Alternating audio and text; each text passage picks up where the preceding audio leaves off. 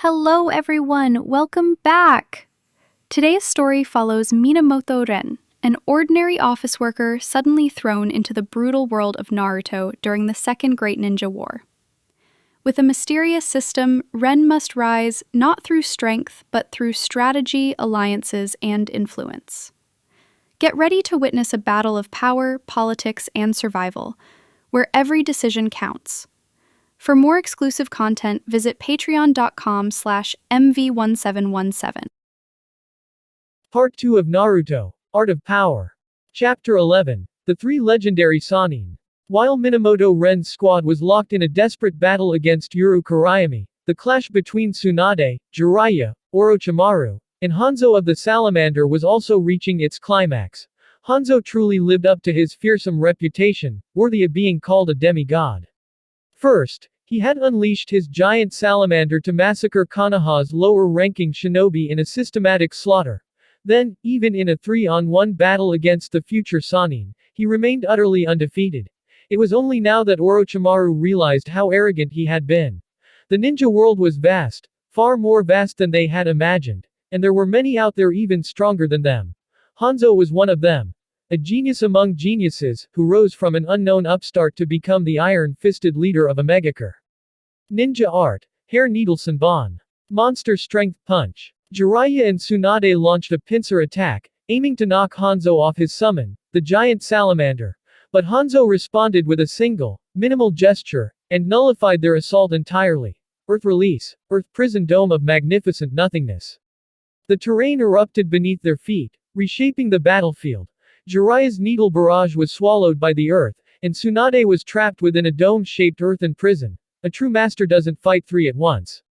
He turns a 3-on-1 into 3 separate 1-on-1s. Hanzo had no intention of dragging the battle out. He would eliminate the medical nin first, then dispatch the others. Panic surged in Jiraiya. He quickly began weaving hand seals, but someone else was even faster. Orochimaru had seen through Hanzo's plan from the very beginning. As the final bore hand sign completed, Orochimaru slammed his palm against the ground. Secret art. Earthshell false death technique. Dark tadpole-shaped ceiling script burst outward across the terrain. This was a soul-based forbidden technique, powerful, but with a heavy price on the caster. Orochimaru wasn't spared the backlash. Tsunade reappeared from beneath the swirling black script, eyes wide with lingering terror. She had been inches away from having her throat slit by Hanzo's chain scythe. Cock. Orochimaru coughed up black-red blood. He was wounded. Orochimaru, are you alright? Let me heal you. Tsunade rushed toward him, green healing chakra flaring around her hands, but he raised his hand to stop her. It's a soul injury. Your medical ninjutsu won't work on this. Save your chakra. The earth prison collapsed, but Hanzo still stood tall atop his salamander. Its cold, beady eyes mirrored its master's emotionless glare. Across from him, the 3 young ninjas stood side by side, battered, exhausted, but defiant. You 3 are impressive, Hanzo finally said. I have won this battle, but Konoha has won the war. He narrowed his eyes. Look around you. This is the cost your hidden leaf has imposed on the land of rain. I'll spare your lives today, and from this day forward, the world shall know you as the legendary Sannin of Konoha. Remember well the shame that name carries, a title purchased with your comrade's blood. With that, Hanzo turned away, guiding his salamander through the desolate battlefield. He didn't spare them so much as a backward glance. And he had the right to. This ambush had been devastating. Before the Leaf Shinobi could coordinate, they'd already been overwhelmed. Corpses of Chunin and Genin littered the field. Only a handful had escaped. But Hanzo's strength came at a price. A megachur was at its breaking point. Their reserve forces were gone. The younger generations of shinobi had been almost entirely wiped out in battles against both Tsunagakur and Konoha. If this war continued any longer, the Rain Village itself would cease to exist. Hanzo didn't spare the Sannin out of mercy. It was strategy. He hoped to use this gesture as leverage for goodwill from Hiruzen Sarutobi. He wouldn't say it aloud, his pride wouldn't allow it, but the message was clear. The 3 stood in silence. The elite Genin who had fought at their side now lay torn apart by Hanzo's merciless strikes. The remaining Rain Nin had long since retreated, leaving behind nothing but scorched earth. They had lost. Tsunade's first time commanding troops had ended in humiliating defeat. Her body trembled, and she lowered her head, unable to speak through the grief and shame. Orochimaru watched her, frowning. She was spiraling into despair, so he tried to break her out of it. Tsunade. Right now, we need to regroup. Also, earlier, I ordered Mizudori to evacuate Naoki's team. By now, they should have made it back to the fire country. Yeah, Tsunade, Jiraiya added. There's still Naoki. You've got to pull yourself together. You're the commander of the whole damn army. His tone lacked its usual bravado, but his spirit remained unbroken. Jiraiya wasn't the type to be crushed so easily. Tsunade slowly raised her head. A spark returned to her eyes. Yes, there were still people she needed to protect. Friends. Family. She had to stand back up and carry the burden of leadership. Or pulling out. Abandon all forward bases in the land of rain. There must be scattered survivors from the 3 battalions, we'll regroup with them and retreat to Konoha. Tsunade had made her decision. One on the same level as Hanzo's own. Rain was no longer sustainable as a battleground. And if even Omegakure was cracking under pressure, how could Konoha fare better? White Fang was still entrenched in a tug-of-war with Sunagakure in the land of rivers. Kurigakure was beginning to stir. And if the mist joined the fray, then the Black Devils of the Lightning Country would surely follow. If that happened, Konoha might not survive. The 3 figures vanished into the mist, and moments later, the promised thunder and torrential rain came crashing down. Lightning illuminated the carnage strewn across Rain Vortex Gorge. Both sides had paid a steep price. Blood pooled in the mud, corpses littered the battlefield. Hanzo's poisonous gas had corroded every plant in the area down to their roots. Only the relentless rain would eventually wash the toxins deep underground. There were no victors in this war. Only survivors. Elsewhere, deep in a cave within the land of fire, Minamoto Ren's squad huddled around a small fire, their faces pale, their noses pinched as they chewed on bitter military rations. If you asked Ren, these pills were basically Olympic-level stimulants, designed to flood your nerves, accelerate chakra extraction, and keep you moving long after your body should have collapsed. But too many of them. They'd fry your brain until your skull felt like it was growing spikes. Ren licked his cracked lips and glanced sideways at Hyuga Haining, who had been silent since they escaped. The kid hadn't spoken, hadn't eaten. He just sat there, staring at nothing. Ren narrowed his eyes. Was he traumatized? Ever since Mizudori betrayed them, Haining had completely shut down. But, it shouldn't be that surprising. The ninja world thrives on betrayal. Self-interest and backstabbing were practically cultural values. The Mist Village was literally called the Village of the Bloody Mist. Their Genin exams involved murdering your teammates just to graduate. It's only in Konoha, with its overly romanticized ideals, where betrayal still came as a soul-crushing shock. Ren sighed and nudged a dry, crumbly ration pill toward Haining. Eat something, Haining. Your body is, well, the foundation of becoming Hokage. Despite his own pallor, Ren smiled warmly, a little joke to lighten the mood.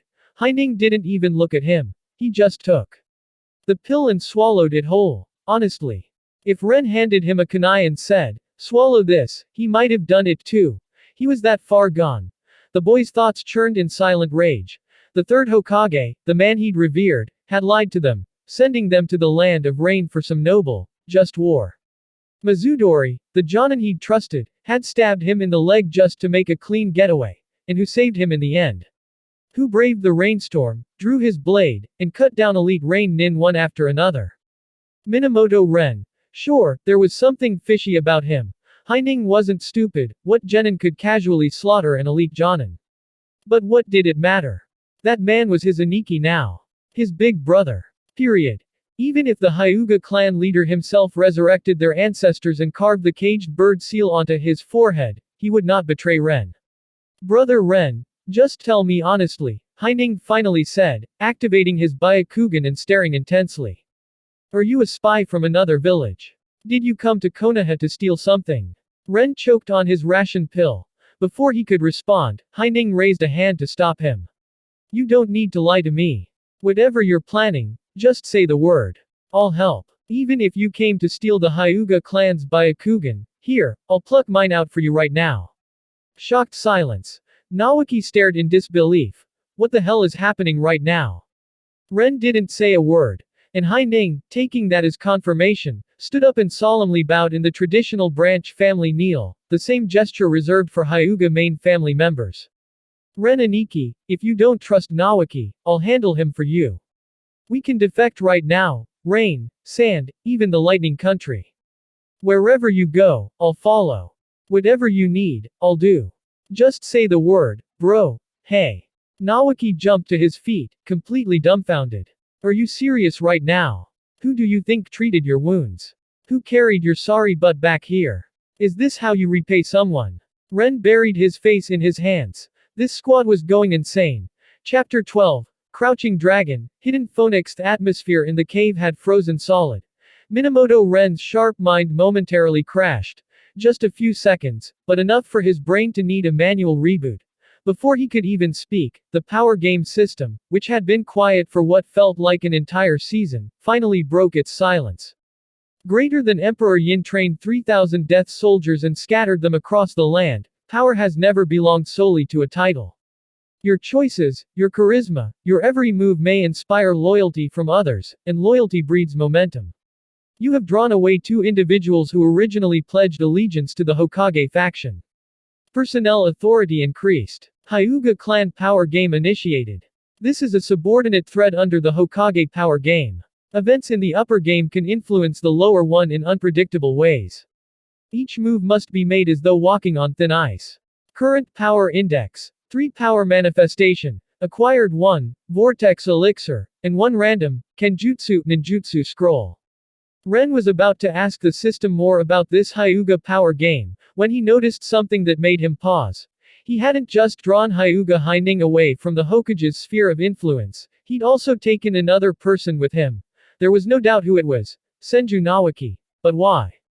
Has Naoki really developed full-on loyalty toward me? How is that even measured? Ren asked the system curiously. And why did Haining's loyalty trigger the Hyuga power game, but Naoki didn't trigger anything related to the Senju? Greater than the system's evaluations are never mistaken.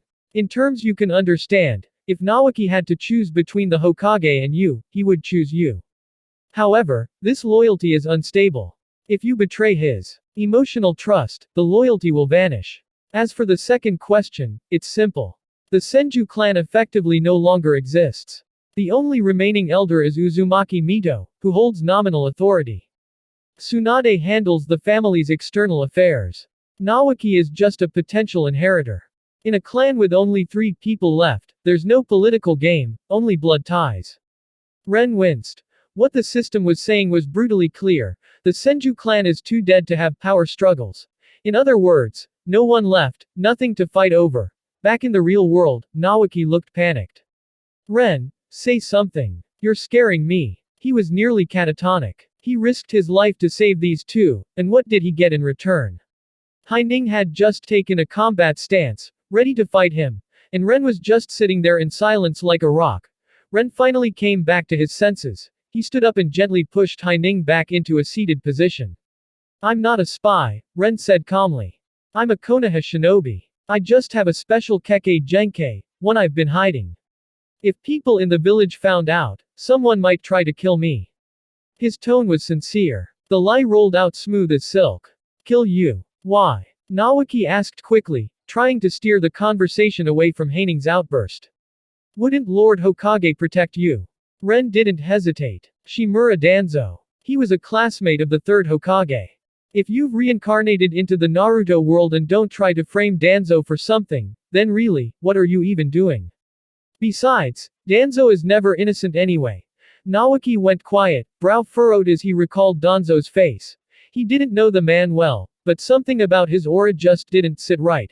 And honestly, Ren's claim wasn't exactly a stretch. Think about it, given their current dynamic, if Ren randomly killed a Konoha ninja, so long as it wasn't the Hokage or Tsunade, both Naoki and Haining would assume Ren had his reasons.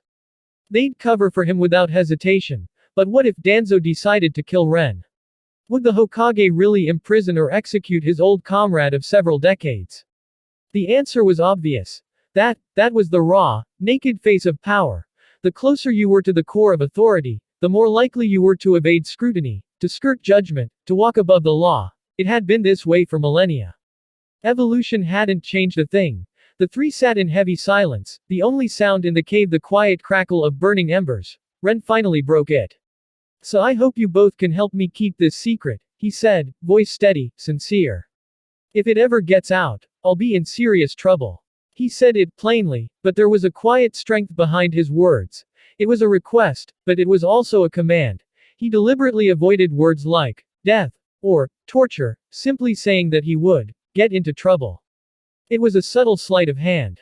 After all, among friends, helping someone out of a tight spot sounds entirely reasonable. But if things escalate, friendship alone won't be enough to shield anyone from the fallout. Minamoto Ren never intended to use his friends' loyalty to command them. That was far too crude.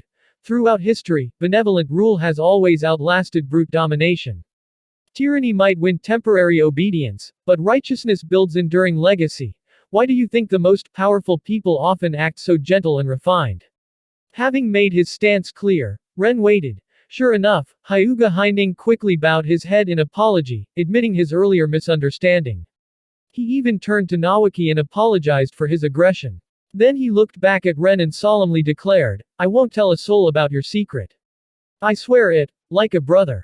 Naoki nodded in agreement. He'd already made up his mind back when he first saw Ren's Shikatsumyaku in action, this secret would stay buried forever. Not even Tsunade could pry it from him. With both of them reaffirming their loyalty, Ren didn't press the issue. He just gave a soft, almost casual reply, I believe you. That simple line nearly brought tears to Hyuga Heining's eyes. If there'd been a jug of sake nearby, the three of them probably would have knelt down for a good old-fashioned cave brotherhood oath. Maybe Naoki can steal a bottle from Curly Dayton. Wrong universe. Maybe not. Born on the same day, but definitely, die on the same battlefield. With the heavy emotions behind them, they finally got back to business. Ren Aniki, Naoki asked hesitantly, do you have some kind of grudge against that Mizudori guy? Is this about Mizunomaru? Now that he looked back, Naoki realized how immature he had been. He and Mizunomaru were barely close, just casual classmates. But Tsunade, who often heard Naoki mention the kid's name, must have assumed they were tight and assigned them to the same team. Who would have guessed that Mizunomaru's father, Mizudori, was such a petty, vindictive man? Hard times really revealed people's true colors, and Mizudori had basically dropped his pants and shown everything. You're only just realizing that. Hyuga Hinding cut in, voice filled with contempt. Mizudori is a despicable, self-serving rat. He has no loyalty to the village, no respect for the Hokage, and has never once embraced the will of fire. He's nothing more than a parasite. And with trash like him in our ranks, how are we supposed to win the next Shinobi World War? Hinding added with righteous fury. Ren listened quietly, then said flatly, I don't want that man alive. When we return to the village, I'll see to it he's eliminated. If Mizunomaru is still alive, he'll be expelled from the shinobi ranks. If he's dead, then it ends there. Naoki opened his mouth to say something, but in the end, he remained silent. Ren went on, when we get back, I'll need both of you to testify that I was the one who killed that Omegakure Genin. Oh, and Naoki, didn't you grab his ninja blade? That'll serve as evidence. Ren had begun planning how to claim credit for the kill. He remembered that after Konoha's crushing defeat in the Land of Rain, the Second Great Ninja War entered a temporary lull. That brief period of peace would be the perfect window for him to maneuver within the village. Naoki nodded and pulled out the blade from his belt, handing it to Ren. Ren inspected it closely until he found the kanji, ku, pain, etched into the metal. Perfect. A clear marker. Genin usually had unique weapons and monikers. Once he got back, he could easily gather intel from Omegakure's Anbu channels. A Genin's death would definitely ripple through the village's inner circles. Ren's eyes gleamed. What he needed now was a combat record that matched the level of defeated elite Genin, and crucially, it had to exclude the use of Shikatsumyaku. That night, Naoki and Hinding turned in early, leaving Ren to keep watch at the cave entrance alone. With just a single flick of thought, the vortex elixir and the random kenjutsu ninjutsu scroll appeared in his hands. Now let's see what you two can do, he murmured. Chapter 13. Mifune's Kenjutsu Scroll. What exactly does the vortex elixir do? Is it related to the Uzumaki clan's unique physiology? Oh, and what about this random Kenjutsu ninjutsu scroll? Explain both while you're at it. Unlike the Shikatsumyaku that had directly fused into his body upon acquisition, this time Minamoto Ren received 2 external items. That meant he had to consult the system for answers. The Uzumaki clan possesses unique physical traits: red hair, exceptional vitality, and enormous chakra reserves. Their bodies are so resilient that others can bite them to heal injuries. The Vortex Elixir provides a temporary surge in vitality and chakra. It is a top-tier formula developed by Orochimaru in the future. Ren's eyes lit up at the explanation. This was exactly what he needed. His greatest bottleneck right now wasn't technique or combat instinct, it was chakra reserves. The Shikatsumyaku didn't consume much chakra, but his overall pool hadn't even reached the level of an average chunin, which severely restricted his combat sustainability. Without hesitation, he popped open the vial and downed the contents in one go. An icy rush spread through his body like drinking ice-cold soda on a sweltering summer day. A chill rippled down his spine, and for a moment, Ren shuddered in delight. Only now did he truly grasp the gap between elite clan shinobi and ordinary people. One vial of this stuff, and it felt like his body had entered a new era. The density of his Shikatsumyaku bone structure had thickened noticeably. The Uzumaki vitality coursing through him also counteracted the natural overdraw that came with using his bloodline limit. That alone diffused a hidden ticking time bomb, but even more importantly, his chakra reserves had skyrocketed. By his estimation, he now had at least 1 chakra card's worth of power. His face, originally pale and delicate, was now flush with youthful energy. He even seemed a bit taller and leaner. Not a bad set of side effects, thanks to that Uzumaki vitality boost. Random Kenjutsu Ninjutsu Scroll. You will obtain a legacy technique at random from one of the shinobi world's legendary swordsmen. Unroll the scroll to reveal your inheritance. Why all the mystery? Ren muttered to himself. He wasn't a fan of gacha-style rewards. Probably because he had notoriously bad luck, always drawing the minimum guaranteed prize. Still, he unrolled the ancient brown bamboo paper scroll. The first line was written in powerful, deliberate calligraphy. For 40 years I have roamed the world, sword in hand. Though I have faced countless battles and even tasted defeat, I record here the totality of my swordsmanship. Let it be a guide to future warriors. As he peered into the scroll, an image materialized, an older samurai with a goatee, clad in bamboo armor and wearing a white headcloth. The man held his blade at the ready, eyes narrowed in fierce focus. It was Mifune, the legendary samurai of the Land of Iron. So this must have been his memoir, written after his crushing defeat at the hands of Hanzo the Salamander. Funny how fate kept tying Ren to that particular name. I have faced many shinobi and studied their ways. Their strength lies in speed and overwhelming power. To counter them, only Iijutsu can suffice. That was the second line, Mifune's distilled insight from decades of combat with shinobi. Ren watched scene after scene unfold, Mifune adapting to different enemy types, gradually perfecting his own sword style. He had to admit, Iijutsu was no gimmick. It served as both a defensive stance and an instant switch to offense, drawing and striking in one seamless motion. Not flashy, but devastating when mastered. Only these 2 techniques remain. Let them be my legacy. Ren leaned forward. The real meat of the scroll was coming now. First, Iijutsu. A method of immediate response in combat. It demands keen eyesight, extreme patience, and an unguarded opponent. Should the enemy bombard you with ninjutsu, flee. That line made Ren chuckle. Mifune, for all his samurai pride, clearly knew when to cut his losses. Smart old man. Still, Iijutsu had real merit. It was all about compressing your stance, transitioning from passive to lethal in a split second. The technique wasn't mystical, just brutally effective. But it required discipline and long hours of training. Second, Yokozuna. A finishing strike in direct battle. It requires a sharp blade. Divine speed, and overwhelming force. Nothing more, nothing less. Now this was the dramatic sword draw you always saw in movies, the quick draw strike that ended fights in one flash. It involved subtle techniques, wrist tension, timing, the angle of entry. Things that only came with life or death practice. But thanks to the scroll, Ren didn't need to spend 40 years learning. The knowledge had already been inscribed into his memory. He now carried the combat experience of a master swordsman. At that moment, the characters on the scroll ignited and burned away like dry leaves. In seconds, it was gone, absorbed into him completely. From a novice in taijutsu to a swordmaster of 40 years, all in a single night. Letting out a deep breath, Ren picked up the ninjutsu that once belonged to Yuru Kurayami. Without thinking, he casually spun the blade, performing a few clean kata. Apparently, anyone who truly mastered the sword couldn't resist showing off with some flashy flourishes. His stance shifted slightly, his weight balanced on his back foot, blade held loosely at his side. Ren's eyes locked on a sleeping owl perched quietly in the trees. Mifune, despite being a samurai, had possessed a small amount of chakra. He used it to enhance speed and durability. But Ren was no samurai. He was a shinobi, and a devious one at that. He suddenly released a torrent of chakra through the soles of his feet, chaining together multiple rapid dashes. Shunshin no jutsu in action. Mifune's scroll had taught him how to unleash greater power in a strike. Yokozuna was the perfect blend of charge and iijutsu precision. Ren locked onto the owl's most vulnerable muscle group, and swung. The three pillars of Yokozuna, a good blade, blinding speed, and raw power. All three, skills that a shinobi can absolutely achieve.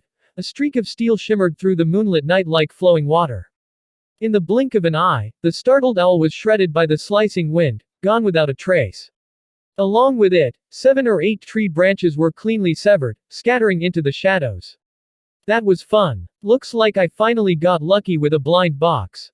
Minamoto Ren grinned as he sheathed his ninjutsu with a satisfied snap. And it wasn't just a feeling, he had gotten lucky. There were many master swordsmen in the shinobi world, but few whose styles truly suited him. Take Mifune, for example, a civilian samurai with limited chakra. His ninpo scroll didn't provide flashy jutsu or broken techniques, but what it did offer was far more valuable to Ren at this stage. Battle-tested insights and swordsmanship experience. And that was exactly what Ren lacked most. Real combat experience against powerful foes. Now, sure, if he had drawn the Kenjutsu scroll of someone like Sakumo Hatake, the White Fang of Konoha, that would have been incredible too. But Sakumo's style relied on a fusion of taijutsu, ninjutsu, and ninja tools. His blade was just one part of a complete package. Even if Ren had drawn that scroll, it wouldn't have focused on pure swordsmanship insight.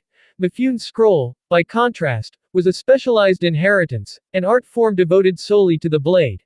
For Ren, it was a perfect upgrade. Wait, Mifune was in his 40s when he wrote that scroll, right? Didn't he live all the way up to the 5-cage summit? Does that mean I could draw another scroll from his 60s later on? Greedy now, Ren couldn't help but wonder. After all, Mifune had later gone on to defeat Edo Tensei Hanzo the Salamander. Surely his swordsmanship had reached its pinnacle by then. The system, of course, didn't respond. But by its logic, rewards were granted to help Ren shore up his weaknesses. So the moment he became a little hexagon-shaped monster of balanced stats, he'd likely be eligible for more Kenjutsu scrolls. Now I can actually hold my own against Genin. Ren chuckled to himself as he assessed his situation. Sure, he only knew one ninjutsu technique, and he still wasn't great at the basic 3 techniques. But swordsmanship alone could elevate someone to Genin status. If nothing else, he could now cosplay as a full-fledged elite. And it wasn't an exaggeration. Take Uchiha Shisui, for instance, nicknamed Shunshin no Shisui. His reputation was built almost entirely on 3 things: the Sharingan, fire style, and the body flicker technique. Those 3 abilities alone had earned him a place among Konoha's elite Anbu. If that was enough for Shisui to shine, then Ren, with his newly enhanced Kenjutsu and a burst of chakra from the Vortex Elixir, was more than justified in punching above his weight class. Back at the mountain cave, Ren set a thin chakra tripwire across the entrance, just in case. Then, planting his ninjutsu deep into the earth beside him, he sat cross-legged and began to focus on drawing out his chakra. In just 1 month, Minamoto Ren had leapt through 3 layers of identity, from a nameless, powerless genin to the publicly recognized, study companion of the Senju clan prince. To a shinobi with both name and strength, power made tangible. Now that he possessed both title and ability, his next goal was clear. Once he returned to Konoha, he could begin manipulating things in earnest. And this time, it wouldn't just be for survival. It would be to rise. Chapter 14. Return to the village. Due to Hyuga Heining's injured thigh, Minamoto Ren had no choice but to carry him on his back during the return journey. It took the three of them more than half a month to make it back to Konoha, and by the time they arrived, they had already been officially declared missing. After all, Mizudori had returned to the village long ago. At the main gate, the Anbu shinobi in charge of wartime security stood up and said, "Please wait here. I need to inform the Hokage." None of them objected. Procedures were critical during wartime. They helped prevent spies and enemy saboteurs from infiltrating the village. At that moment, Hiruzen Sarutobi, the third Hokage, sat behind his desk, buried under a mountain of paperwork. His face was tense with exhaustion. This was the burden of the Hokage. Holding absolute administrative authority meant facing a seemingly endless tide of urgent documents. The Anbu entered swiftly, half kneeling. Hokage-sama, the three shinobi previously declared missing, Senju Nawaki, Minamoto Ren, and Hyuga Haining, have returned. They're currently awaiting permission at the village gate. Hiruzen's frown deepened at the mention of their names. By the time the Anbu finished, his expression had turned glacial. Are their identities confirmed? Not a transformation technique or a Suna puppet disguise. Confirmed. Hyuga Haining's Byakugan is real, there's no faking that.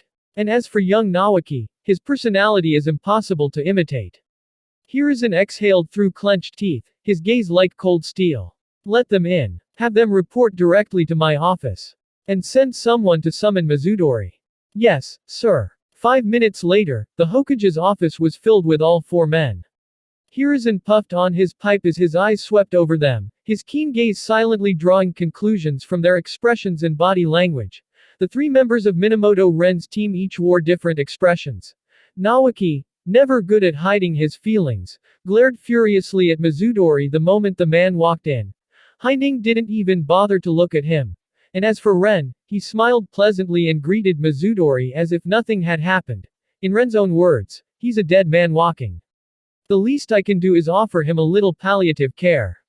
Mizudori's reaction, on the other hand, was far more telling. At the sight of the three returning shinobi, his pupils widened in shock. Then came panic. And finally, a kind of deadened silence, like someone awaiting execution. Speak. What happened? Hiruzen rose from his seat, hands clasped behind his back, his tone sharp and commanding. Hokage-sama, Mizudori had barely begun when, wham! Nawaki launched a flying kick that landed squarely on his face. Mizudori stumbled back but didn't dare retaliate in front of the Hokage. Mizudori. Are you even human? Do you feel no shame? You betrayed us, betrayed my teacher's trust. Huh. Hiruzen didn't stop Nawaki. Truth be told, he found Mizudori distasteful too. When the man had first returned, he'd reported that the frontline had suffered a crushing defeat. Hanzo had allegedly ambushed the camp, nearly wiping out the entire force. When questioned about his own actions during the attack, Mizudori mumbled something about how Lord Orochimaru had ordered him to retreat, preserving his life to better serve Konoha later. In other words, forget about it. Your three little disciples are dead. Orochimaru specifically told me to survive so I could bring the news back to the village. A lie so flimsy, it barely qualified as fiction. Mizudori had planned to use Nawaki as his insurance, drag him back to the village, and as long as Nawaki was alive, Orochimaru's assignment could be glossed over. But the problem arose when Nawaki escaped.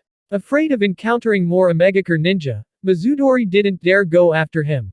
From the day he returned to Konoha, he'd been praying for news that the three had perished. If they were confirmed dead, his lie would stand unchallenged. He could retire in peace. But now, everything had unraveled. Hokage-sama, allow me. Minamoto Ren stepped forward and began reporting with a calm, efficient voice. Hanzo launched a surprise assault on our encampment during a stormy night. The battle was, indeed, devastating. Lady Tsunade and the others drew Hanzo away to engage him directly, while the remaining shinobi split up and attempted a retreat through counterattacks. Lord Orochimaru ordered Mizudori to escort the three of us to safety. However, on the way, we encountered enemy shinobi from Omegakure. Minamoto Ren paused at this point, his gaze sliding over to Mizudori, whose face had turned ghostly pale. Then he continued in a calm, deliberate tone. The Omegakure ninja we encountered was extraordinarily powerful. In the first exchange alone, he killed a Konoha Chunin. He was a master of water release, kenjutsu, and assassination. Mizudori-sama was no match for him and was the first to retreat. Hiruzen Sarutobi's expression eased slightly. If Mizudori had fled because he was genuinely overpowered, rather than out of cowardice, the nature of the matter was somewhat different, more forgivable. But Ren wasn't finished. His earlier tone of fairness was merely to lull the Hokage into a momentary calm, so that the next revelation would strike like thunder. However, Ren said, his voice dipping lower, more solemn, before Mizudori-sama fled, he did something unforgivable. Hiruzen's brow furrowed. Go on. What did he do? He asked, taking a long drag on his pipe. Ren's voice rose sharply. He extended a hand to gesture toward Hyuga Haining, specifically, the bandages wrapped around his thigh. In order to make his escape, Mizudori stabbed a kunai straight through Haining's leg, and knocked Nawaki unconscious. He dragged Nawaki away, as a trophy. Proof, he hoped, that he'd fulfilled his duty. A chilling silence swept the room. Fortunately, Ren added, voice steady now, I was still cloaked in the hidden mist technique. Once Mizudori fled, I picked up where he left off. I did not fail the mission. He then presented a blood-stained ninjutsu, its edge notched and stained dark. This belonged to the Omegakure Genin I killed. Hokage-sama, you may send Anbu to verify his identity.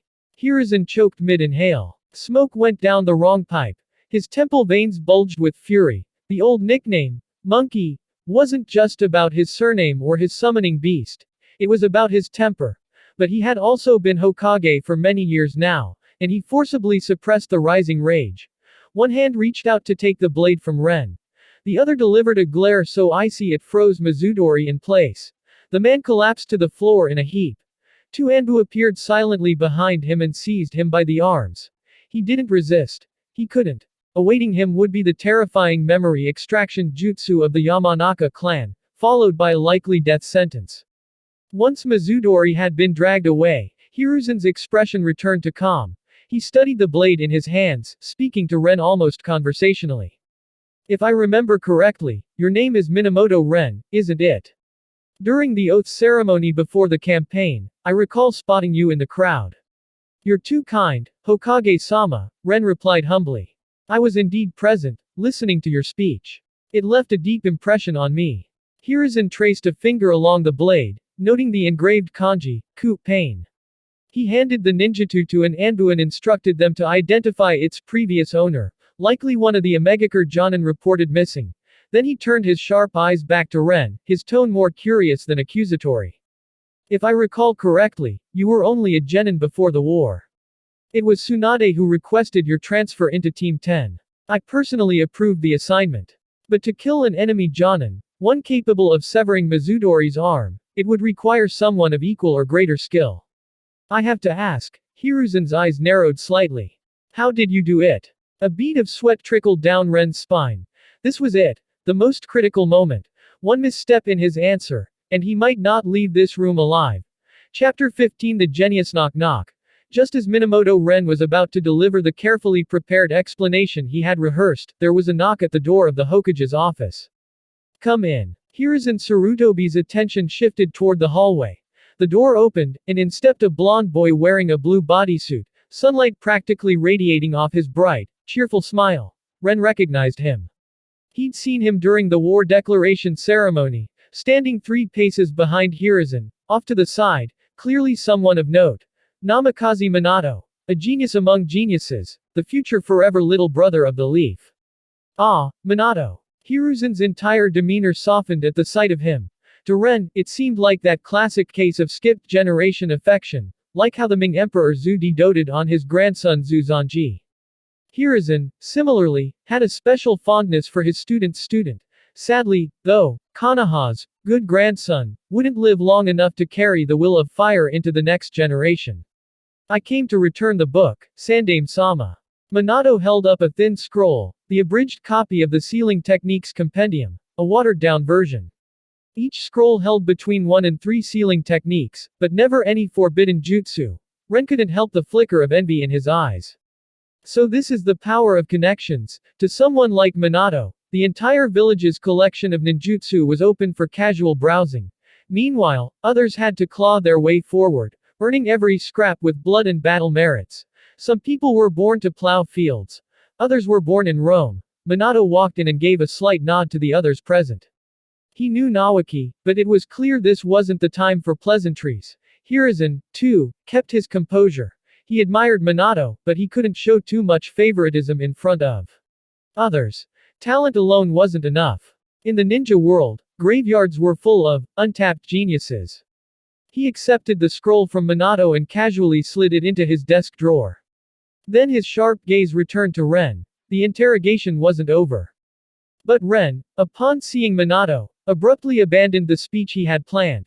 There was no point trying to trick an old fox like Hiruzen, not with some clever misdirection. Even with Nawaki and Hyuga Heining backing him, it would be hard to pull it off. So instead, Ren raised his voice and boldly pointed at the retreating figure of Minato. Hokage-sama, do you believe in geniuses? Minato paused mid-step, turning back with a puzzled expression. Wait, what does this have to do with me? Hiruzen raised an eyebrow, clearly intrigued. What are you getting at? Ren straightened his back. Just as Namikaze Minato is known throughout Konoha as a genius, I, Minamoto Ren, am also a genius. Not of ninjutsu, not of genjutsu, but of the battlefield. That's a bold claim. Hiruzen's tone cooled, but his curiosity was piqued. I've seen your Ninja Academy records. Apart from theory, you were average across the board. So tell me, what makes you a genius? Your understanding of ninjutsu theory. This was the sharp, perceptive side of Sarutobi Hiruzen. At just over 40, he was in the prime of both his ninja prowess and political cunning. Not someone who could be easily fooled. Ren, unfazed, shook his head. Not theory, no. What I possess is a specialized genius. Just like Lady Tsunade excels at medical ninjutsu, and Lord Orochimaru has mastery over esoteric arts, he drew himself up proudly. My talent lies in kenjutsu. I am a genius of the blade. Hyuga Heining, who had been silently hanging his head, finally glanced up at Minamoto Ren with a startled expression. Boss, this isn't the script we agreed on. Ren, however, remained calm. Back in the academy, I always used kunai. It was the standard weapon, especially for someone like me, with no family background and no inherited techniques. Kunai were all I could afford. But once I stepped onto the battlefield, I switched from short weapons to a long blade. With Lord White Fang setting such a shining example, I could only try to imitate him in my own clumsy way. Hiruzen nodded. That explanation made sense. The academy taught everyone with kunai. It was cheap, standardized. For an orphan with no legacy techniques, kunai would naturally be the go-to. Ren continued confidently, but the day I picked up a ninja blade, I felt it. That was the moment I discovered my talent. I began practicing every night, shaping a style that suited me. I didn't have the chance to test it, until the day Hanzo attacked. He straightened his back and spoke firmly. That day, I used pure kenjutsu to defeat the Rain Genin who wounded Mizudori. A fair and direct fight. That battle proved to me, I am talented. I just hadn't found the path my talent belonged to, until now. His words rang with conviction, and that made Hiruzen hesitate. If Ren had claimed to be a ninjutsu prodigy, or a genjutsu genius, or someone skilled in sealing arts, Hiruzen would have seen right through him in an instant. He knew those fields intimately, but kenjutsu. He didn't know much about kenjutsu at all. At the door, Namikaze Minato stood awkwardly. Leave. Stay. He wasn't sure. But after hearing Ren's bold declaration, his curiosity was piqued. Golden Boy Minato was drawn to brilliance like a moth to flame. Geniuses tend to recognize each other. Hiruzen gave Ren a long, thoughtful look. Then his eyes shifted toward Minato, and an idea formed. White Fang is still on a mission in the land of rivers, and I'm no expert in swordsmanship myself, the Hokage said slowly. How about this, you and young Minato have a quick spar. I'll serve as referee. It was a clean, decisive solution. If Ren truly had what he claimed, if his kenjutsu could best Minato, then Konoha had gained another genius. If Minato won, as expected, then Ren's battlefield accomplishments would be called into question, and a full investigation could follow. Gladly. Ren accepted without hesitation. Minato agreed just as quickly. It had been a long time since he'd had a proper opponent at the academy. Hiruzen brought everyone to one of Konoha's outer training grounds, a rare moment of leisure in the midst of war preparations. On the field, 15-year-old Minamoto Ren stood across from 11-year-old Namikaze Minato. They formed the seal of opposition, then each took 5 paces back. Both of them were considered among Konoha's top tier in terms of appearance. Ren's features were sharply defined, skin smooth with youthful energy, his lean frame brimming with coiled strength. Minato, by contrast, had that radiant, sunny aura. It was almost impossible to dislike him. Is Ren ni really going to fight Minato ni? I bet on Ren ni winning, Nawaki muttered as he eyed the two. Hyuga Haining went even further, 30 seconds. That blondie won't last more than 30 seconds. Hiruzen's ears caught the two boys whispering, and his interest in Ren only deepened. Say what you will about how he wins people over, but if someone inspires absolute confidence in others, that's a quality only a Hokage usually possesses. Begin. Hiruzen gave the command and started the stopwatch. In the next instant, Minato leapt backward in a blur. If Ren was a Kenjutsu specialist, then keeping distance was key. But Ren had already predicted this move. His right hand gripped the blade, left hand formed a seal, and with a flicker, he launched forward using the body flicker technique, Shunshin no Jutsu. To clarify, Shunshin refers to an effect, not a specific style. There are many forms. Lightning flicker, used by elite users like the Yondaime Raikage. Purple lightning flicker, seen in Otsutsuki Kinshiki. Even basic taijutsu enhanced flickers qualify. And yes, Minato's flying thunder god is one, two as long as the movement makes the eye drop frames, and achieves instant acceleration, it counts. Ren used the simplest and most brutish version, flooding his body with chakra to hyperstimulate muscles and propel forward. Wasteful. Yes, but effective. And with his Kakashi tier chakra reserves, Ren could afford a few of these bursts. If he could get in close, Minato would have no escape. A clean blade to the neck, checkmate. Fast. Minato's expression shifted as Ren's form blurred forward in bursts. He quickly formed his own seals, releasing his countermeasure, wind release. Great breakthrough. Futon. Daitapa, it was a suppression jutsu, not lethal, but useful for forcing back attackers. For killing power, you'd want something more like Danzo's custom techniques, but Ren didn't hesitate. Water release. Wild water wave. Suiten. Mizu Rappa, his only ninjutsu. It surged forward to clash with the wind jutsu, offsetting its force. That was his weakness, he had no other ranged or versatile ninjutsu. But for now, it was enough. Chapter 16. Momentum. Seeing Minamoto Ren forced to halt his charge and fall back on ninjutsu instead, Namikaze Minato felt a flicker of triumph. It was clear, Ren didn't know many ninjutsu techniques. Otherwise, he wouldn't have countered a wide area wind release jutsu with something as narrow and linear as water release, wild water wave. Wind release, pressure damage. Minato doubled down, striking while the iron was hot. If wind-style suppression was effective, then relentless ninjutsu bombardment would keep Ren completely locked down. Minato had no intention of giving him breathing room. TCH. Ren clicked his tongue as he glanced at Minato, who now stood 50 paces away. He was already getting a headache. The future Yellow Flash, even before learning Flying Thunder God, was essentially a walking, miniature artillery platform. He didn't become strong because of Flying Thunder God.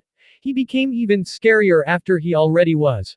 With no better option, Ren ramped up the power of Wild Water Wave, flooding the field with mist and water, blotting his form from Minato's vision. Minato didn't let up. As soon as one jutsu ended, he immediately began weaving signs for the next. That was what suppression looked like, relentless, uninterrupted pressure. But he was still young, still slightly inexperienced. After using pressure damage, Minato transitioned into wind release. Tornado Hurricane, a technique he had only recently learned. His hands moved just a second slower than usual. And on the battlefield, a single second was all it took to die. Style 2. Yokozuna. From behind the water curtain, a tall figure surged forward with terrifying speed. Minato's pupils dilated. He had just begun to exhale, when that cold, deadly glint of steel reached his eyes. No good. I'm too late. His reflexes were extraordinary. In a split second, he abandoned his jutsu, drew a kunai, and twisted to meet the strike, desperately finding the one angle where he could parry. Clang. The metal rang out, sharp and deafening. The force rattled Minato's entire arm, his fingers went numb, and the kunai nearly slipped from his grip. I carry the name of a genius, I can't lose here. Minato gritted his teeth, retightened his grip, and pushed back. But what greeted him was Ren's half-amused smirk. The fight was already decided. Ren had 40 years of kenjutsu experience drawn from a lifetime in another world. If he couldn't win a close-range exchange, he might as well dig a hole and bury himself. Clang. Clang. Clang. Clang. Clang. Sparks flew as their weapons clashed over and over. Ren advanced step by step, blades flashing. Minato was forced to retreat again and again, his footwork growing less stable. Watching from the sidelines, Hiruzen Sarutobi shook his head. Minato has lost. He wasn't just guessing. In taijutsu, there's a critical concept. Momentum, shi. And Hiruzen could clearly see, Minato's momentum had broken. This wasn't about raw strength or speed, but the accumulation of advantage. Only seasoned fighters could recognize it. Sometimes two shinobi seem evenly matched, trading blows endlessly. But after 80 or 90 exchanges, one of them suddenly loses their head. Why? Because their momentum was eroded, blow by blow, until the end was inevitable. On the field, Minato felt it too.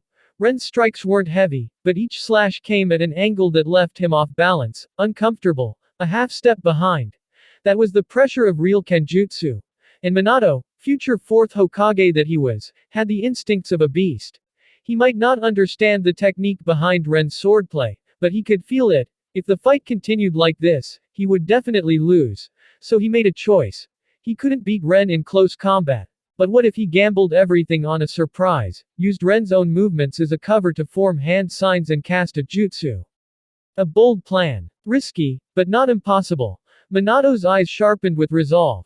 He was just about to act when, thunk. Ren lightly bonked him on the forehead with the hilt of his blade. Don't even think about weaving hand seals. If I wanted to end it, that first strike would have put you to sleep. Ren sheathed his sword and smiled. Minato clenched his fist in frustration, then slowly loosened it. He understood. Ren was right. The momentum behind that first slash had been terrifying, clean and decisive. It should have sliced through both him and his kunai in a single stroke. Ren had held back. I lost. Minato admitted his defeat calmly. Hiruzen pressed the stopwatch. 1 minute, 30 seconds. Clap. Clap. Clap. Hiruzen applauded gently, a warm light in his eyes. To see new talents like these emerging, it gave the old Hokage hope for the future. Minamoto Ren and Namikaze Minato performed the seal of reconciliation, and the cheerful atmosphere between them quickly returned. Minato wasn't the kind of person who couldn't accept defeat. And Ren, who knew what this man would become in the future, had no intention of underestimating him, even though he had won today. Besides, there was no conflict of interest between them, not for now. In the future, who could say? But at the moment, they could very well be friends. Your swordsmanship is impressive. No wonder you were able to kill a Genin. After completing the reconciliation seal, Minato extended his hand again. You're not bad yourself. Let's spar again sometime. Ren took his hand and gave it a firm shake. He meant it. He was genuinely curious to see if he had any aptitude for space-time ninjutsu. Who knew, maybe he could learn the Flying Thunder God technique one day. Told you so. No way Mizudori could beat Big Bro Ren. Nawaki smirked proudly, as if he were the one who had just beaten Minato. Ren ni, did you go easy on him? You totally could have wiped the floor with that blondie in 30 seconds. Hyuga Haining chimed in, ever the one-man fan club. Not helpful for team morale. Keep it shut. Ren clapped a hand over Haining's mouth, his eyes gleaming with mock menace. Minato, you head home for now. Ren and I have some things to discuss. Nawaki, Haining, you two go too. Tsunade won't be back for a few days, and Hyuga Yokohachiro's still busy holding a funeral for his kid. Hiruzen dismissed them casually, waving them off until only he and Ren remained. The training grounds fell silent, save for the Anbu still hidden in the shadows, ever watchful in their duty to guard the Hokage. Hiruzen looked at Minamoto Ren with growing satisfaction. He saw himself in this boy, another shinobi from a humble background who had climbed up with grit and talent. And Ren had more than just skill. He had shown loyalty, value, and a bond with his comrades. In wartime, such talent was priceless. Ren, Hiruzen said with a gentle smile, you're already capable of serving as a Tokubetsu Jonin. With Tsunade's unit now disbanded, you're effectively a free agent. So let me ask you, would you rather join the Anbu, or lead a Genin squad in the village military corps? There it is. Ren's heart tightened slightly. This was the question he'd been waiting for all day. The Hokage's choices might have been framed like options, but there were unspoken traps in both. Still, he had to choose. Lord Hokage, I wish to join the Anbu. Ren bowed respectfully. Oh. Hiruzen raised an eyebrow, voice thoughtful. Is it because the war's too cruel for you? Or is it something else? Of course, Ren had expected this kind of probing. It wasn't just about what he chose, it was why. Neither, he replied calmly. Hiruzen's eyes narrowed, intrigued. Then why? Ren's voice softened, no louder than a feather brushing the ground. Forgive my boldness, Hokage-sama, but is life truly the most precious thing there is? Or are there things greater than life itself? The question wiped the smile from Hiruzen's face. His expression grew solemn. There are. I believe, Ren said, meeting his gaze, that the thing I hold above life, is the same thing you hold dear. As you've seen, I'm not afraid of death. I don't fear war. What I fear is seeing her broken. And you, are her symbol. Hiruzen's entire body tensed. This boy, at such a young age, already had this kind of conviction. To let someone like that burn out and die on a battlefield, it would be Konoha's loss. No, it's tragedy. Go home and rest today. Report to me first thing tomorrow.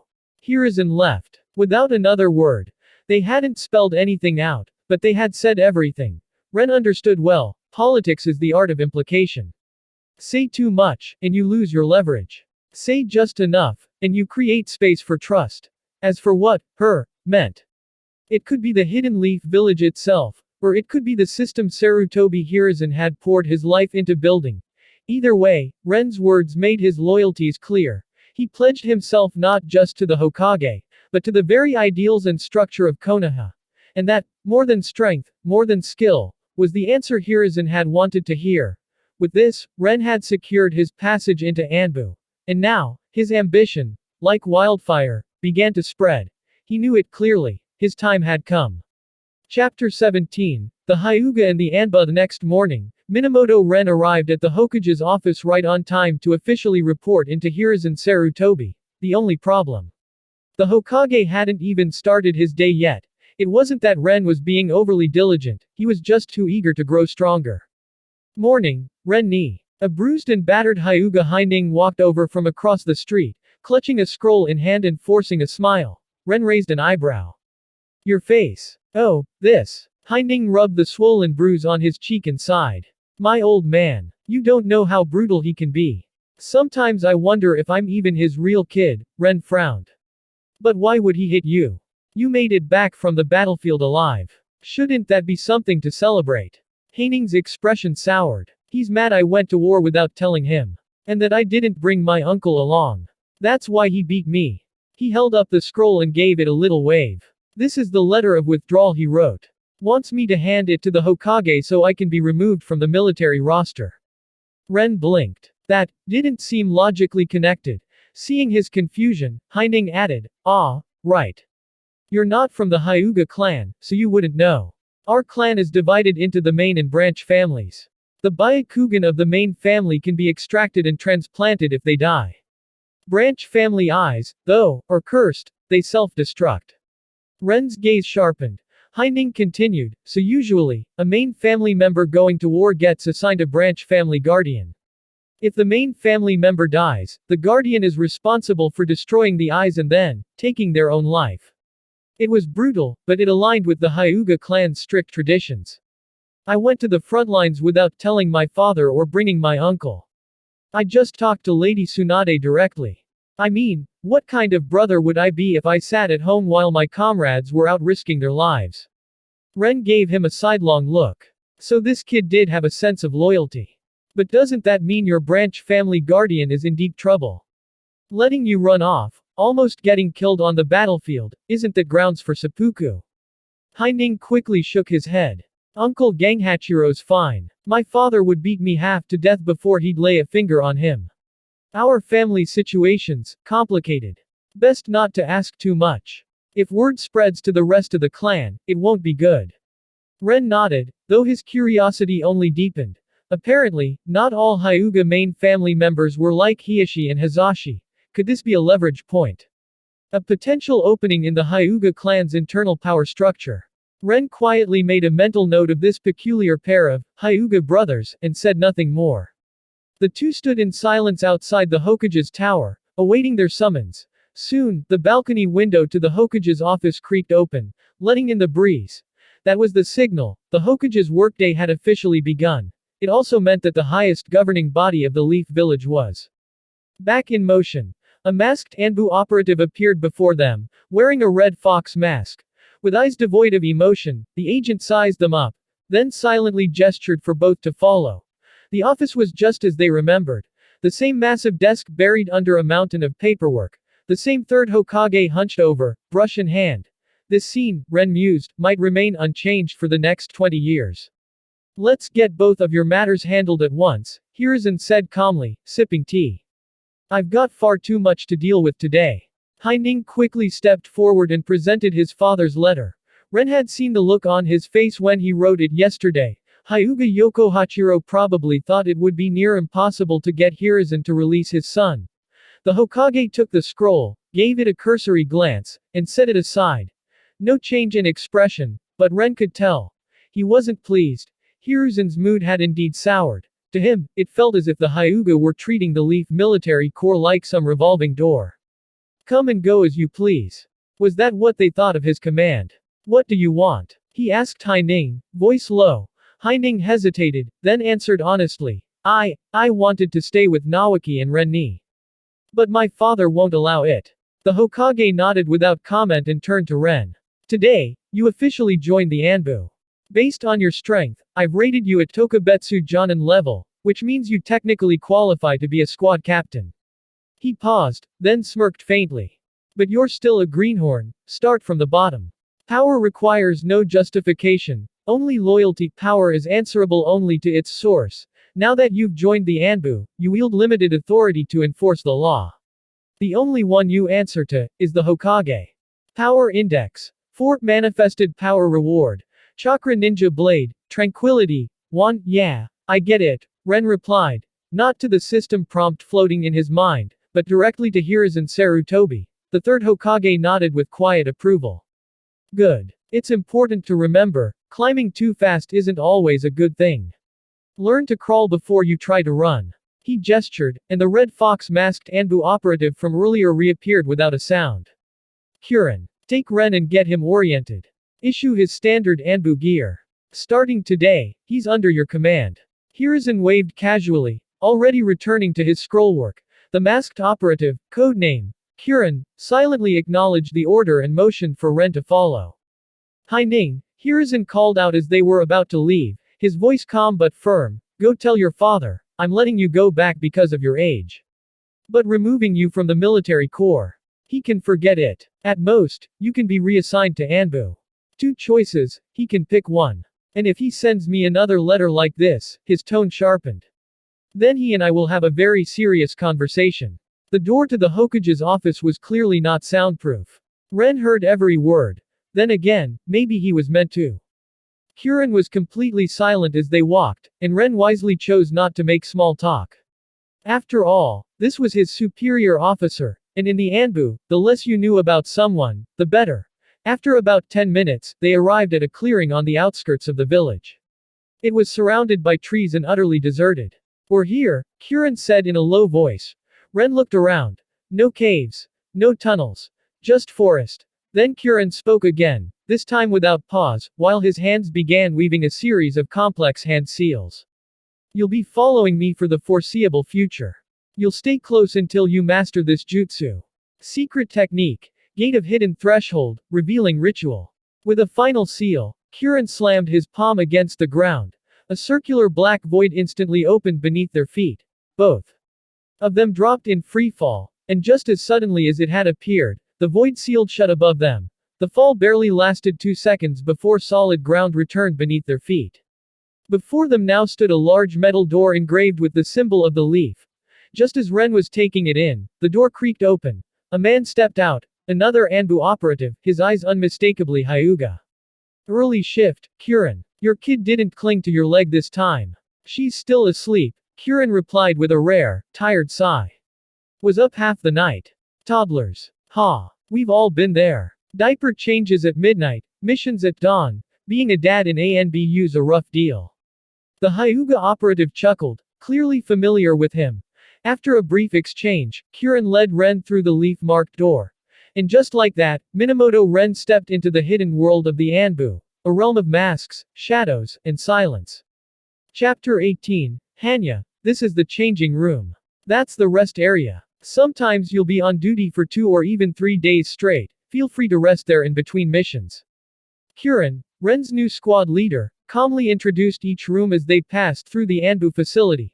He pointed to a small booklet on a table and handed it over. Also, unlike regular shinobi units, Anbu operates under an additional set of internal rules. Here, read this carefully. Violating protocol carries serious consequences. Ren took the booklet and nodded silently. Seeing that he understood, Kirin continued forward. But after just a few steps, he stopped as if something had just occurred to him. He turned back around. Almost forgot. Anbu operatives don't use real names in the field. Some missions require anonymity. Others are about protecting your loved ones. You'll need a codename. Ren tilted his head in thought. Kirin waited patiently. After a moment, Ren spoke. Then I'll go with Hanya. Kirin raised an eyebrow. The demon faced no mask born from jealousy and rage. I've actually got one. He reached into his gear pouch and produced a black Anbu mask. Jagged fangs, grim expression, and cruel eyes. It was a Hanya mask, no doubt about it. He handed it to Ren, who immediately slipped it on. The Anbu compound was bustling with operatives coming and going, all masked. Being the only one without one felt wrong. But just as he donned the mask, Kirin took his own off. It was the first time Ren saw his squad leader's face, a stern, weathered expression with slight hollows beneath the cheeks. A face that had clearly lived a hard life. The Hyuga operative's joke from earlier suddenly felt even more true. Being a father isn't easy. Kirin extended a hand. Since we're on the same team now, no need for secrecy between us. My name's Yuhi Shinku. Codename, Kirin. We'll be working together, so let's get along. Ren shook his hand. Even though he had suspected this already, confirmation brought a complicated feeling. Yuhi Shinku, father of Yuhi Kurenai. A powerful genjutsu master who died young, leaving his wife to raise their daughter alone. Later, Kurenai would fall in love with Sarutobi Asuma, only for him to die as well. What is this? The Widowmaker bloodline. Ren stifled the thought, keeping a polite expression. Regardless of what he knew about the future, this man was now his superior. Shinku led Ren through the entire Anbu complex. It was a valuable tour, and answered several long-standing mysteries Ren had about Anbu. Why were Anbu operatives so inconsistent in strength? Why did they always seem to have access to obscure, even forbidden, techniques? And what was the true structure behind their ranks? 1. Inconsistent strength. Anbu teams varied wildly in ability, and that depended entirely on who was leading them. Elite Genin were rare in any village.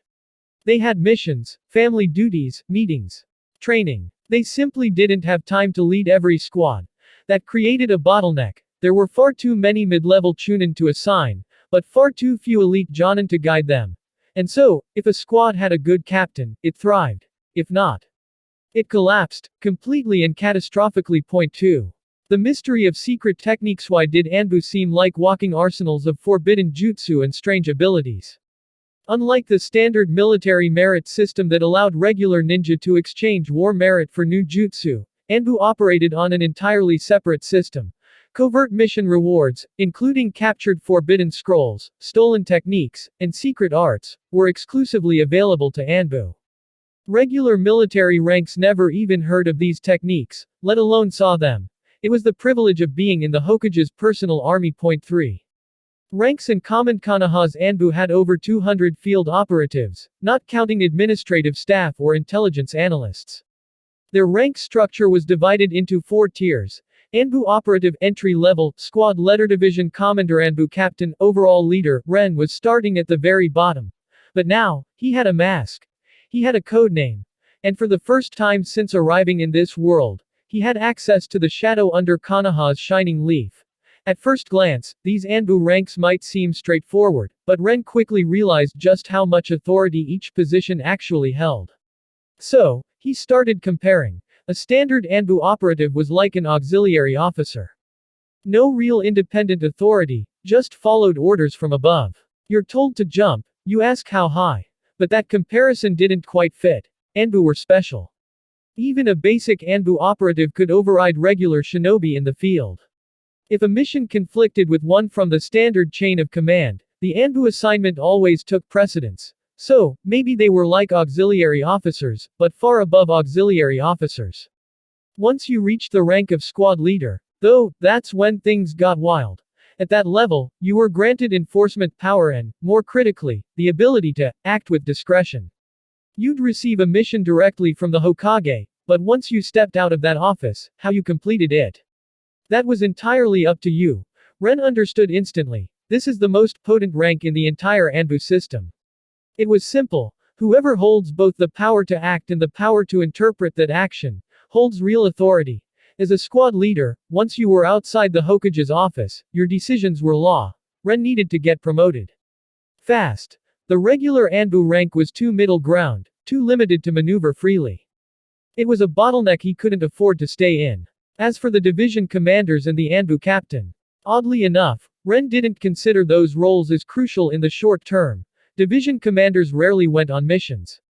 The role was usually given to retired Anbu veterans, people who understood the system inside and out, served as liaisons between the top brass and active teams, and could manage the day-to-day without ruffling feathers. A glorified retirement post, really. Important for stability, but not power. What about the Anbu captain? Ren hesitated for a moment, then asked directly. Boss, who's in charge of Anbu right now? Yuhi Shinku glanced at him. Sakumo. He's at the front lines right now. Danzo held the post briefly before, but he couldn't keep the position, nobody respected him. Ren nodded. That tracked with what he already knew. He'd studied Konoha's power structure in detail. There were 3 titles in the village that truly mattered: the Hokage, ultimate authority, legislature, executive, judiciary, all rolled into one. The Hokage's advisor, like a prime minister. How much power they held depended on both their ability and the Hokage's personality. The Anbu captain, the execution arm of power. Direct enforcer of the Hokage's will. The Anbu captain didn't just have enforcement power, they had to command Konoha's strongest, most elite shinobi. These were not obedient little soldiers, they were lone wolves, hardened killers, often jaded veterans. If you couldn't win their respect, you wouldn't last a week. Danzo was a perfect example of failure. He tried. He failed. He got kicked out and ended up creating Root instead, a failed knockoff with none of the prestige and all the secrecy. The man was a walking cautionary tale. A joke. Yuhi Shinku mistook Ren's silence for awe. You're still young. You've got a shot at that position someday. He smiled encouragingly. The title of Anbu captain, it's not out of reach. Ren didn't argue. He knew that role wasn't just an ambition, it was part of his long-term plan. The power to enforce the law. Ren's fingers brushed the edges of his mask as he walked through the corridor. Once I become Anbu captain, there'll be no limit to the moves I can make. And in a world where power ruled all, that made all the difference. Chapter 19. Tsunade returns after the disastrous retreat from the Land of Rain, the legendary Sannin regrouped. Tsunade managed to rally a portion of the scattered troops and linked up with the Ino Shika-cho formation. Nara Kanma had sensed the danger early and withdrew before the Rain ninjas' ambush. While some lower-ranking shinobi were hunted down, he had successfully preserved much of their fighting strength. After regrouping, Tsunade received an official order from Konoha to withdraw. Along with it came a veiled message from Hiruzen Sarutobi himself. Naoki's squad is currently missing in action. At that time, Mizudori had just returned to the village, and all the reports came solely from his mouth. For a while, the Sannin were uncharacteristically silent. They all knew what missing in action truly meant on the battlefield. It was a softer way of saying dead. Tsunade was devastated. Her younger brother Naoki had vanished without a trace. Though she maintained a strong front, inside, she was crumbling. Orochimaru, meanwhile, turned his attention toward the meaning of life. He had killed too many. Watched too many die. One by one, his disciples, his comrades, and his friends were falling in war. It seemed like nothing in this world could last forever. Jiraiya, with his empathetic nature, could feel both of his comrades' pain, but he didn't know how to help them. Perhaps time would be the only salve for wounds this deep. The remnants of the defeated force resupplied for several days within the Fire Country, then began their formal retreat. It took them half a month to return to Konoha, by which time, Minamoto Ren had already been working in the Anbu for 3 or 4 days. Upon returning, Sarutobi ordered an immediate disbandment of the expeditionary forces and instructed everyone to return to their original units. As for the Sannin, they were summoned to report in at the Hokage's tower. Tsunade wandered through the streets of Konoha with Orochimaru and Jiraiya trailing behind. She felt lost, almost paralyzed by dread. She didn't want to face Hiruzen. Didn't want to hear the words, "Naoki is dead." The mere possibility made her nauseous. Even the sunlight felt cold and biting. She passed the ramen shop, Ichiraku. Naoki used to love it there. He'd always beg her to bring some home. She passed the ninja tool shop. Naoki had once said he wanted a second Hokage limited edition kunai, but Tsunade had lost a bet that day and didn't have the money to buy it. Then the dango shop. Naoki loved dango. Every day, he'd buy a skewer of the 5-colored variety. Tsunade's heart clenched as she looked at the line forming in front of the dango shop. She wanted to believe. She needed to believe. Wait. She froze. Then rubbed her eyes. There, in the line, was someone with dark brown hair and a headband she knew better than anyone. It was Naoki. He was alive. Dango hits just right after a battle. And don't get me started on my brother. 1 man, 3 rain ninja, all down. Naoki, completely unaware of the emotional storm brewing nearby, was loudly bragging to his companions as he chomped down on Dango. At first, his tale was about teaming up with Minamoto Ren to fight some rain ninja Genin. But now the story had grown into an exaggerated version of Ren and Naoki versus Hanzo himself. The embellishments were getting ridiculous. Suddenly, a pair of arms wrapped tightly around him from behind. Naoki flinched, almost snapping, but then felt the trembling of the person holding him. He didn't move. Just sniffled once, holding back his own emotions. They were siblings. Of course he worried about Tsunade just as much as she worried about him. And there was only one person in this world who hugged him like this. "Sis," he murmured, eyes welling up. "Naoki." Tsunade finally broke down, sobbing. Naoki turned and hugged her back, tears and snot everywhere. Though he usually acted all carefree and boastful, deep inside, he had been terrified. He had nearly died out there. If it weren't for Minamoto Ren, his decision to double back and rescue Hyuga Haining would have been suicide. Orochimaru watched them quietly. A sliver of the darkness in his heart melted away. The corner of his mouth twitched into a faint smile.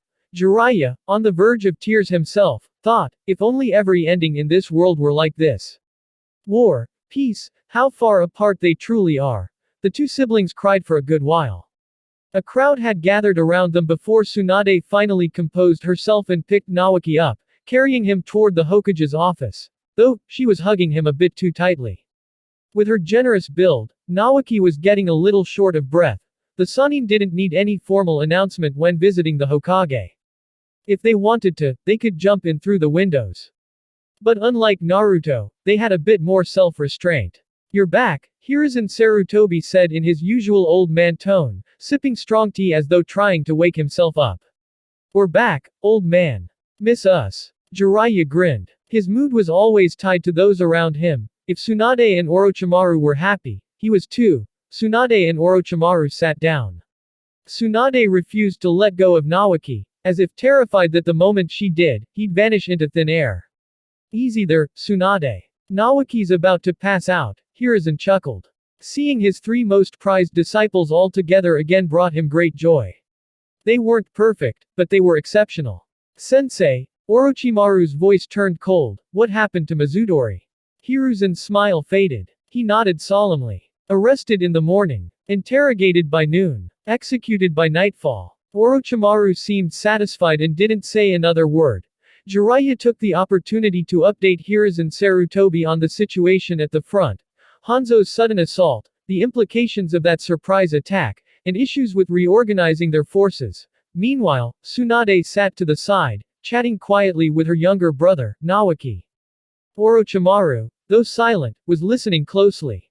"Naoki," Tsunade asked gently, "tell me what happened. When the Rain Ninja launched their surprise attack, how did you make it out alive?"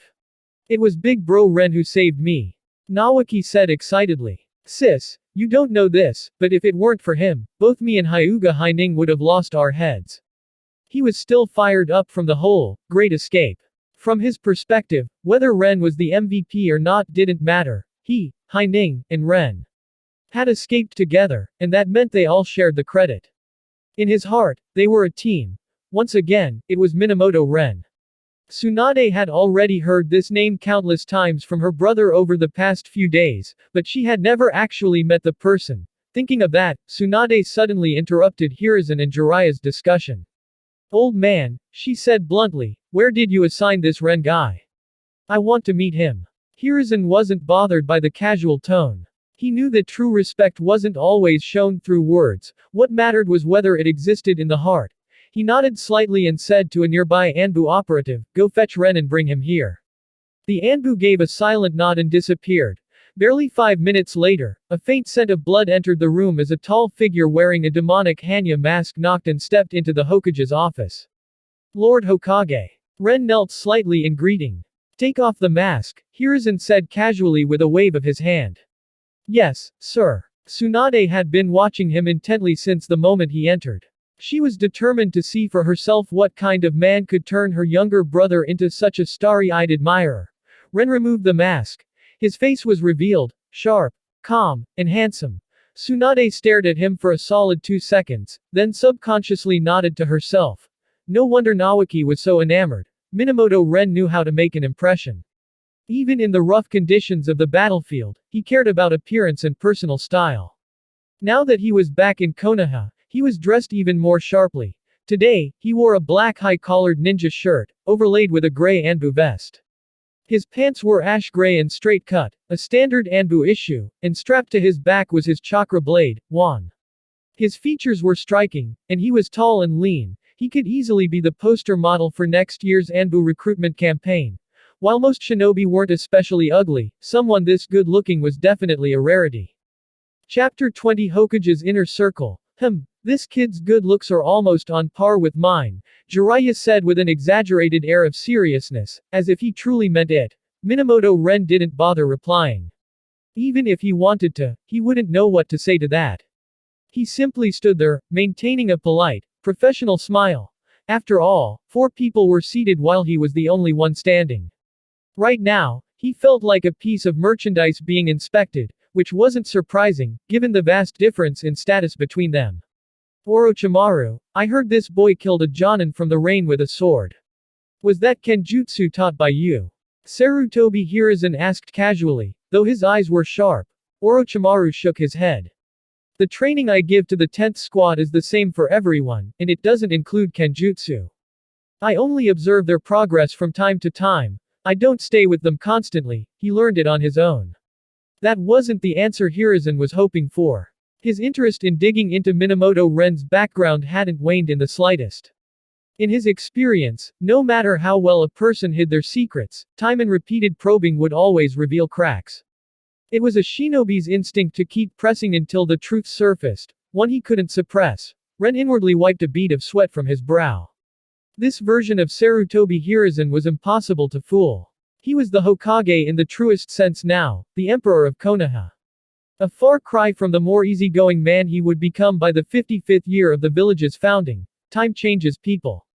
Age changes them even more. All right, enough idle chatter. I have a question to ask, Minamoto Ren. Hiruzen's tone suddenly became serious. "Yes, Hokage-sama." Ren bowed his head, feigning humble nervousness. "Raise your head. Look at my 3 students here, which one do you prefer?" Hiruzen gestured at the trio. That was an easy question, or rather, it only had one real answer. Tsunade, of course. She was only in her 20s now, brimming with youthful energy and beauty, with a figure that could put models to shame. Her lover, Dan Kato, must not have met Tsunade yet in this timeline. I can't just let her spend her life alone. Ahem. That was something he could only think to himself, never say aloud in front of the 3rd Hokage. If Ren was reading Hiruzen's intent correctly, this wasn't a simple question, it was a test. The Hokage was giving him the chance to choose a teacher, effectively drawing him directly into the Hokage's personal faction. Accepting a master here was the equivalent of pledging allegiance. Ren had weighed his options carefully before. Studying under Jiraiya would actually benefit him the least. His current focus was Kenjutsu, and his future growth path leaned towards something like Tsukumo Hokage's style, not exactly compatible with Jiraiya's expertise. Following Orochimaru had its temptations, free access to a vast library of forbidden techniques and ninjutsu, but also great risks. Orochimaru himself was far from stable, and Ren had plenty of secrets he'd rather keep hidden. Putting two mystery-laden shinobi together was just asking for trouble, which left Tsunade as the only real choice. Her political background would grant him strong protection, her monstrous strength could complement his kenjutsu, her brother Naoki would likely befriend him, and the Senju clan's political credibility would act as an invisible shield. And, of course, there was his personal bias. Ren cared about appearances, and he had a weakness for beautiful women. Tsunade fit his aesthetic perfectly. Hokage-sama, I feel a sense of closeness to all three of these esteemed shinobi, Ren said smoothly. They are like elder brothers and sisters to me. So it is not a matter of whom I like more, but rather, how they see me. Ha ha ha. You little rascal. Fine, let the three of them decide, Sarutobi Hiruzen chuckled, reading the unspoken meaning behind Ren's words. In his heart, he became even more determined to pull this so-called civilian prodigy into the Hokage's inner circle. The three Sannin exchanged glances. Orochimaru, who disliked taking on disciples, kept silent. Jiraiya enjoyed teaching students, but someone as smooth and calculating as Ren wasn't to his taste. Which left only Tsunade. She owed Ren a personal debt, and her younger brother Naoki needed him as well. Taking Ren as her student would be a win-win. I'll take him, Tsunade declared, speaking with her usual bluntness. From now on, Minamoto Ren, you're my disciple. If you need me, come straight to the Senju compound. Whether it's learning a jutsu or getting supplies, just ask me. If I don't have it, go bug the old man. She spoke with the same straightforward, almost boisterous tone that reminded people of Hashirama Senju himself. Hiruzen gave his tacit approval, and Ren quickly nodded. Joining the Hokage's direct line meant things would be very different. What once could only be earned through battlefield achievements or Anbu merit could now be obtained through connections. This was the golden weight of the establishment, the value of holding public authority. Come with me later, Tsunade added. I'll introduce you to the Senju estate, and we'll have a meal. You can move in if you want, there are plenty of empty rooms gathering dust. Ren nodded vaguely. After that, the four, Hiruzen and his three students, discussed many matters concerning the village. Ren could feel how difficult things were for Konoha right now.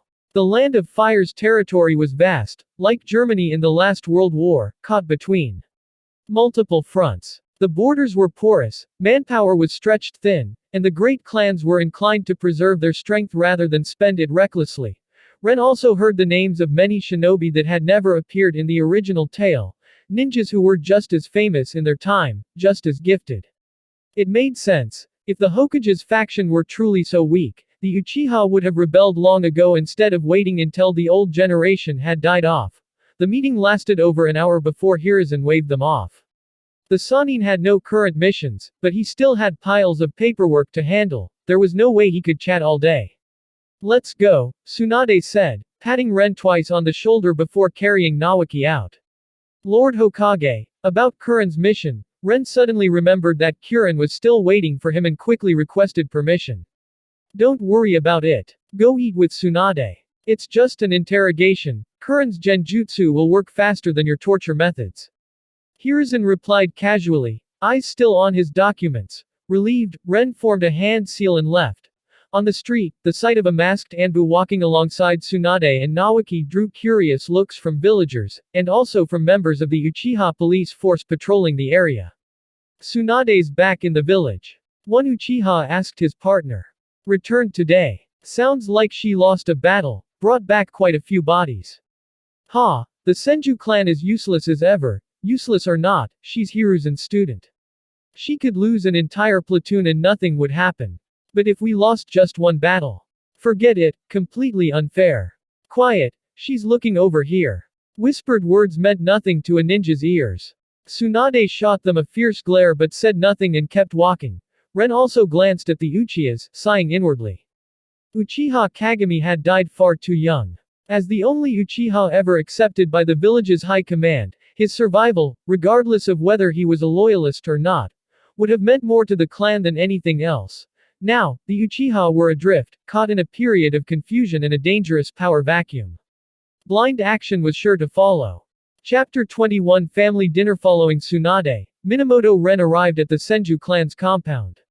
It sat in a prime area near the heart of the village. In his previous life, any real estate agent would have hyped it up with phrases like, golden location, bustling commercial hub. But now, the place was silent and desolate. The once glorious Senju clan was history, and all that remained were the grandchildren of Senju Hashirama, clinging to each other for family.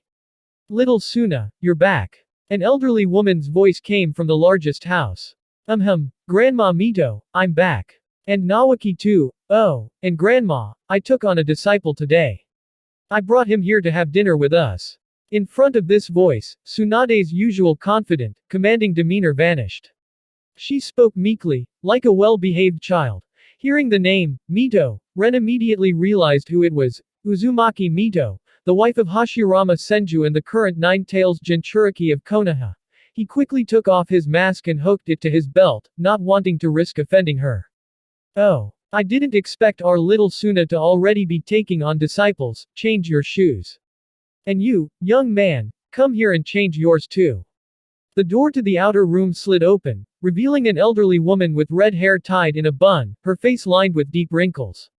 Uzumaki Mito glanced at him warmly and gestured toward the entryway. Ah, yes. Ren bowed slightly and reached for the slippers, absolutely unwilling to let her get them for him. This was Konoha's living nuclear deterrent, the village's greatest treasure. Offending anyone else might be survivable, but not her. Mito noticed his nervousness, but being a wise elder, she said nothing and quietly returned to the inner room. As the eldest and most respected figure in Konoha, arguably holding more prestige than the Hokage himself, Mito was never without attendants. One of them was Uzumaki Aya, a loyal maid who had come with her as part of her dowry when she married Hashirama. Aya managed the household's daily affairs and was also a highly capable kunoichi. At the moment, Aya had been in the kitchen preparing lunch. Upon hearing voices, she stepped out and scrutinized Ren with sharp, assessing eyes. Grandma, I'm home. The atmosphere inside had grown slightly tense, and Ren was about to say something to ease it when a lively female voice rang from outside. The door opened again, this time revealing another Uzumaki, Uzumaki Kushina, the future wife of Namikaze Minato and mother of the protagonist, Naruto Uzumaki.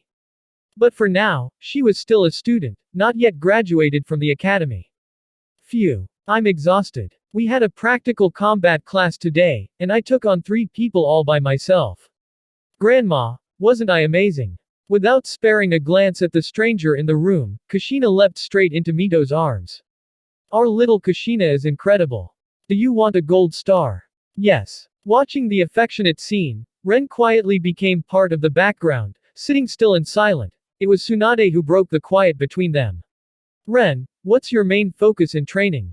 Is there any area you find particularly difficult? Ren thought for a moment before replying, my main focus is Kenjutsu. I'm naturally talented in that area, but I also supplement it with some ninjutsu. Recently, I've been learning ways to counter genjutsu from Yuhi-san, but I still haven't fully grasped it. Yuhi Shinku. Tsunade raised an eyebrow. That's right, Ren nodded. In that case, I won't interfere with your genjutsu practice.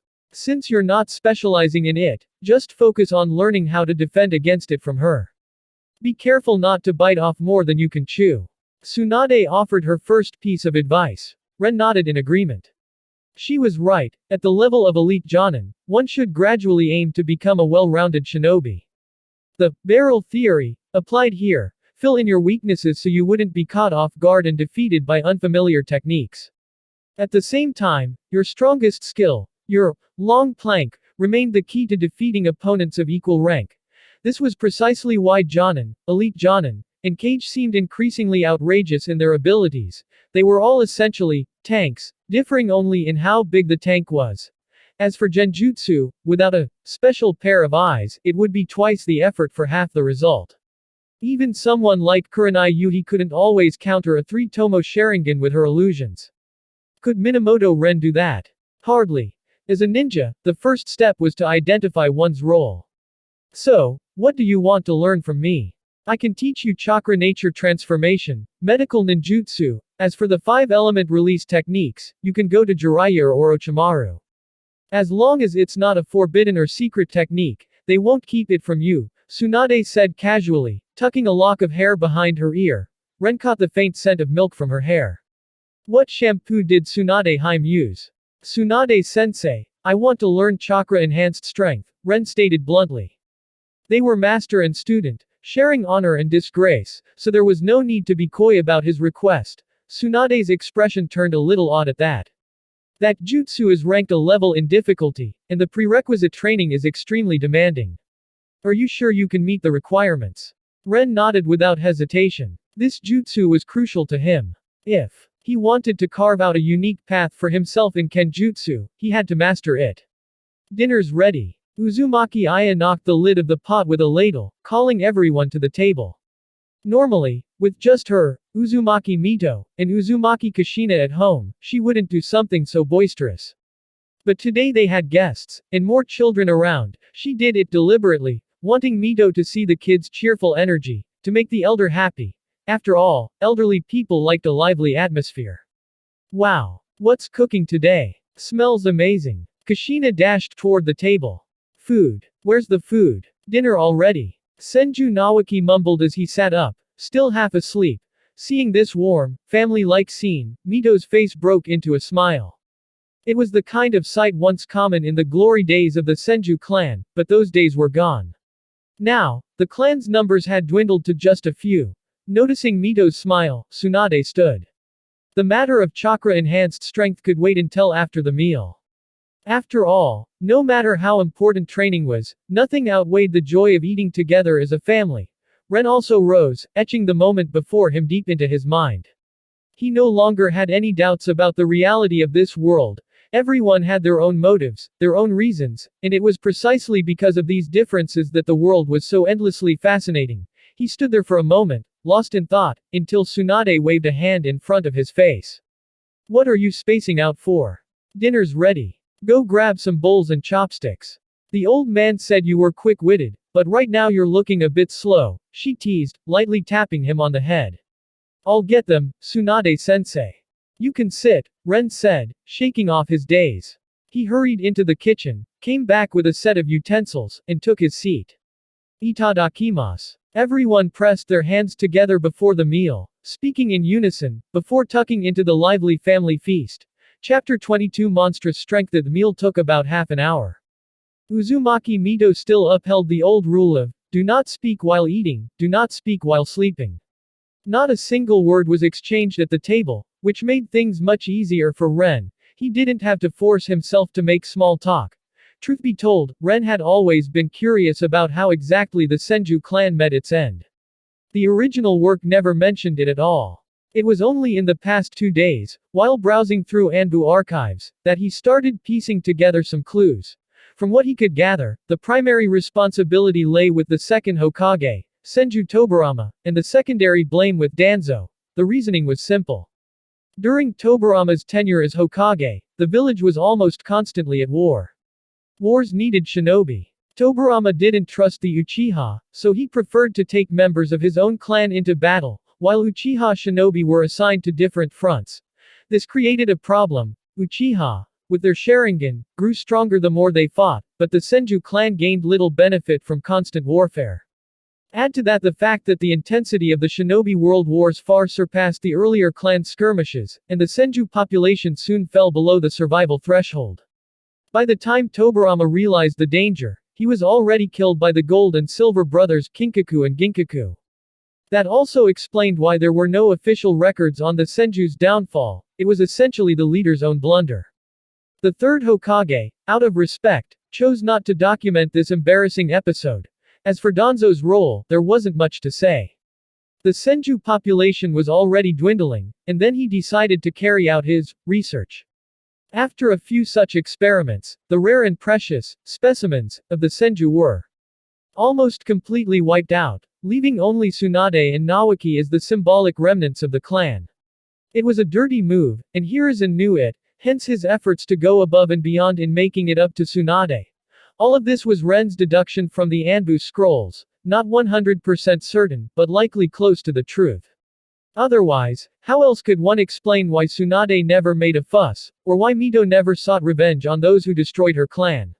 Tsunade, noticing Ren drifting off into thought, waved her hand in front of his face. Are you even listening? I just told you the prerequisites for chakra-enhanced strength. Did you understand? No, sensei. Could you repeat it? I was just thinking about something in Anbu. Fine, I'll say it again. The foundation of chakra-enhanced strength is twofold, an enormous amount of chakra, and chakra control so precise it borders on perfection. Lacking either will injure your own body during training. Her fair, delicate face was utterly serious. And when you say, enormous, how much chakra are we talking about? Can it be measured? Ren asked. Tsunade nodded. Orochimaru once gave me a ninja tool. Pour chakra into it, and it pushes up a water column. A typical Genin can raise it to about 20 centimeters. If you want to learn chakra-enhanced strength, you'll need to hit 1 meter. Ren fell silent. He wasn't sure, could his chakra reserves push it that high? Tsunade led him to the device. Placing his hand on it, Ren released chakra with all his might. 10 centimeters, 20, 30, the water column finally stopped at half a meter. That's not enough, Tsunade said, shaking her head. Without sufficient chakra reserves, you simply can't unleash chakra-enhanced strength. Still, for your age, your chakra levels are already far beyond your peers. Perhaps in 2 more years, you'll be ready. Then, can I at least start with chakra control? Ren asked cautiously. You can. The best way to train chakra control is through medical ninjutsu. In that sense, you were smart to choose me as your teacher. Jiraiya and Orochimaru's chakra control is rough and inefficient. There was a trace of pride in her voice. Ren fully agreed with that. Tsunade's grasp of chakra control was unmatched. Even in the later days of the Fourth Shinobi War, when cage-level battles raged, Naruto could drain himself dry just by overusing the Rasengan, while Tsunade almost never had to stop mid-battle to recover her chakra. From her portrayal in the original work, Tsunade was without a doubt one of the most chakra-demanding shinobi in the entire ninja world. With Katsuyu, she could heal injuries. With the Yin Seal, she could store massive amounts of chakra. With the strength of 100 Seal, she could draw upon that chakra freely to boost her speed and striking power. And with Creation Rebirth, she could instantly restore herself to peak condition. Faced with that relentless barrage, even the rogue Sannin Orochimaru was left dumbfounded. Tsunade could press the attack without her chakra ever dipping into the red. That was Tsunade. Sensei, what's the principle behind chakra-enhanced strength? Minamoto Ren asked, deeply curious about this rank technique. The difficulty and sheer power it promised were clear just from its reputation. Tsunade didn't answer with words. Instead, she rose to her feet and walked toward the training grounds of the Senju compound. Ren quickly followed. They stopped. Tsunade turned sideways toward him, raising her right fist in his direction. Watch closely, and tell me what you see afterward, she instructed. Chakra-enhanced strength. Her seemingly delicate fist slammed into the ground. In an instant, the earth cracked apart, fissures racing toward Ren's feet. He could actually feel the ground tremble. When the dust settled, Tsunade withdrew her fist and looked at him. Did you see it clearly? Ren frowned. Your fist didn't actually touch the ground, but the earth still split. Tsunade clapped her hands, smack, and grinned. Exactly. Ren's eyes widened. He was starting to understand. Tsunade didn't let him dwell in uncertainty. Pointing to the cracked earth, she explained, chakra-enhanced strength isn't about the strength, it's about the monstrous part. It's actually a chakra-based, non-elemental technique. If you added any elemental nature change, you'd destroy your own hand. To use it, you need to channel chakra to the surface of your fist and release it in rapid, repeated bursts, like the back and forth sprints at the academy. In theory, you could repeat these short bursts infinitely, but in practice, hitting 100 times per second is already exceptional. Ren now fully understood. It was like strapping a pile driver to his fist. The repeated chakra impacts delivered far greater destructive force than raw physical strength ever could. No wonder Tsunade could smash stone and earth without her pale, smooth hands ever suffering damage. Her chakra was doing the striking for her. Seeing his realization, Tsunade laughed with her hands on her hips. Don't be fooled by how simple the principle sounds. Meeting the conditions to actually use it is incredibly strict. Jiraiya and Orochimaru both tried, but they don't have the same chakra reserves I do. Even getting those chakra drills to breach the skin surface was hard for them, not to mention their pitiful chakra control. Ren clicked his tongue. No wonder this was an A-rank jutsu, the difficulty lay entirely in its prerequisites. So, still want to learn it? Or should we pick something else? Tsunade asked. She knew this technique might be too demanding for him, and mastering it would take a long time. Learn it. Of course I'll learn it. Ren said firmly. He refused to believe he couldn't master this jutsu. The ninja world was full of difficult, complex techniques, but chakra-enhanced strength was vital for his growth. Without it, his kenjutsu would hit a ceiling at the Kage level. With it, he could take a blade, and cut down Uchiha Madara himself. Chapter 23, Life in the Anbu Part 1. With a proper schedule in place, Minamoto Ren's life in Konoha gradually became fulfilling. Some mornings he would report to the Anbu headquarters at dawn, while on other days, his shift would begin at night. His assignments varied: surveilling suspicious individuals, inspecting foreign merchant caravans, or capturing enemy spies from other villages. During this period, the power system he had been cultivating showed no significant changes. That was to be expected. Ren's current influence and leverage had already reached their limit. If he stirred too much trouble, someone was bound to notice something was off.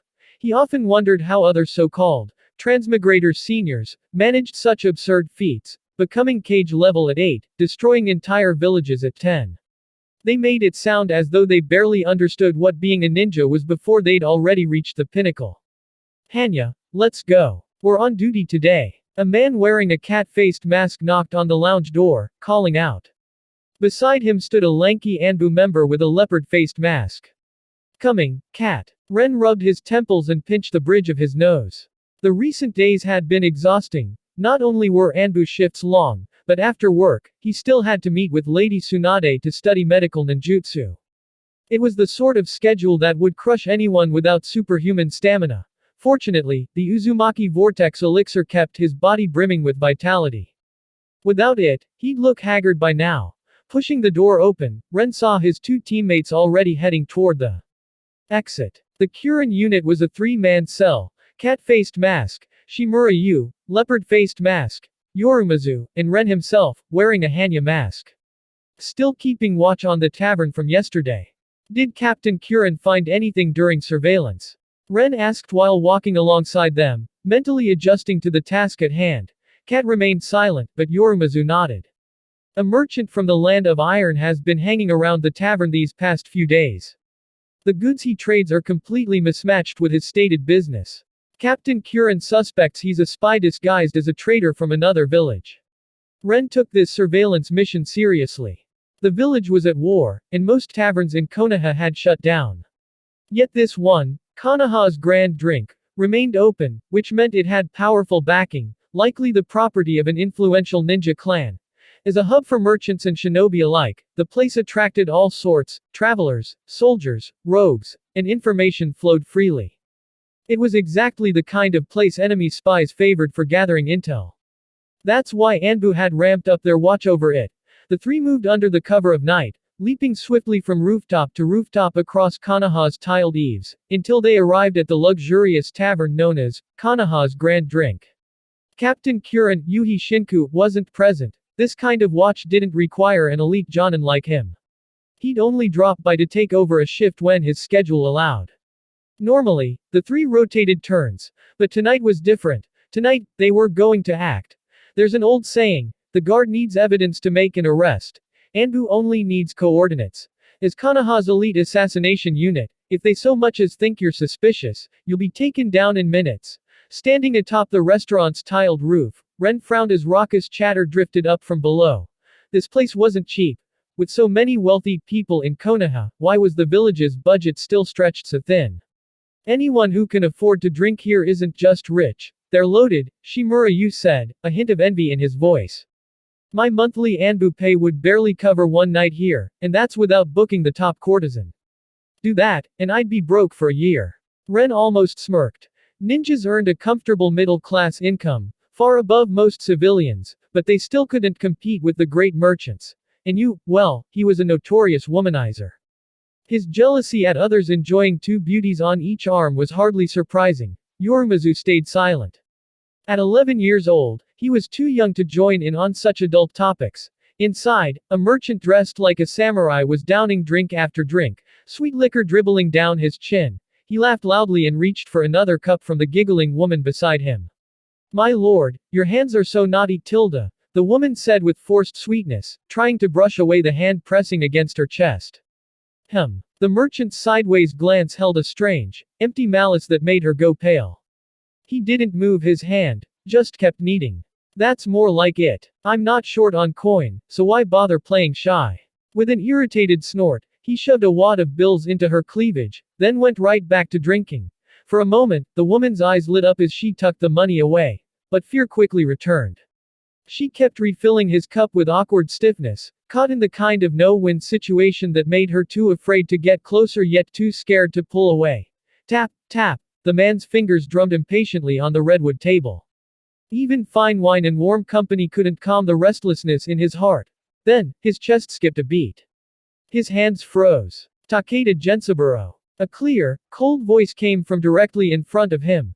The warm yellow lamplight overhead was blocked by a tall figure, casting a long shadow over his body. Takeda looked up and saw three masked figures. Anbu. The one in front wore a fearsome Hanya mask.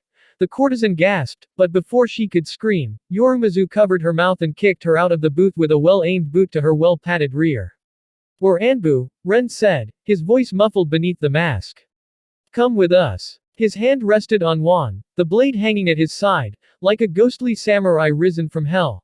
The three Anbu spread out, cutting off every escape route. This was a kill box. Bastards, Takeda muttered. What was that? You asked. Shimura Danzo, you son of a. Takeda roared, flipping the table and hurling it straight at Ren. Explosive tags. Yorimizu shouted from the side. Ren nodded, hands flashing through seals. He had prepared before coming in. Confined spaces made explosions especially deadly, and he had no defensive ninjutsu worth relying on. Boom. The violent blast ripped the private room apart. Downstairs, geisha and patrons scattered in a frenzy, while half-drunk Konoha shinobi leapt onto nearby rooftops to watch. Konoha law was clear. Any ninja who saw Anbu in action was obligated to assist. If they were reported for standing by, it would be treated as treason. When Ren jumped back into the wrecked room, Takeda was already gone. In his place lay a charred wooden log, a substitution jutsu. He had planned this. Do we pursue? Yorimizu asked. Pursue? Ren replied without hesitation. Chakra surged through his body, propelling him forward in a high-speed shunshin. Takeda Gensaburo had just burst out into the street, sprinting for his life right under the noses of Konoha's watching ninja. Chapter 24 Life in the Anbu Part 2 Gensaburo felt like the unluckiest man alive. He had an unreliable clan leader, who had given him an unreliable mission, to meet with an unreliable informant in Konoha. For a profession like shinobi, where secrecy meant survival, one weak link could be fatal. 3 in a row. That was like roasting him alive over a fire. But Gensaburo had no choice. The system and training of Kurigakure left him no room to defy his superior's orders. Wind release. Vacuum wave. Standing atop a lamppost, Shimura Yu unleashed his wind release. A razor-sharp wind blade sliced through the air, sweeping toward him. Seeing the technique closing in, Gensaburo sprinted while weaving hand seals. Just as the wind blade was about to strike his back, his right hand slammed down onto the ground, releasing an enormous water release technique. Water release. Great exploding water colliding wave. This was one of Kisame Hoshigaki's signature jutsu in the original story, a nearly omnidirectional water attack, perfect for when surrounded.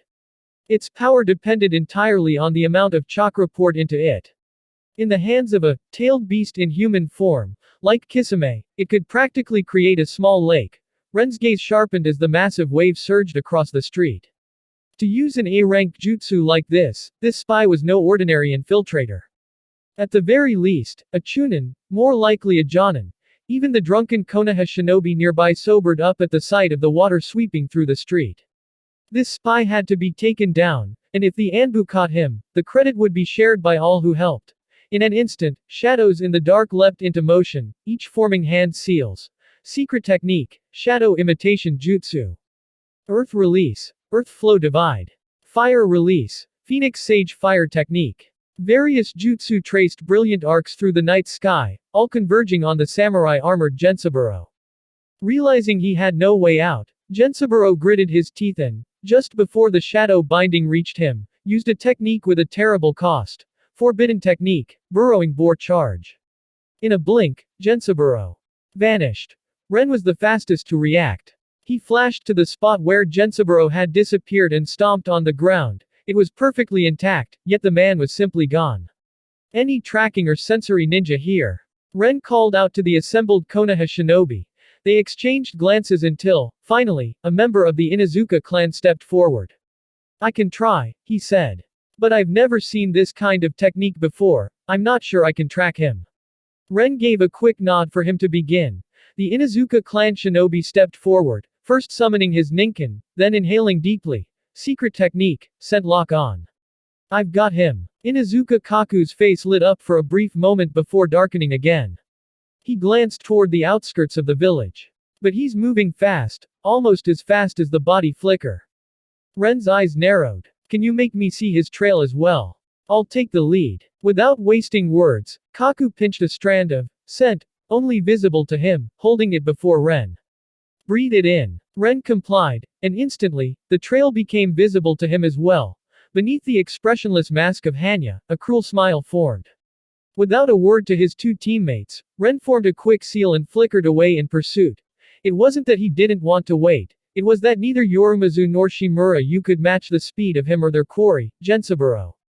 Among everyone present, Ren was the only one who could hope to catch up. A kilometer away, Gensaburo emerged from the earth, breathing heavily. The underground charge had taken its toll. He was injured. Damn this mission. Damn Hazuka. And damn Danzo. Cursing under his breath, he calmed himself, swallowed a soldier pill, and began trudging toward the border of the land of fire. The contact never showed. The Anbu had found him. How could anyone blame him for this failure? He began stripping off the battered Iron Country samurai armor when the hair on the back of his neck stood on end. Something was wrong. Konoha's hunter was here. Style 2, Yokozuna. At the edge of death, instinct took over. Without a single hand sign, wickedly sharp poisonous spines erupted from his back. Ren's eyes narrowed, an instantaneous technique, no chakra buildup, secret art, fugu spine slash. In that heartbeat, Ren's blade, which had been aimed for the neck, shifted to a vertical cut, shearing off the entire spine of venomous quills. Blood spattered onto the forest floor, but Gensaburo's life was spared. If Ren had wanted him dead, the strike would have ended it. But poison users were common enough in the shinobi world, and antidote experts like Tsunade were rare. He wouldn't gamble his life for the sake of a faster kill. Better to live than earn empty glory. Ren's beautiful eyes now held only cold killing intent. This spy wasn't just any missing nin. His reflexes, his jutsu repertoire, he had to be from one of the great shinobi clans. Gensaburo drew his katana, his gaze dull as he faced the masked Anbu. The Hanya mask, the one who had pushed him this far. You're the White Fang?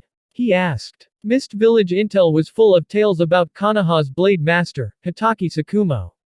But then he noticed, the blade wasn't a short tanto. This was a perfect, mid-length sword. Why was Gensaburo still looking at his weapon in this moment of life and death? Because in Kurigakure, the culture of swords ran deep. It was no coincidence they had the 7 ninja swordsmen.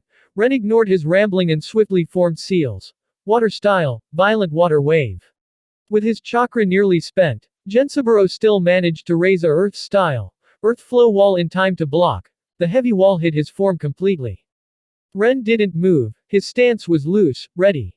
He was waiting. You didn't expect this, Konoha dog. With a sudden roar of laughter, Gensaburo burst from behind the wall, katana spinning in a wide, gleaming arc, like the light of a full moon. But Ren's eyes showed only disinterest. With 40 years of swordsmanship passed down from Mifune himself, he had already calculated Gensaburo's every step.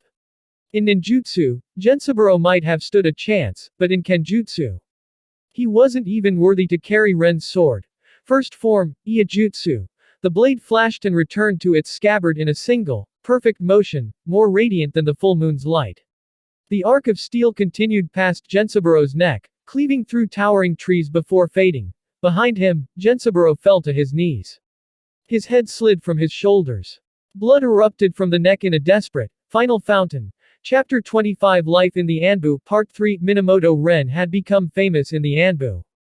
After that night at the sake house, the name, Oni of the Hanya Mask, spread like wildfire throughout the entire Anbu.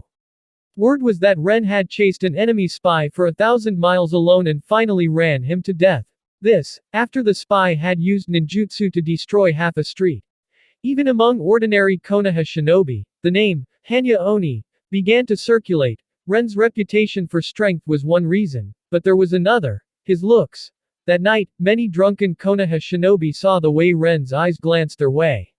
And drunken minds, well, they tend to wander. The sharp contrast between the cold, fierce Hanya mask and those bright, captivating eyes was striking enough to make certain tipsy shinobi start whispering a new nickname. The enchanting Hanya demon. Ren, of course, had no idea about any of this. He was far too busy training in ninjutsu. After the recent battle, he had felt more than ever that his ninjutsu arsenal was too limited. Fortunately, the merit of killing Gensaburo was enough to exchange for an A-rank technique. Some time ago, Tsunade had given Ren a chakra nature test strip to see which elemental affinities he possessed. The result: water, lightning, fire, and wind, he had them all. Seeing that result, Ren was secretly relieved. It meant his fate held no trace of earth or wood release. But back to the matter of exchanging a new jutsu from the Anbu. At the time, Tsunade had advised him against choosing an A-rank technique, since they were all notoriously difficult to master. Each had special quirks and effects that made them hard to turn into immediate combat power. Her reasoning was sound, but Ren knew he needed a trump card, something decisive. His chakra reserves will become far greater than an average Jonin's, and techniques that burned enormous amounts of chakra for overwhelming power were perfect for ending fights in one blow. So, after flipping through scrolls in Hiruzen Sarutobi's library for a while, he made his choice. A rank, fire release, dragon flame release song technique. This technique appeared often in the later parts of the original Naruto story, used by both Uchiha Madara and Uchiha Obito. It was fast, devastating, and, most importantly, the flames would chase their target. How could anyone not learn this? It was practically hand-picked by Lord Madara himself. That very day, Ren happily brought home the sealed, incomplete scroll containing the dragon flame release song technique, eager to decipher it. And then, his enthusiasm died. The fire creation part wasn't complicated at all, basically no different from the Great Fireball or Phoenix Sage fire techniques. What earned this technique its A-rank rating was its auto-tracking function. Fire release had long been mocked by fans of the shinobi arts as the ninjutsu that never burns anyone to death, and not without reason.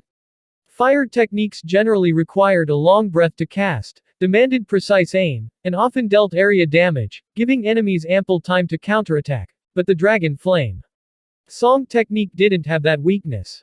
You just launched it, and the flames would hunt the enemy down on their own. A perfect technique, except for one problem. Every time Ren reached the section explaining how to make the flames track their target, the text might as well have been ancient alien script. It was like doing a math exam.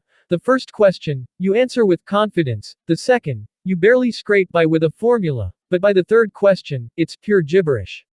No way around it. I'll have to ask Orochimaru. Ren closed the scroll, stood, formed the seals, and vanished from his home. The best part about taking Tsunade as your master was her connections, solid as bedrock. Become her disciple, and with just a little shamelessness, you could practically count all three of the legendary Sannin as your teachers. When Ren found Orochimaru, the man was also buried in a book, studying ninjutsu. This Orochimaru wasn't yet the infamous, mad scientist he would one day become, just an eager student with deep admiration for Hiruzen Sarutobi, determined to master every ninjutsu in existence. Before asking about fire release, Ren glanced at the book in Orochimaru's hands. Damn, he couldn't understand a single word. So this was the difference between a genius of ninjutsu and an ordinary person. What is it? Orochimaru's eyes held a trace of fatigue. It seemed that even for him, studying this kind of arcane scripture was exhausting. Ren quickly flipped open the worn manual he carried, stopping at the section on ninjutsu tracking. Uncle Snake, could you help me with this part? I just can't wrap my head around it. Why does it say here that the horse, seal is the key to tracking. And here, how exactly is this chakra-based sealing structure constructed? Orochimaru's brows furrowed deeper. He took the book from Ren, scanned the passage he'd pointed out, then suddenly flipped dozens of pages backward in rapid succession, like speed reading through space and time, before stopping and reading carefully again. Ren didn't understand what he was doing, but he respected it. He dragged a chair over and sat quietly by the side. The manual was about 100 pages thick. Orochimaru didn't read the whole thing. Instead, he pinpointed the parts Ren had asked about and the sections he might struggle with. The truth was, this jutsu wasn't particularly difficult, it simply required cross-disciplinary understanding. The Dragon Flame Song technique involved 3 separate fields: elemental ninjutsu itself, tracking ninjutsu, and sealing arts. Most jutsu didn't cross into multiple disciplines. And few shinobi, apart from people like Orochimaru or the third Hokage, were obsessed with collecting and mastering every kind of technique. In other words, Ren had come to exactly the right person. If he'd gone to Jiraiya, the two of them would probably just be staring blankly at each other right now. After more than an hour, Orochimaru finally closed the book, his eyes glinting with the confidence of someone who had just cracked a puzzle. This technique isn't hard, but it does require you to understand concepts from other fields. Have you ever studied tracking techniques? Orochimaru asked, organizing his thoughts. Ren shook his head blankly. As if expecting that answer, Orochimaru rose and pulled a massive tome from the bookshelf. Tracking and counter-tracking, the scent of chakra. The book was as thick as a brick. Ren's expression froze. So this was the price of power. Even after transmigrating, he still had to chew through these massive tomes. Seeing him obediently take the book, Orochimaru smiled faintly. You don't have to read all of it. Just focus on pages 277 to 405. That should be enough for you to understand the tracking portion. Yes, Uncle Snake. Ren answered without complaint. Good. Once you understand how tracking works, we'll integrate that concept into the jutsu. For that part, you'll need sealing techniques. Have you studied sealing before? This time Ren didn't hesitate, he shook his head at once. Just tell me what book I need, Uncle Snake, and I'll get started. You're even learning to answer quickly now. Not bad. I'm almost regretting not taking you on as my disciple. Orochimaru's lips curled in a rare smile. He wasn't without a sense of humor, it was just that most people bored him far too much to make him smile. A moment later, another heavy tome landed in Ren's hands, the Uzumaki clan, or sealing arts nature or command. And how much of this do I need to read? Ren asked with faint hope. All of it. Chapter 26 Life in the Anbu Part 4 Minamoto Ren's life had grown even more fulfilling. Ever since returning from Orochimaru's place, he had taken on an additional daily task, reading. And to be honest, Ren found it torturous. In the shinobi world, authors always loved to add endless tangents and expansions in their writing, mainly because those who created ninjutsu were geniuses, while the ones reading their works were, well, far less so. When geniuses wrote, they simply jotted down whatever came to mind. People like Orochimaru could follow along easily, skipping straight to the parts they found interesting. But Ren wasn't nearly that gifted. Even with Orochimaru's guidance, he still needed time to fully grasp the material. Still, this was what one might call survivor's bias. The vast majority of mid to low-level Konoha shinobi didn't even have the qualifications to read such books. Or rather, they weren't given access precisely because they wouldn't understand them. The fact that Ren could keep up with Orochimaru's train of thought at all already put him in the minor genius category. But back to the point, if the reading material was both important and difficult, then Ren would have to make use of every bit of free time. And so, an amusing sight began to appear around Konoha. First, there were the tavern regulars. Some Konoha genin, lured by the rumors of the Hanya demon, came hoping for a glimpse. Most left disappointed, but a lucky few actually saw it. All they had to do was skip the late-night drinks, leap onto the tavern rooftops under the moonlight, and there he'd be, the masked phantom, calmly reading under the silver glow. A few bold ones even tried to strike up conversation, only to be scared off when Ren casually loosened his grip on Wan, the blade at his side. Then there was his lunch routine. Lately, Ren had been working the late shift, sleeping in until noon, then heading straight to Ichiraku for ramen. Even there, his hands never left his book. Many parents who saw this would sternly warn their children, if you're not better looking and not half as hardworking as he is, then why did I even have you? Ren himself remained blissfully unaware of these rumors, and even if he knew, he wouldn't care. These were merely passing reflections of his true self. If he ever stopped to bask in them, the light around him would eventually fade. That evening, Ren was, as usual, reading atop the roof of Konoha Sake House, when Shimura Yu, reeking of alcohol from the tavern below, leapt up beside him and offered a bottle of Hyakyoka. Ren sniffed it. Good sake, but I can't drink while on a mission. If you want to, I didn't see anything. That was him being tactful. You didn't leave, instead crouching down beside him. He had something he wanted to tell Ren, but couldn't find the words. Ren was a good man, through and through a Konoha shinobi. As a ninja, he was flawless. In dealing with people, he was warm and courteous. Even in appearance and temperament, he was one of those rare types who might appear only once in decades. You trusted this teammate deeply. But Lord Danzo did not. The news you wanted to share was simple. Danzo had returned.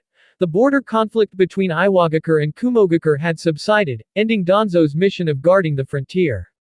Now he was back, and the first thing he did upon his return was make a round through the Anbu, checking who was new and who was missing.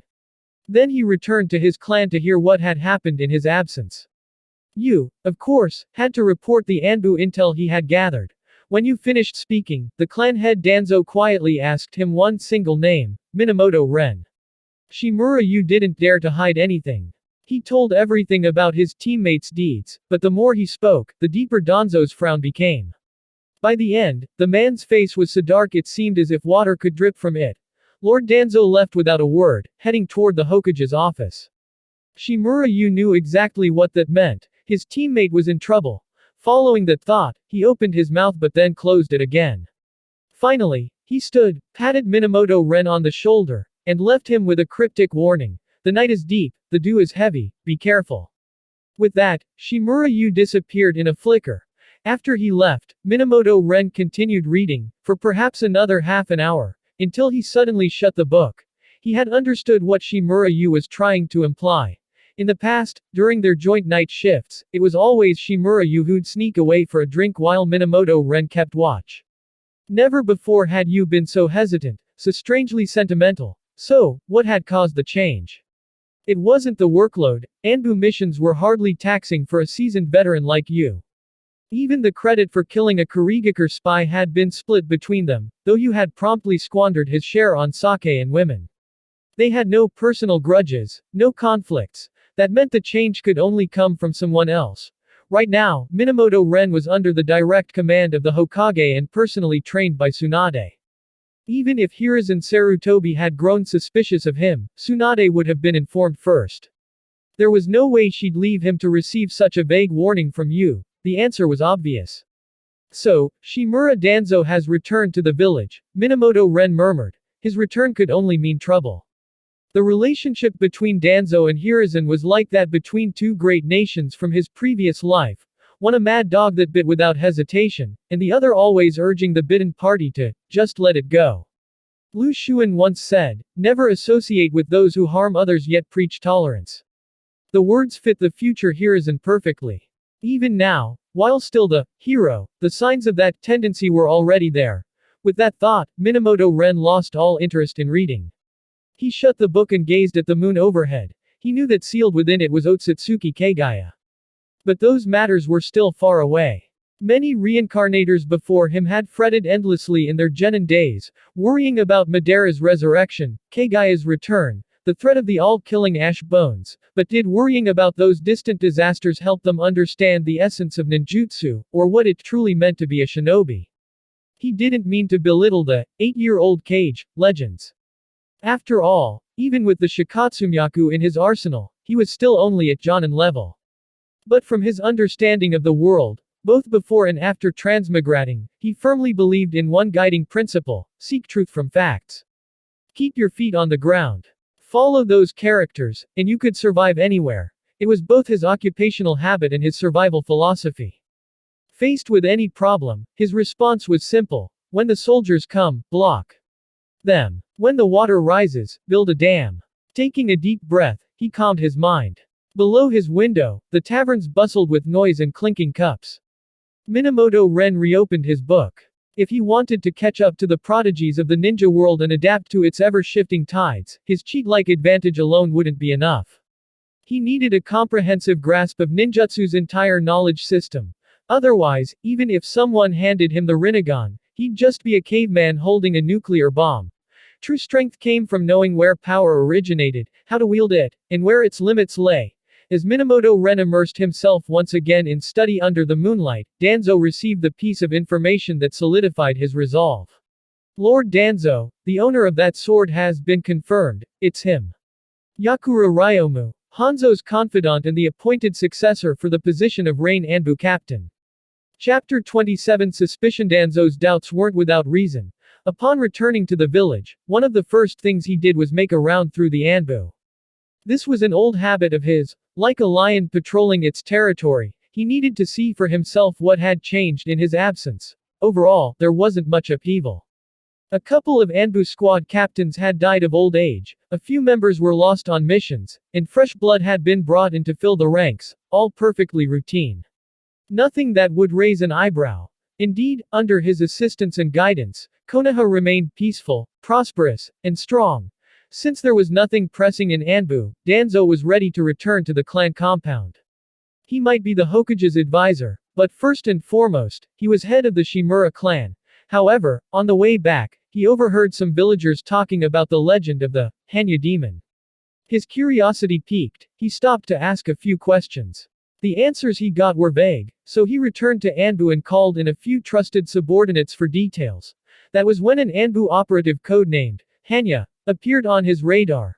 Before, he'd paid no attention to this newly recruited operative. After all, anyone who could catch the Hokage advisor's eye was usually at least a squad leader.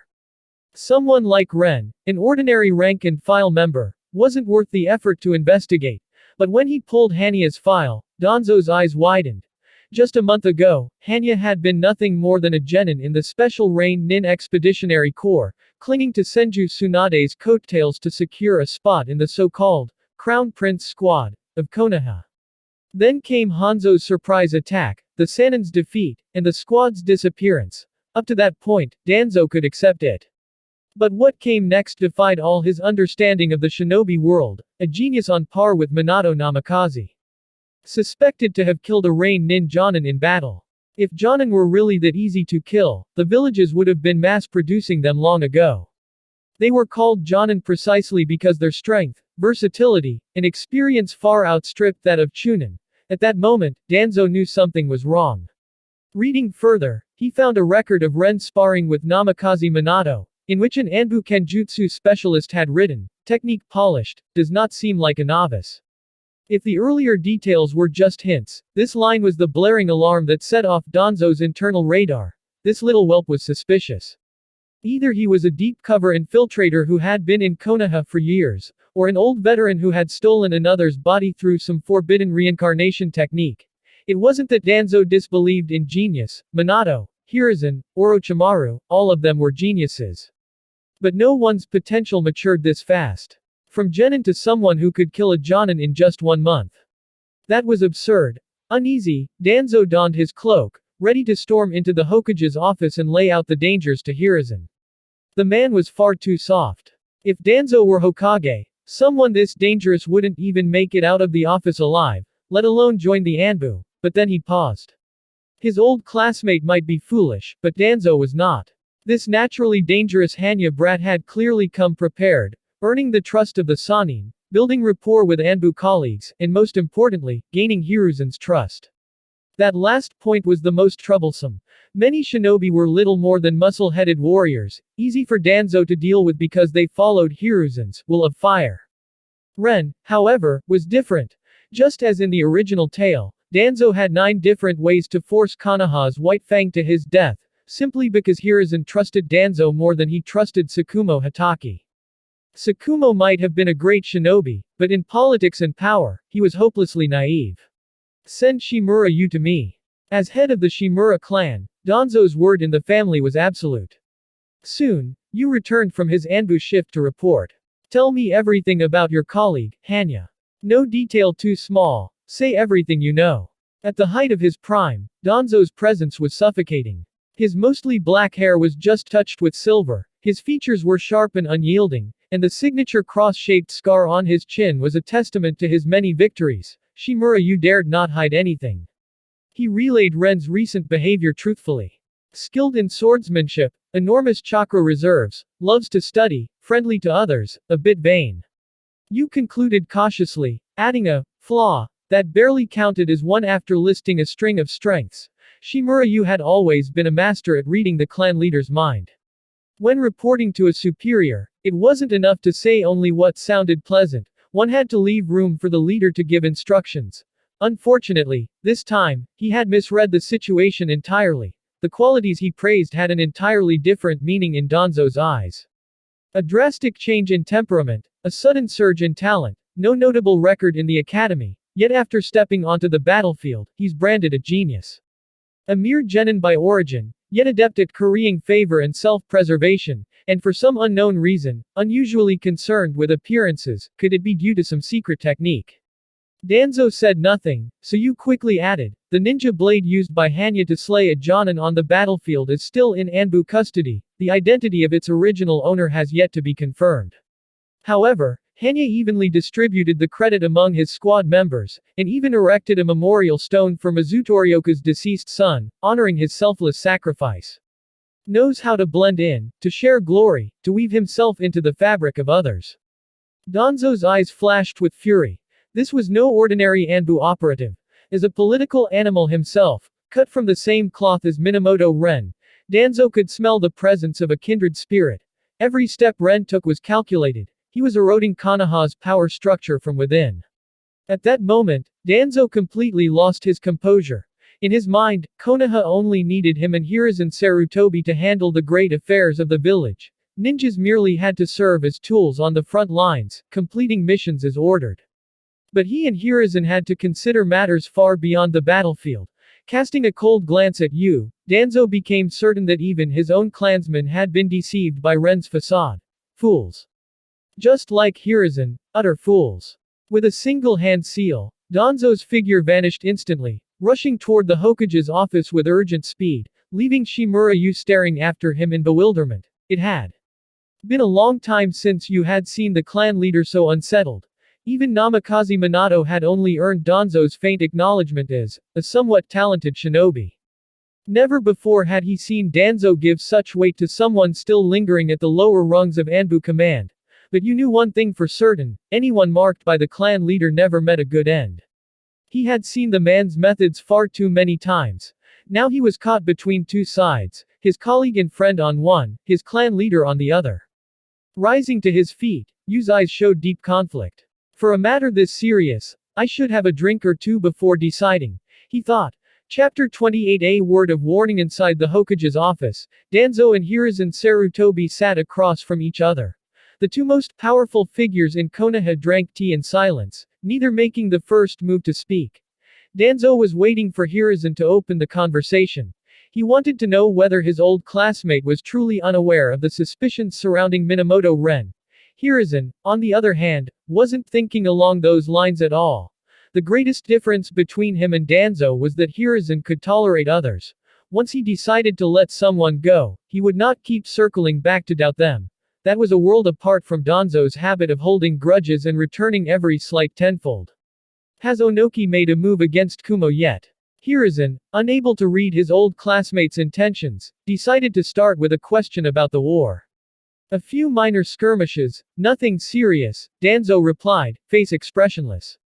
The tailed beasts. No. Neither of them has managed to produce a perfect Jinchuriki yet. They wouldn't dare recklessly deploy them on the front lines. Danzo's eyes stayed locked on Hiruzen. Then, did you uncover some sort of secret pact between them? Hiruzen grew even more puzzled. No. Enough. Hiruzen, even now you're still playing dumb. Or maybe you really are that blind. Danzo suddenly slammed his teacup down, shattering it. The Anbu standing guard outside heard the sudden outburst and quickly shut the door tighter. Having his face slapped in this way, and still not knowing what exactly was going on, Hiruzen's expression turned grim. What exactly are you implying? What am I implying? Danzo sneered, tossing a portrait onto the desk. It was the registration image Anbu had taken of Minamoto Ren. This man is suspicious. He's either a spy or a ninja resurrected through some forbidden jutsu. Hand him over to me, and I'll pry open his mouth. Hiruzen only needed a glance to recognize Ren. Such a distinctive face was rare among Anbu, but how had Danzo come to suspect him? Do you have any evidence? Hiruzen leaned back in his chair, fatigue settling in. Evidence. The fact that I came to you is evidence enough. Think about it, a mere genin, and in a single month he's capable of killing a jonin. Even if it was during a chaotic battle, it was still a jonin. You're the Hokage, Hiruzen, you know better than anyone the gap between a genin and a jonin. Danzo slammed his palm heavily on Hiruzen's desk. And in truth, he wasn't wrong. On paper the difference was just 2 ranks, but in reality, they were worlds apart. It was only natural for a jonin to kill a genin killing a jonin. That was the kind of event that happened once in decades. I know. But Ren has already proven his loyalty to me. There are reasons, details, you don't know, Danzo.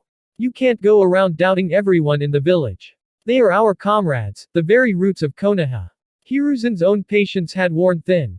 Seeing Danzo press harder and harder, he too slammed his hand down, his voice louder than Danzo's. Hey. Danzo gave a cold chuckle. And what about his sycophantic behavior toward Naoki and Tsunade? Is that loyalty to Konoha? 2. On this point, Danzo had struck true. He had grasped part of Ren's motivation, something Hiruzen had deliberately overlooked. Ren had indeed approached Naoki to get closer to Tsunade, bending rules in the process. But Hiruzen had turned a blind eye because the results had been beneficial. Ren had entered the Crown Prince training squad, saved both Naoki and Hyuga Haining, and even managed to get along with the Sannin. Those 3 were famously proud and difficult to befriend. Getting them to open up to anyone was no small feat. This, Hiruzen faltered. You can't examine a person through a magnifying glass. There's no such thing as a perfect shinobi. Maybe Ren just happens to think Tsunade is beautiful and wanted to get close to her brother, him. That layer of truth did exist. But Danzo hadn't expected Hiruzen to go so far as to tell such a self-deceiving story. It proved Hiruzen's trust in Ren had reached a dangerous level. Words alone would no longer sway him, so Danzo played his final card. Hanagawa, come in. Tell the Hokage what you've found. His voice was cold and sharp. An aging Anbu captain entered, holding a ninjutsu engraved with the character, Ku, for pain. It was the blade Ren had taken after killing Yuru Kurayami. Bowing deeply, the man spoke respectfully to Hiruzen. Hokage-sama, I've traced the origin of this sword. Its owner was Yuru Kurayami, an elite jonin of the Hidden Rain, codename, Raincutter, within the Rain Anbu.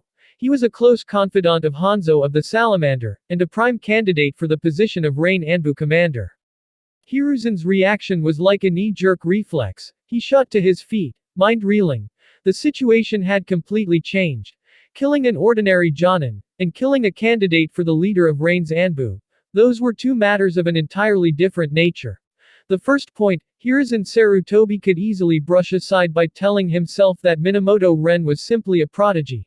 But the second, if Hiruzen still tried to deceive himself, it would be nothing short of willfully ignoring the elephant in the room. Danzo said nothing. Instead, he left Hiruzen to think it through on his own. In moments like this, letting a man reach the conclusion himself was far more effective.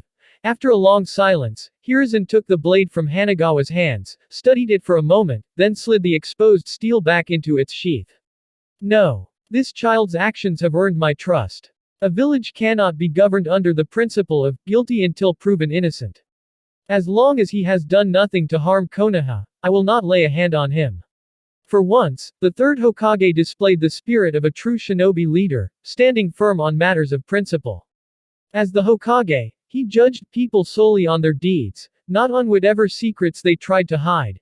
In this regard, Danzo fell far short of Hiruzen. Seeing that even with such concrete evidence, Hiruzen still refused to hand the man over, Danzo grew restless.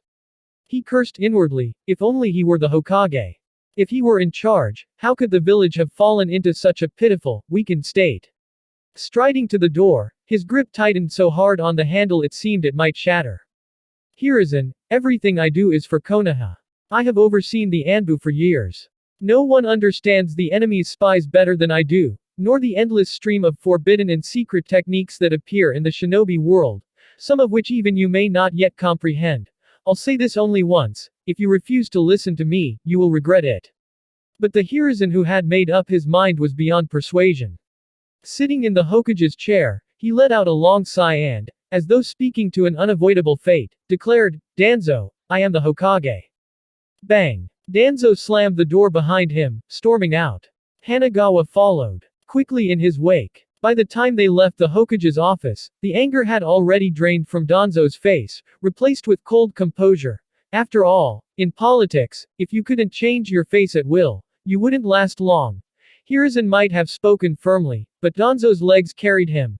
If the Hokage refused to allow a public arrest or open investigation, then he would simply act in the shadows.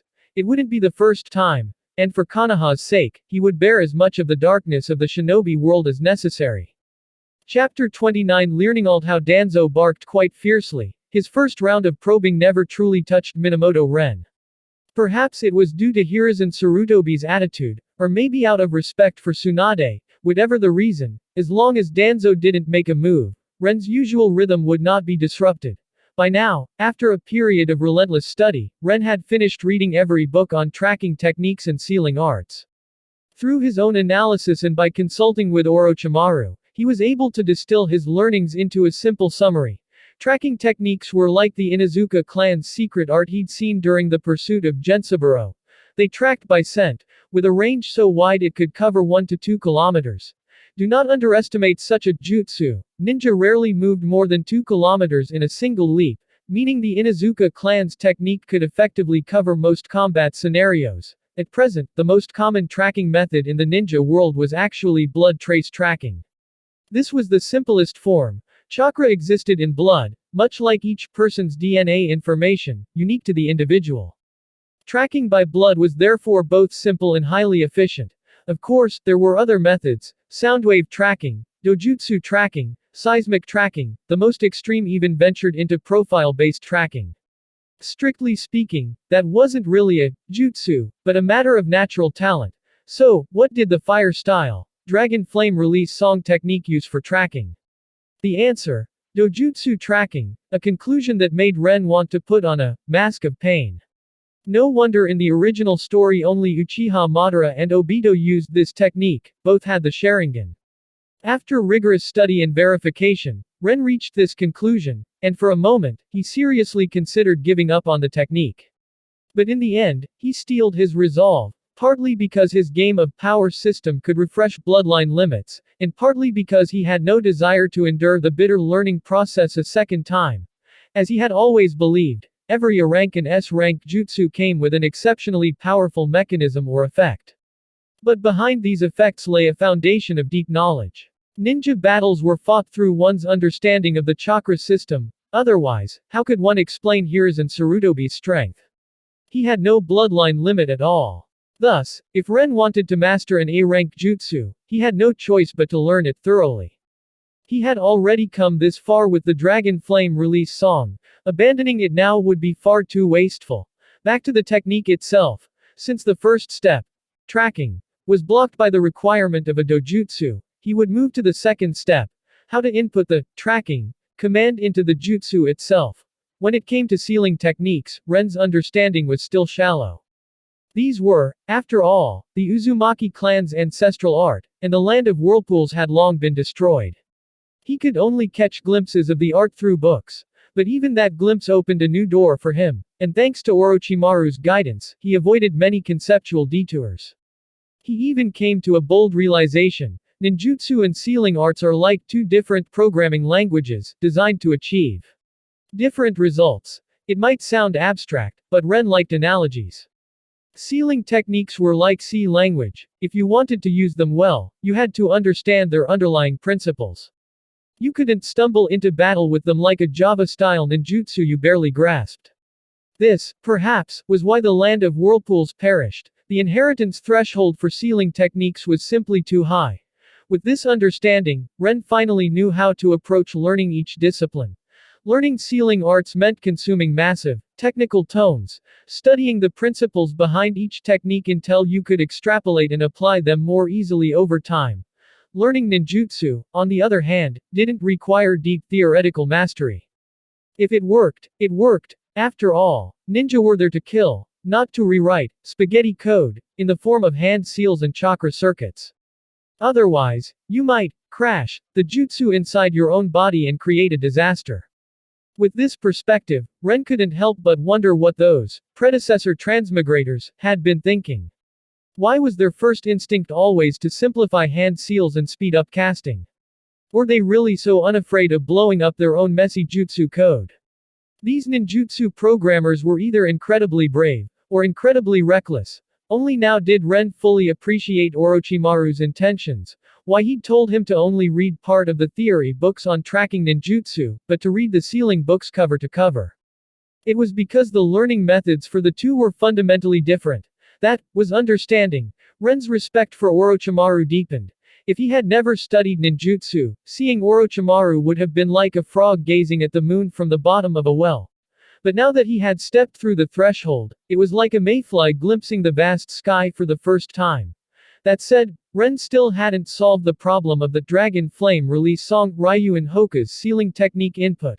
And of course, he couldn't have solved it, because Orochimaru had never even given him a book on the matter. He had only just finished reading an introductory sealing manual from the Land of Whirlpools.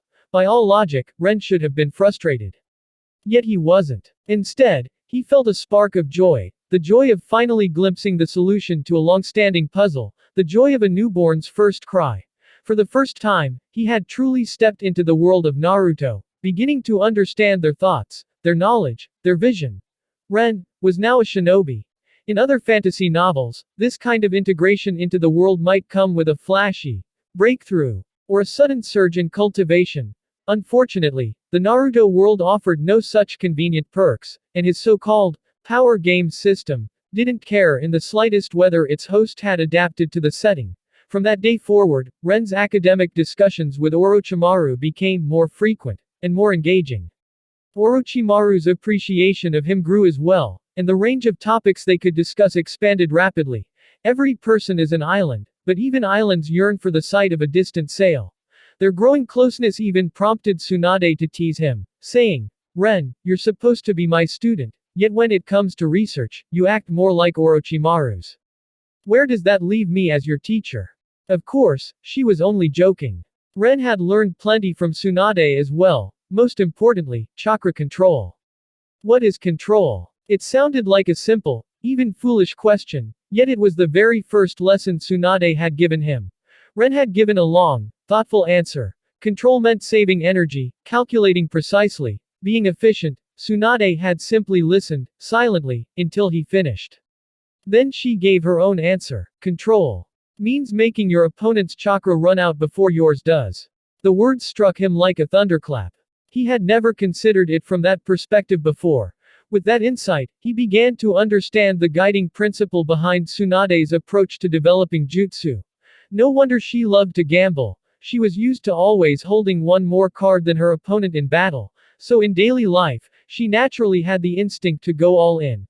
Learning to control chakra, to unleash powerful jutsu with minimal expenditure, to maximize their effects, all of it came down to one ultimate goal: controlling your opponent. Chapter 30 Promotion 2 months had passed since Danzo's return to Konoha. Autumn had given way to winter, and the village was blanketed in pure white snow. During this time, Minamoto Ren had finally acquired his first sealing technique after a long period of study.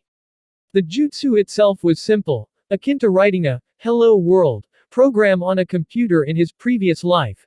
Its name was Single Seal. Derived from the three-pronged seal, the single seal was a weaker variant. It required the caster to physically place their hand on the target's body to activate it. Once triggered, the enemy's chakra flow would become momentarily disrupted, and their body would seize up for a brief instant. From a practical standpoint, the jutsu wasn't all that impressive. In close quarters, Ren could swing his blade twice in the time it took to perform this seal, making it largely unnecessary in real combat. Still, the technique held symbolic value. It marked his official entry into the art of sealing. On the other front, Ren's training in Tua rank jutsu, super strength and fire style, Dragon Flame song release technique, had stalled due to strict physical requirements he hadn't yet met. However, He did gain other skills along the way. First, to improve his chakra control, he had mastered the healing technique, a B-rank jutsu considered a weaker substitute for the mystical palm technique. Its healing was limited to surface-level injuries, but it was still a valuable tool. Second, under Orochimaru's tutelage, Ren had pestered his teacher into teaching him a long-desired ninjutsu, lightning style, false darkness. Some jutsu simply outclassed others, and false darkness was one of them. Lightning release was already exceptionally fast, with destructive power just shy of fire release. But Ren knew well that in a ninja battle, speed of execution was often the deciding factor. You couldn't still be weaving hand seals while your opponent's blade was already at your throat. As luck would have it, false darkness was also B rank. Since crossing over into this world, Ren had finally evolved beyond being a one-trick shinobi who only knew water release. Wild wave. Lastly, he had begun learning how to dispel genjutsu under Yuhi Shinku. Without the benefit of a dojutsu, Ren's resistance to illusions was poor. Once, Shinku had caught his gaze and trapped him in demonic illusion, tree-binding death, holding him for a full 2 minutes before he broke free. On an actual battlefield, he could have killed him hundreds of times over. When he finally escaped the illusion, Shinku explained the key to breaking genjutsu. Illusions manipulate the target's 5 senses through spiritual energy. To counter them, you either overpower your opponent's spiritual energy, or deliberately disrupt your own senses, leaving them with nothing stable to manipulate. It was an oddly logical theory. Executing genjutsu required precision, like pulling 2 identical wires from an electric meter and swapping their sockets to cause a fault. But if the wiring was already a tangled mess, there was nothing left for the caster to sabotage. Thus, the trick was to disturb your own chakra flow in any way possible. Hanya. The call of his codename snapped Ren out of his thoughts. Wearing his crimson fox mask, Shinku stood before him. What is it, Captain? Ren replied, turning toward him while driving his blade into the body of the enemy operative in front of him. Ah! The spy let out a strangled cry before going still. Such was the ANBU's daily routine, identifying, capturing, and eliminating infiltrators, all to ensure the safety of Konoha. Your merit points should be enough for a promotion to squad captain, right? Shinku asked casually. I haven't really kept track. I've been saving them up since I don't have any particular jutsu I want to redeem. Everything I need, I've already learned from my teachers. Ren sheathed his blade and thought for a moment. Over the past few months, he had probably earned enough merit points for the promotion, or made accumulating Anbu merits quick. In peacetime, earning enough for even a B-rank jutsu could take half a year of steady work, and that still wasn't guaranteed. More importantly, unlike Shimura Yu, Ren didn't have any bad habits. He let his merits sit unused, to the point where he sometimes forgot he even had them. Some might wonder, why not trade them in for new jutsu? Ren's answer was simple. Ninjutsu is infinite, but human focus is limited. To make the most of his learning, Ren spent every day after Anbu duty either at Orochimaru's home or at the Senju compound. With all 3 of the legendary Sannin currently in Konoha, he had to seize every opportunity to learn from them. And so, sleeping only 4 hours a night, Minamoto Ren had pushed through several relentless months, finally mastering the techniques mentioned above. That they still wanted him to trade for more jutsu. Give him a break. He wanted to live a few more years. But come to think of it, without realizing, he had already accumulated enough merit for a promotion to Anbu squad captain. Since you've earned it, go see the Hokage and get promoted. With your current ability, leading a squad on your own won't be a problem. Besides, I've got nothing left to teach you. With those words, Shinku vanished in a blur. Minamoto Ren chuckled at his remark. It was basically his way of kicking him out. He remembered that during the Second Great Ninja War, Yuhi Shinku was considered the illusion arts instructor of Konoha's 8,000 elite troops, tasked with training newcomers. Now that he had mastered his teachings, it was only natural for him to go out and hold his own. In that case, time to get promoted. After burning the enemy spy's body to ash, Minamoto Ren turned and left. This time, he didn't head to Orochimaru's place or the Senju compound as usual, but went straight to the Hokage building. After confirming his identity, the Anbu guards, long familiar with Hanya, let him pass without delay. Hokage-sama, Ren called out as he knocked and entered the office, his voice preceding him.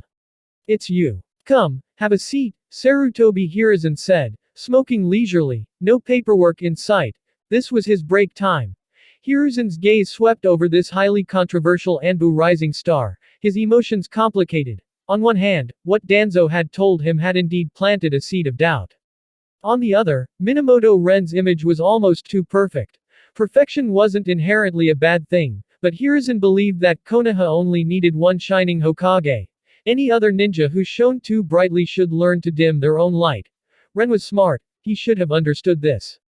Yet he hadn't. Hokage-sama, I'm here today to request a promotion to Anbu squad captain. Over the past few months, I've completed my missions well, my merits are sufficient, and Captain Shinku recommended I take command as a Genin squad leader, Ren said, his voice as gentle as ever. Hiruzen set down his pipe and flipped through Ren's recent mission reports, almost no failures. The enemies that needed to be eliminated were eliminated, those that needed capture were captured, and even patience-heavy assignments had been completed flawlessly. His Anbu merits were undeniable. Hiruzen hesitated for a moment but then relaxed. As a leader of his stature, he still had the capacity to tolerate such talent. You know the promotion process, correct? Shinku explained it to you. He did. Nawaki has passed the Chunin exam, and Hyuga Haining has been transferred into Anbu, currently training in the Hyuga compound with his father on the 8 trigrams 64 palms. It seems to be going well. Hiruzen mentioned two seemingly unrelated things. I understand, Ren nodded. I was planning to bring them into my squad, but I still need one more member. Shimura Yu, what do you think of him? Hiruzen's tone carried a subtle implication. Ren froze briefly, then quickly replied, Chunin Shimura executes missions effectively. I have no problem adding him to my squad. Good. Then go complete the paperwork. Starting the day after tomorrow, your team will be known as the Hanya Squad.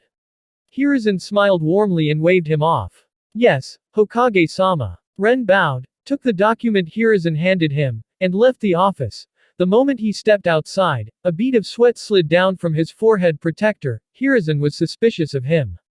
Bringing in Shimura Yu meant that Danzo had swayed him. No, he needed to strengthen his ties with Konoha's key figures immediately.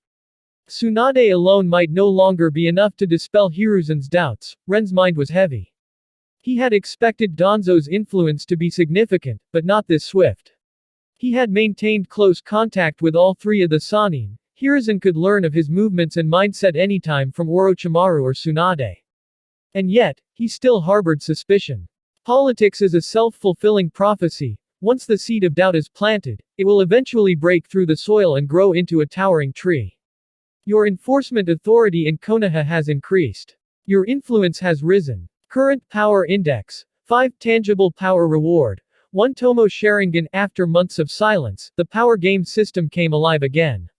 Upon becoming an Anbu squad captain, it granted Minamoto Ren a most unexpected reward. Chapter 31 The Hanya Squad, Sharingan. Minamoto Ren froze mid-step. He knew the power game system could grant Kekkei Genkei, but he hadn't expected the timing for obtaining the Sharingan to be this perfect. Suppressing the urge to awaken it right away, he stuck to his usual routine and headed toward the Senju compound. Today's training wasn't over yet. It was Thursday, the day he reported to Lady Tsunade. He slipped into the Senju compound with practiced ease, unlocked the door with the key Tsunade had given him, and stepped inside, only to be greeted by a scene that made his eyes widen in disbelief. Tsunade was in the middle of changing clothes. She had just taken off her usual loose-fitting ninja robe and was reaching for the battle armor she wore only for missions. Ren's gaze instinctively locked onto her impressive chest. What the hell? Who turned on his auto-targeting function? Tsunade hadn't noticed him yet. It wasn't until she had completely removed her top that she heard a deep, involuntary breath from behind her. In truth, Ren had been trying to hold his breath, but he just couldn't resist sucking in a sharp gasp. Thwack. Tsunade's robe flew at him with monstrous force, smacking the top of his head with a resounding crack. Get out. Right away. A faint blush dusted her cheeks. She was used to living with Mito Uzumaki and Kushina, and since Nawaki had been busy with the Chunin exams lately, he rarely came home early. She hadn't bothered locking the door while changing. How was she supposed to know Ren would show up at this exact moment? Ren stood outside with a straight face, clutching her robe, though his mind kept replaying that awe-inspiring moment. What power! A moment later, Tsunade slid the door open, her expression far from pleased. She shot him a sidelong glance.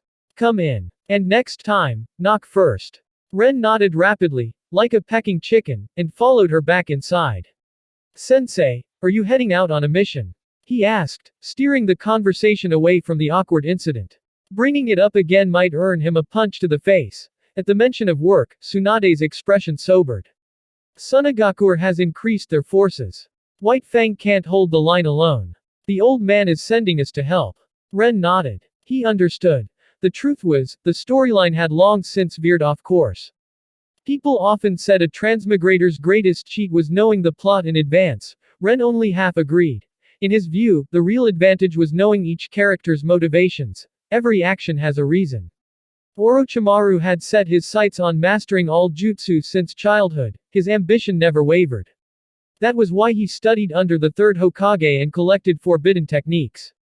It wasn't until he witnessed Naoki's death, and saw countless Konoha shinobi die like grass trampled underfoot, that his dream shifted toward the pursuit of immortality. But even that pursuit was rooted in his original goal, to master all ninjutsu. Orochimaru truly was someone who never forgot his original intent. Now, in this altered Second Great Ninja War, things had spiraled far beyond the original script. Ren had saved Naoki, preventing his death. As a result, the legendary Sannin never split apart. Because they stayed together, Jiraiya returned to Konoha instead of wandering the shinobi world. That single change meant Jiraiya never took in Nagato, Yahiko, and Konan as disciples. Whether those three founders of Akatsuki were even still alive in the mud and rain of a Megakure was anyone's guess. Going further down the chain of consequences, would Uchiha Madara seek a different successor? Would Black Zetsu and White Zetsu alter their plans? Everything had become a swirl of unpredictable chaos. A butterfly flapping its wings in Madagascar might stir a hurricane over the Pacific. Ren didn't need to explain the metaphor to himself. In the current timeline, because the Sannin remained in Konoha, Sunagakur hadn't launched the kind of desperate surprise attack they had in the original history. Instead, they maintained a low-intensity conflict with Konoha in the Land of Rivers, until recently, when hostilities began to escalate. Perhaps Chiyo had sent the parents of Sasori of the Red Sand to the Land of Rivers, putting extra strain on White Fang's forces. I'll be away from Konoha for a while, Tsunade continued. Orochimaru too. So follow the training schedule I've set for you. If a mission comes up, take it, but stay safe. Her gaze lingered briefly on Ren's black hair as she gave her final reminder. Minamoto Ren nodded. Don't worry, sensei. You can count on me. I'll make sure Naoki stays safe. I'll take good care of him. Tsunade had already heard the news that Naoki had been transferred into the Anbu, and naturally knew his new captain was Minamoto Ren. Given their relationship, there was no need for further explanation. Then I'm heading out. If you're hungry, grab some food from the kitchen, it's still warm. With a flick of her ponytail, Tsunade formed a seal without looking back and vanished. Ren could feel her concern. As a woman, Tsunade's thoughtfulness was far more delicate than that of Orochimaru or Jiraiya. Stepping into the kitchen, he found the meal still warm on the stove. He sat down, finishing the dishes that still held the faint warmth from earlier, eating them with the hot rice. When he was done, he washed the bowls, tidied the house until it was spotless, and only then disappeared into his room. Compared to the tiny, run-down apartment Konoha had assigned him, Tsunade's home felt far more like his home. As the sun dipped toward the horizon, Ren returned to the Anbu headquarters, putting on his Hanya mask. He wasn't on duty today. His task was to help a newcomer get familiar with Anbu rules and regulations. Time had passed quickly. From the moment he crossed into this world, to becoming a rookie Anbu operative, and now to training a rookie of his own, it all felt like another lifetime. Captain. A ninja in the traditional Hyuga dojo uniform stood before Ren, maskless, with a somewhat awkward expression. This was Hyuga Haining. His father, Hyuga Yokohachiro, had kept him locked inside the clan compound for half a year, drilling him relentlessly until his gentle fist had reached a satisfactory level. Only then was he allowed to join the Anbu. Haining had no idea that the captain standing before him was Minamoto Ren. He had been in seclusion all this time, completely cut off from outside contact, and Ren had been busy himself. The two hadn't spoken in 6 months. From the lounge, Senju Nawaki came bounding out, his forehead protector now the type worn by Chunin, excitement written all over his face. This was the Anbu, the closest department to the Hokage himself. Ren hadn't lied. If he trained hard enough, one day, he really could become Hokage. Shimura Yu tossed an empty sake bottle into the bin in the Anbu corridor, letting out a boozy hiccup before greeting Ren with a grin. The Hanya squad was now complete. Behind his mask, Ren's eyes were cold. His beautiful, almond-shaped eyes narrowed slightly. He hadn't called you out for drinking before, that was when they were teammates, and it wasn't his responsibility to interfere. But now he was the squad leader, and he wasn't Yuhi Shinku, he had his own standards for managing his people. Cat, you're late. Ren's tone carried no emotion. You straightened instantly. He wasn't stupid. After working with Ren for so long, he knew his temperament well. When Ren was calm, he was like a warm spring breeze. But when he was angry, he was like the piercing chill of winter, and right now was winter. This time only. Don't let it happen again. Ren's gaze locked on you, but his finger pointed toward the trash bin where the sake bottle had gone. You understood instantly. Ren was addressing two issues. No drinking on missions. And no being late. Yes, Captain. Yu's posture snapped straight. Haining and Nawaki stood nearby, watching. Truthfully, the moment Ren had spoken his first sentence, Haining had already recognized him. That voice was too distinct. Wasn't this his own brother? Aniki. He blurted out, lunging forward to hug Ren. In the Anbu, you address by title, Ren said firmly, pushing Haining's head aside. Chapter 32 Graduation. Around the time the Hanya squad was formed, Minato Namikaze received a forehead protector symbolizing the rank of Chunin from the third Hokage, Hiruzen Sarutobi, and tied it firmly around his brow. Originally, Minato had planned to wait another year before officially graduating. But after being spurred on by Minamoto Ren, he realized the Ninja Academy could no longer teach him anything new. What he needed were missions, real experiences, to catch up to Ren's pace. His Chunin exam was taken alongside Nawaki, and unsurprisingly, he passed. After all, there was no rule stating that an academy student couldn't take the Chunin exam directly. Minato skipped the Genin rank entirely, becoming a Chunin in one leap. Logically speaking, Ren was several years older than Minato, so there was no real need for him to feel pressured. If Minato followed the usual path and trained diligently, it was only a matter of time before he surpassed Ren and became the number one of Konoha's new generation. But his pride refused to let things be. In his eyes, age was never an excuse. Lord Hokage, can I ask you something? Minato scratched his head and smiled. Of course, what would you like to know? Hiruzen's smile deepened, the wrinkles on his face folding warmly. He was truly pleased with Minato's growth. Before, the boy's training had been diligent but lacked that final spark of drive. Now, he lacked nothing. I'd like to know, which department Minamoto Ren works in. I want to join the same one. Minato spoke a little awkwardly, aware that his current mindset wasn't quite right. It was as if he needed to defeat Ren to prove something to himself. Every night, he still remembered that moment, Ren tapping him on the head with a sword hilt. That refined young man, whose clothes were never the same twice, always defeated him with casual ease, leaving behind words that Minato would never forget. If I wanted to, you'd have been dead with the first strike. The thought made Minato's fists tighten unconsciously. Damn it, why did this guy always say things in such an infuriating way? Oh, so that's the reason, Hiruzen said with a feigned look of realization, though he had known all along what had changed Minato. He simply welcomed it. In that case, you'd better hurry. Minamoto Ren is already a squad captain in the Anbu and has formally advanced to Genin. You're excellent too, Minato, but you've still got a bit of ground to cover, don't you? His tone carried a deliberate hint of provocation. Minato's fists clenched even tighter. He knew perfectly well the old man was stoking the flames, but at his age, it was impossible not to rise to the bait. Lord Hokage, I want to join the Anbu. Minato's voice was firm, his usually sunny face stripped of all smiles. Those who truly want to win do not smile. Hiruzen agreed immediately. Talents like Minato were far too precious to send to the front lines before they were ready. Losing someone like him would be an irreparable loss for Konoha. So, whether Minato wanted to or not, the Anbu would be his graduation destination. Only when he became a Genin capable of leading on his own would he be sent to serve as a squad leader in the war. That very day, Minato was assigned to the Anbu, paired with two teammates, Akamichi Dodo and Inazuka Gaku, just like in the original history.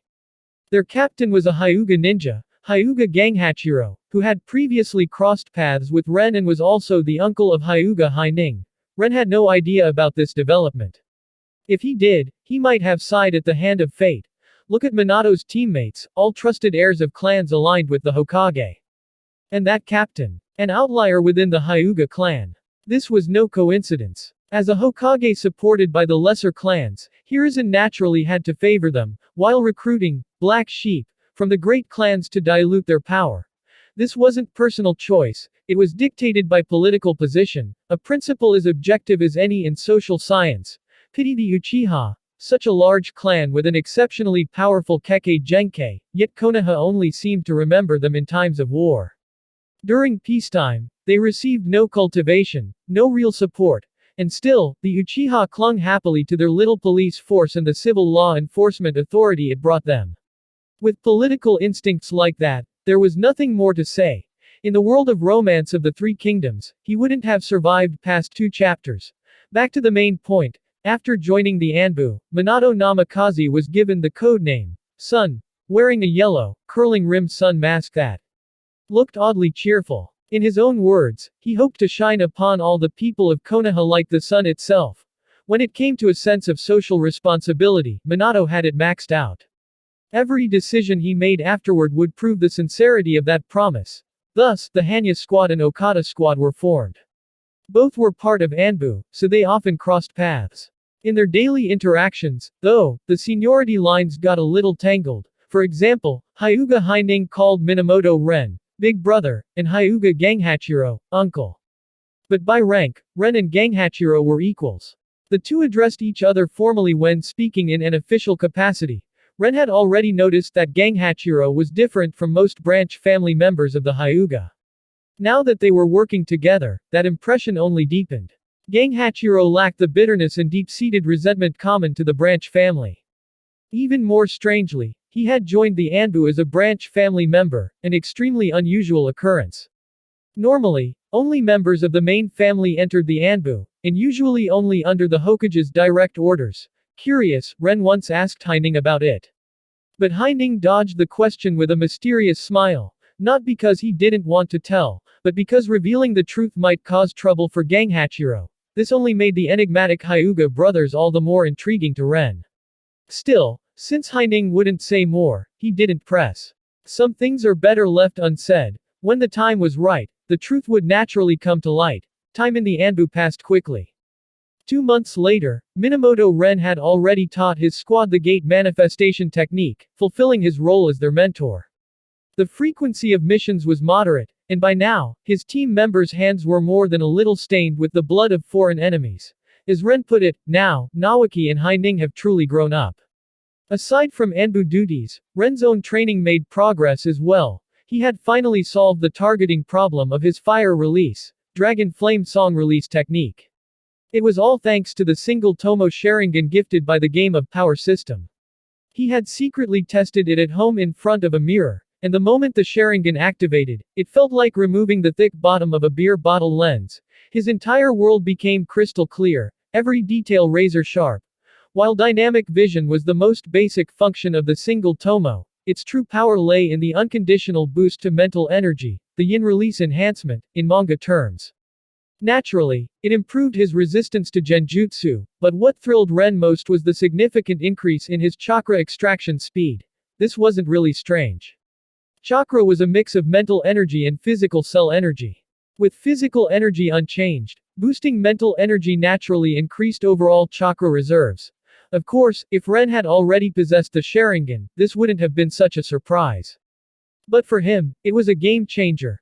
Chapter 33. The final step is mentioned before. The Dragon Flame Song release technique had only 2 true difficulties. First, ocular jutsu tracking. Second, sealing techniques.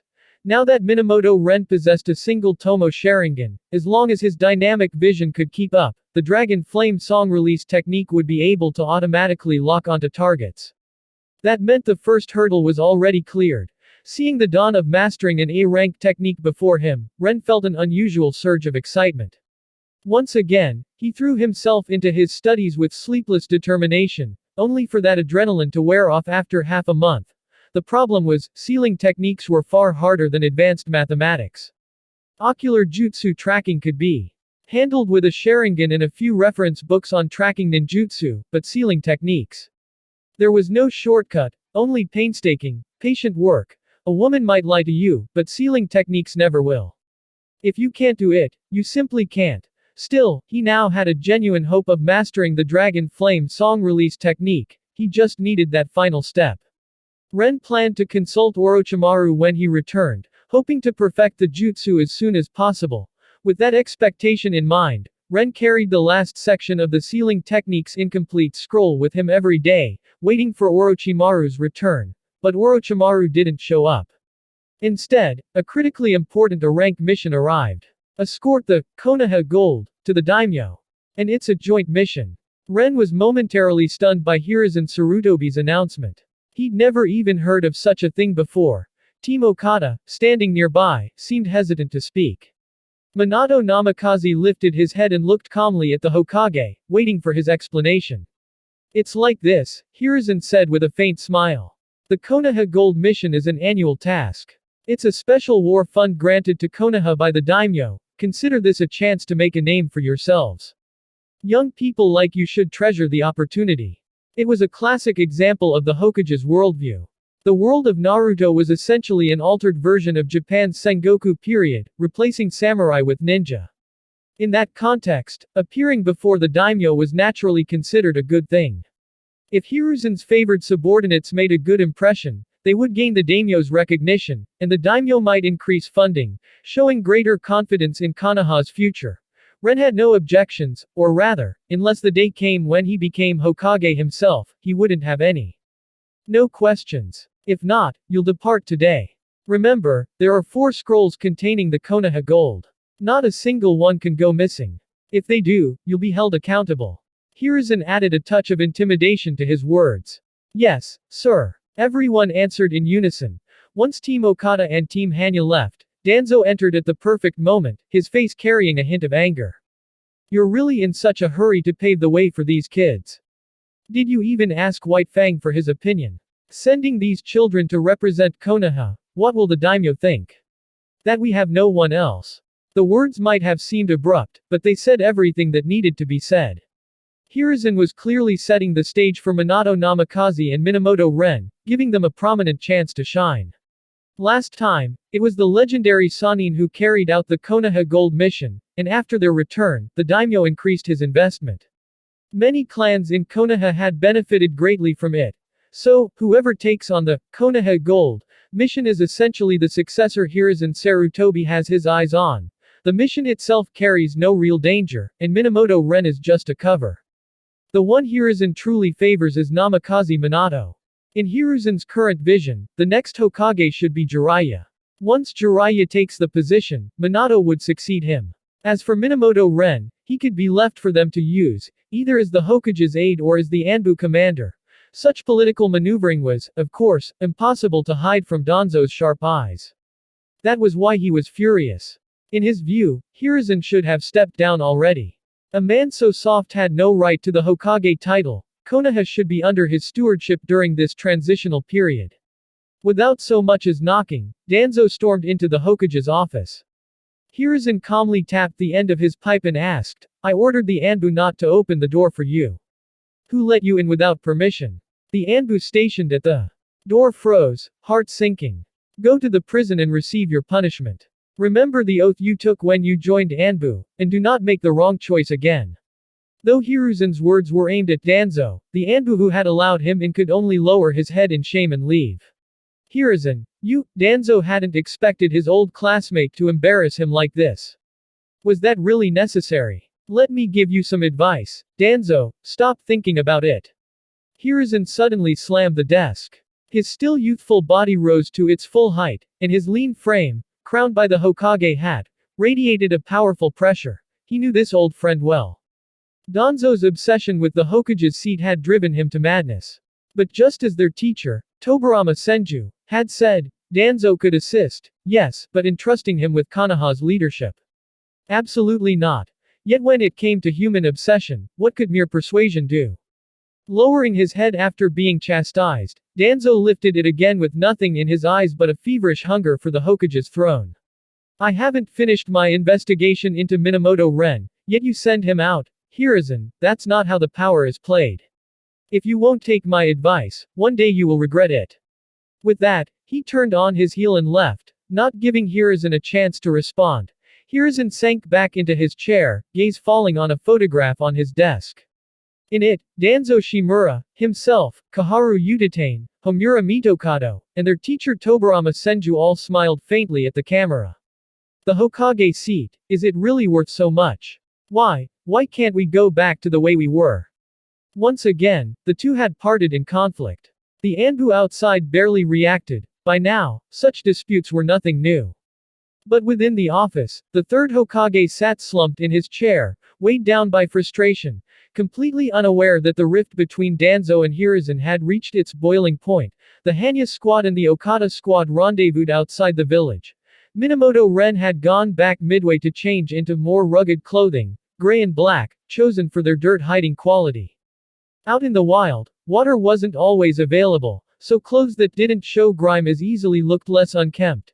He also gave Wan, his chakra-forged ninja blade, a quick maintenance. The weapon was simply a joy to wield, practical, beautiful, and something he cherished deeply. Namikaze Minato was still wearing his usual attire. As Minamoto Ren often joked, Minato was a skin-tight suit fanatic. If it weren't for his looks carrying it, the combination would have been indistinguishable from Might Guy's fashion sense. Once everyone had gathered and stocked up on 5 days' worth of rations, they set out. The daimyo's palace was a long way from Konoha, and they needed to prepare food and water for the journey. Let's move. Minamoto Ren waved casually. This mission was obviously a goodwill assignment from Hiruzen, well justified, and well within the Fire Country's borders. The chances of anything going wrong were slim. 8 shinobi leapt into the silent, pitch-black forest without hesitation. The Konoha Gold mission had begun. Chapter 34 Konoha Gold Part 1 I really didn't expect this mission to be so easy. Captain Hanya, what do you think?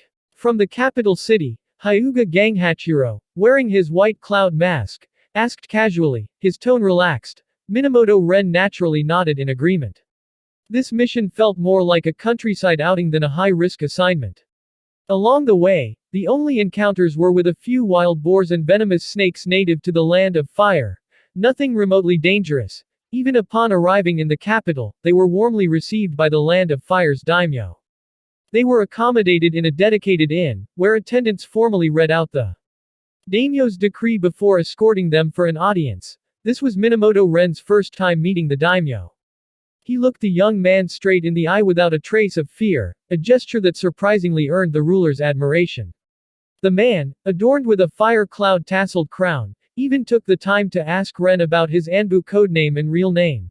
But that wasn't all. The daimyo then requested that they all remove their masks, saying he wanted to see the faces of Konoha's current generation. And once he did, it was clear he was impressed. Minamoto Ren and Namikaze Minato in particular left a strong impression, prompting the daimyo to remark, if every generation of Konoha shinobi were like the two of you, I believe the Land of Fire would only grow stronger. As for you two, I bestow upon you the title of Konoha's twin stars. May you produce many heirs so that the stars of the Land of Fire shine ever brighter. 15 years old and already being urged to settle down, Minamoto Ren could barely keep a straight face. But since it was praise from the daimyo, he could only grit his teeth and accept it. The audience went smoothly, and the payment was generous. With a grand wave of his hand, the daimyo gifted them 5 sealed scrolls filled with silver notes, originally meant to be 4, but he was in such good spirits he gave 1 extra. Who says good looks won't get you anywhere in the shinobi world? Clearly, sometimes you can earn big just by having the right face. After a night's rest, the group set out for Konoha. The mission's rank classification was less about actual danger and more about the severe political consequences of failure. But somewhere in the shadows, unnoticed, a pufferfish-like figure popped with a PFFT, dissolving into a puddle of water. An hour later, Hyuga Hinding and Hyuga Ganghachiro performed their routine Byakugan sweep.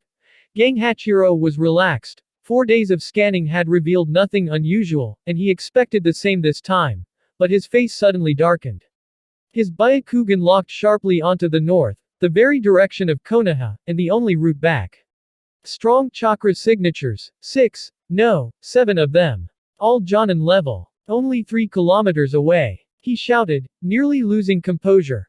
Minamoto Ren froze, glancing at Hyuga Haining, only to see the man trembling all over, disbelief etched across his face.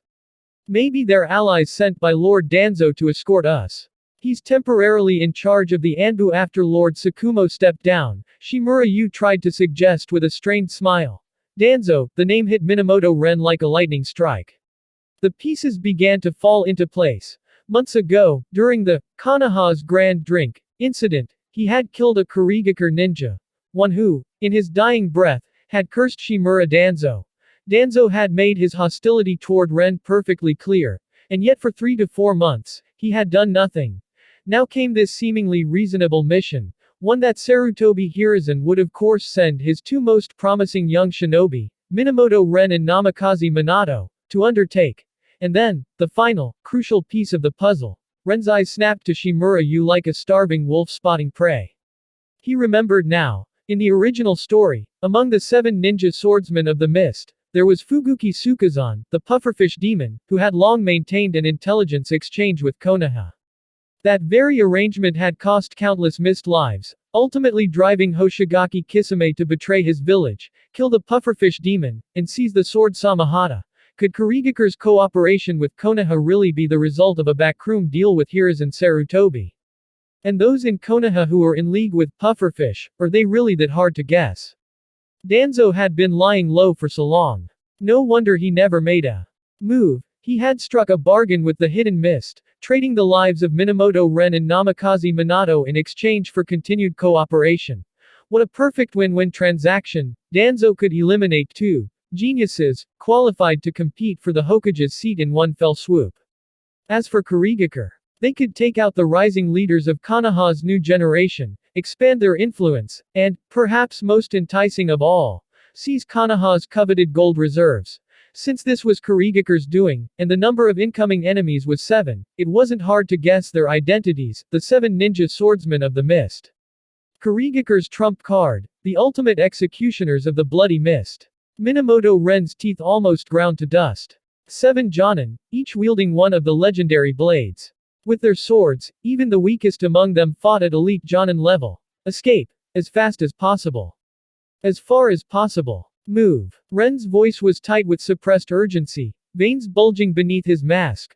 Without another word, his figure vanished, sprinting in the opposite direction of Konoha. The members of the Hanya squad, though confused, immediately followed. Team Okada hesitated for a moment, mainly because their captain couldn't be sure the newcomers weren't Konoha shinobi, until Namikaze Minato tugged his sleeve. Captain, Minato said gravely, did you notice? Hanya is on edge. Is he normally the type to get nervous? Hyuga Ganghachiro instantly caught his meaning. He activated his Byakugan again, scanning to the north, and saw the 7 Genin closing in fast. Even an idiot could tell something was wrong now. Gritting his teeth, he turned and sprinted in the same direction as Ren. Oh, we've been spotted. Fuguki Sukazan, Kurigakure's reconnaissance specialist among the 7, spoke first. His clan's secret technique, the pufferfish poison pursuit jutsu, tracked enemies by reading their chakra signatures. That was why he was the first to notice the 8 figures fleeing away from them. What's the point? 7 of us together could even take on the Hokage. The Mizukage really thinks highly of these kids, muttered the masked Juzo Biwa, hefting his massive Kubikiribocho with a hint of disdain. How dare you question the Mizukage's orders? Whatever, just don't defy mine, came the cold reply from their leader. At the head was Hazuka Mangetsu, heir to the twin blades, Haramakare. By unwritten tradition, only the most gifted among the swordsmen could inherit Haramakare, and its wielder was always the de facto leader. Through the dense forest, 7 shadows flickered like phantoms, each carrying a unique sword, each with a different build, each wearing the same wild, hungry grin. The slanted or straight mist headbands on their foreheads told the rest of the story. It was the first time this generation of swordsmen had ventured so far from home to the land of fire. They would baptize their blades in the blood of Konoha's brightest prodigies, and use their severed heads to make the name. 7 Ninja Swordsmen of the Mist. Echo far and wide. In the heart of the land of fire, sunlight streamed through the dense noon canopy. The deadly race had only just begun. Chapter 35 Konoha Gold Part 2 What now? Darting through the forest like a startled hare, Minamoto Ren frantically searched his mind for any useful information. The 7 Ninja Swordsmen of the Mist. Truth be told, they didn't get much spotlight in the original story. Their first appearance in the Great Ninja War ended with Might Dai kicking them from 7 down to 3, killing 4 outright. Sounds unimpressive on paper, but after Kabuto revived them with Edo Tensei, they went on a killing spree against the allied shinobi forces. No nameless, inconsequential ninja would ever be resurrected by Kabuto and stationed as the first line of defense against the allied forces. Besides, the Might father and son duo, Dai and Guy, were in a league of their own. Opening the 8 gates turned their power into something exponentially greater, making it possible for them to kick anyone to death. Comparing himself to them was pure madness, which meant he had to run.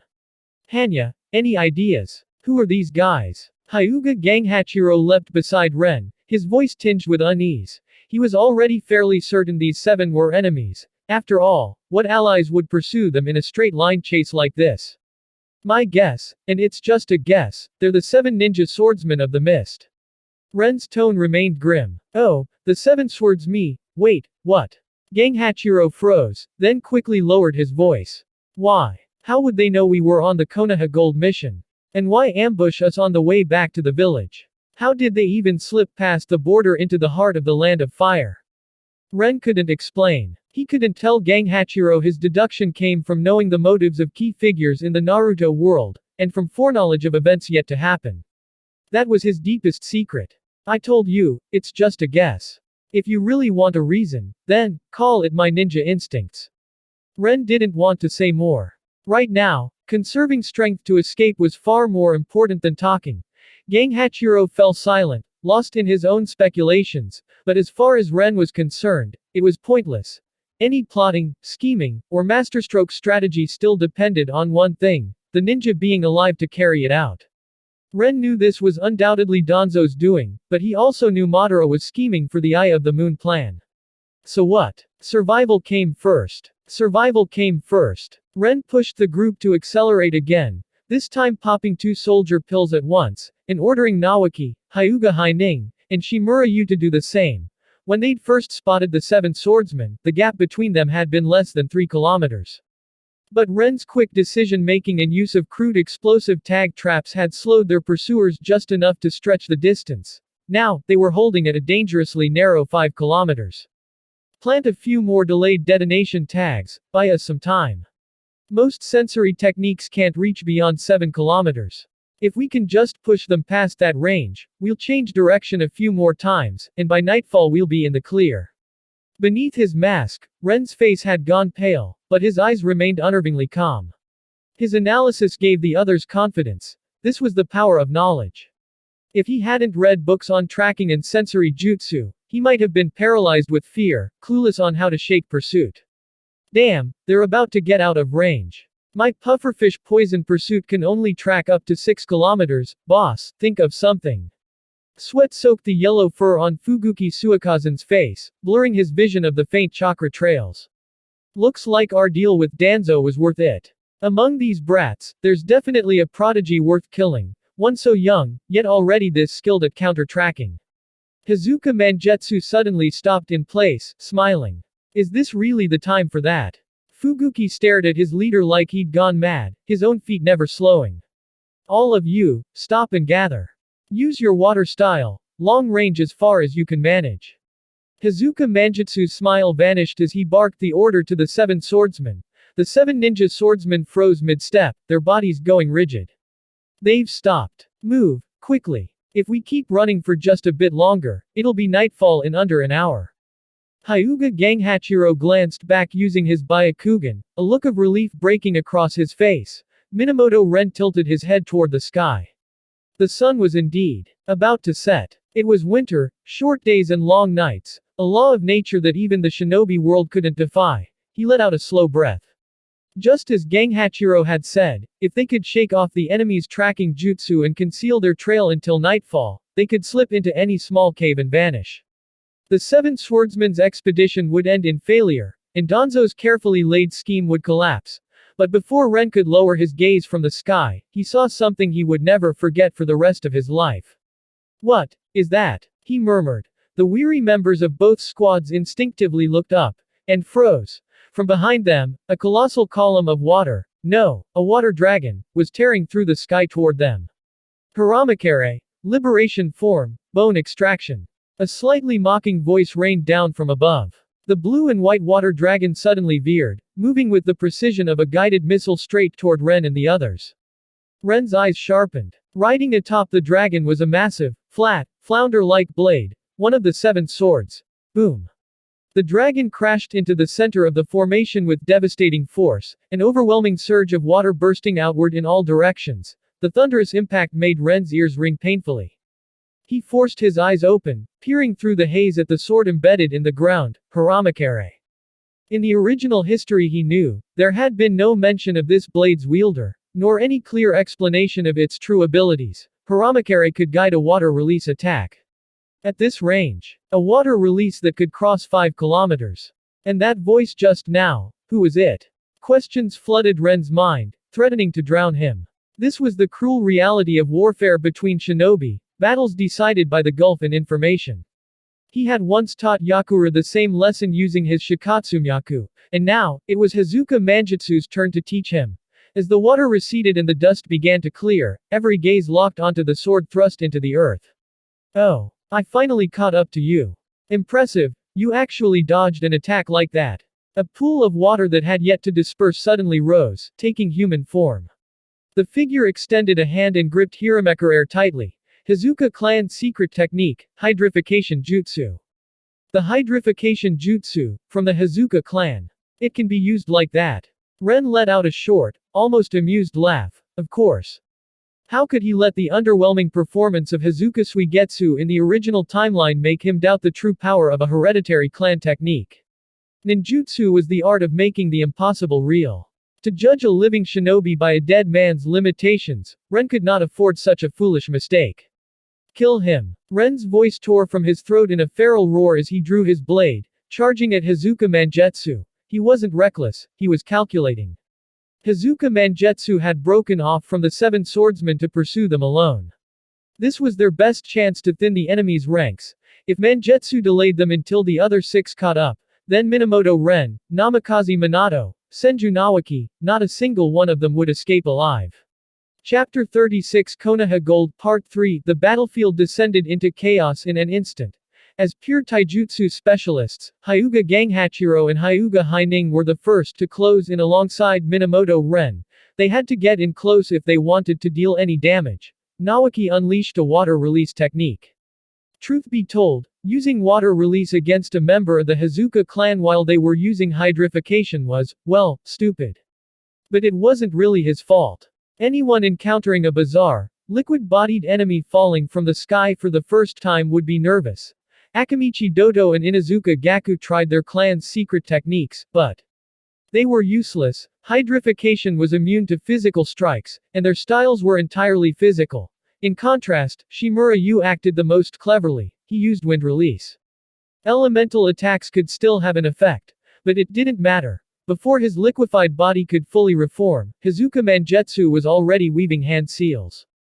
By the time Minamoto Ren drew his blade, Mangetsu had completed his jutsu. Water release. Great waterfall technique. A massive torrent erupted, though not entirely from thin air. When Mangetsu had landed earlier, he had already brought a great deal of water with him, much of which had seeped into the ground but not been absorbed. Now, it surged back under his control. Opening with an A-rank technique, Hazuka Mangetsu's skill was evident. Ren was forced to halt his slash midair, twisting his body and forming seals with both hands. Lightning release. False darkness. From his mouth, Ren spat a crackling bolt of lightning, fast as a flash, hissing as it raced toward Mangetsu's liquefied form. "Oh. A lightning release user. Looks like I'll have to deal with you first." False darkness pierced through Mangetsu's water clone, But the real Mangetsu had already submerged into the lake formed by his great waterfall technique.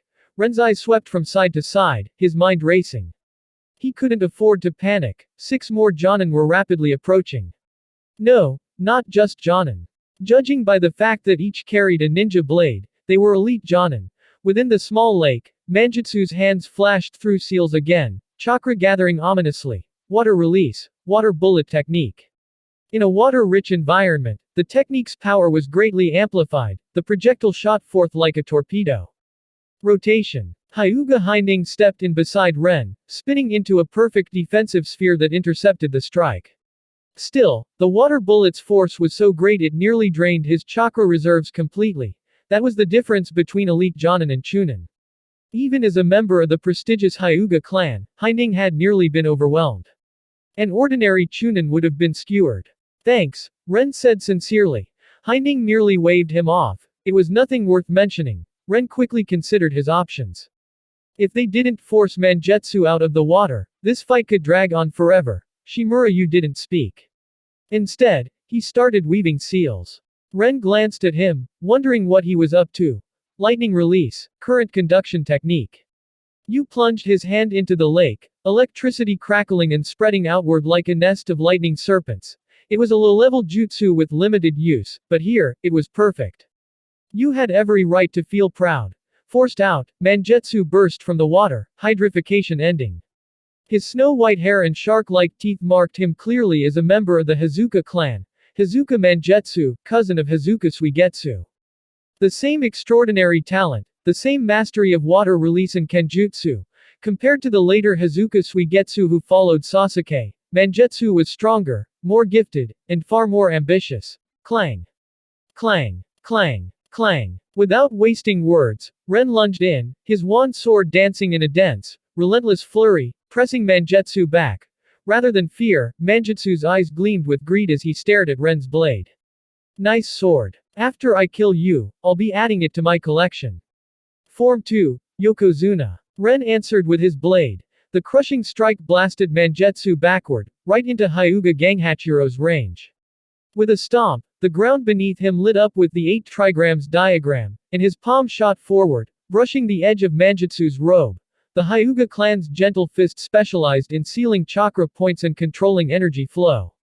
If Mangetsu got caught in it, no matter how many tricks he had, they'd all be useless. Mangetsu knew it, too. Which was why, mid-air, he used the same trick again, activating hydrification to slip past the gentle fist's grip. But Minamoto Ren had already anticipated this move.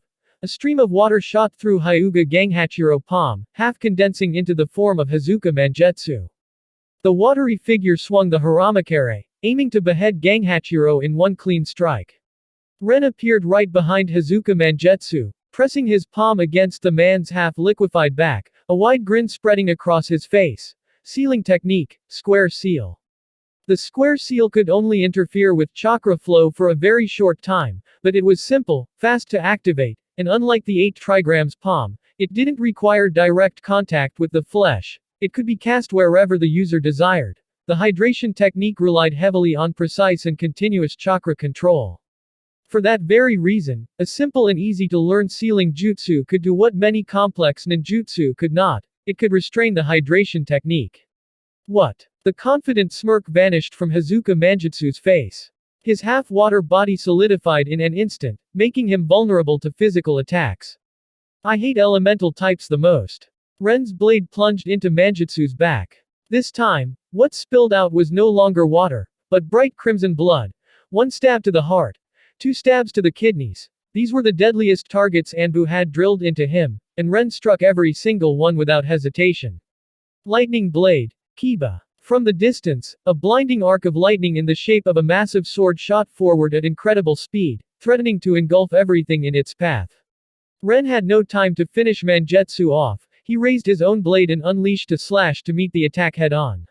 Move. Ren barked. Killing one was already enough. Staying to fight longer would be suicide. The Hanya squad and Okada squad immediately retreated, while the 7 ninja swordsmen made no move to pursue, instead rushing to surround Hazuka Mangetsu. Got careless there, Captain, Juzo Biwa chuckled, hefting the Kubikiribocho on his shoulder. showing no hint of grief for his injured leader. Scroll, Mangetsu said calmly, even as the life drained from his eyes. Juzo nodded, retrieving a light blue scroll from behind Mangetsu. With a sharp rip, he unfurled it directly before Mangetsu's face. Forbidden technique, hydrification rebirth. The fading vitality in Mangetsu's body reversed as if time itself had rewound. The large pool of blood he had lost surged back into his veins like water soaking into dry earth. He had tainted his clan's sacred water pool, forcing it to bear the cost of his death in his stead. Propped up by his comrades, Mangetsu sat upright, his gaze calm and still as a stagnant pond. He replayed the battle in his mind, from first contact to his near death. Every key moment seemed to trace back to that Anbu wearing the Hanya mask. He was the most decisive, the most ruthless, the strongest in raw power, and the first to lead his squad in retreat. He must die, Mangetsu said coldly. No matter the cost, we must kill the ninja codenamed Hanya. If he lives, Konoha will gain its next Hashirama Senju. Chapter 37 Konoha Gold Part 4 The chase resumed once more. Only this time, it was far closer to a dead end. In the battle just now, Hazuka Mangetsu had sacrificed an extremely rare substitute forbidden scroll, while Minamoto Ren's side had burned through an excessive amount of chakra. Ren himself was still holding up, but Hyuga Haining and Shimura Yu were already at their limits. Their legs trembled uncontrollably, chakra reserves unable to keep up with the pace, and yet they could not stop running. After that brief clash, the pursuit began anew, but now the gap had shrunk dramatically. The distance between the rearmost of Ren's group and the vanguard of the 7 ninja swordsmen was less than a kilometer. They could see each other with the naked eye.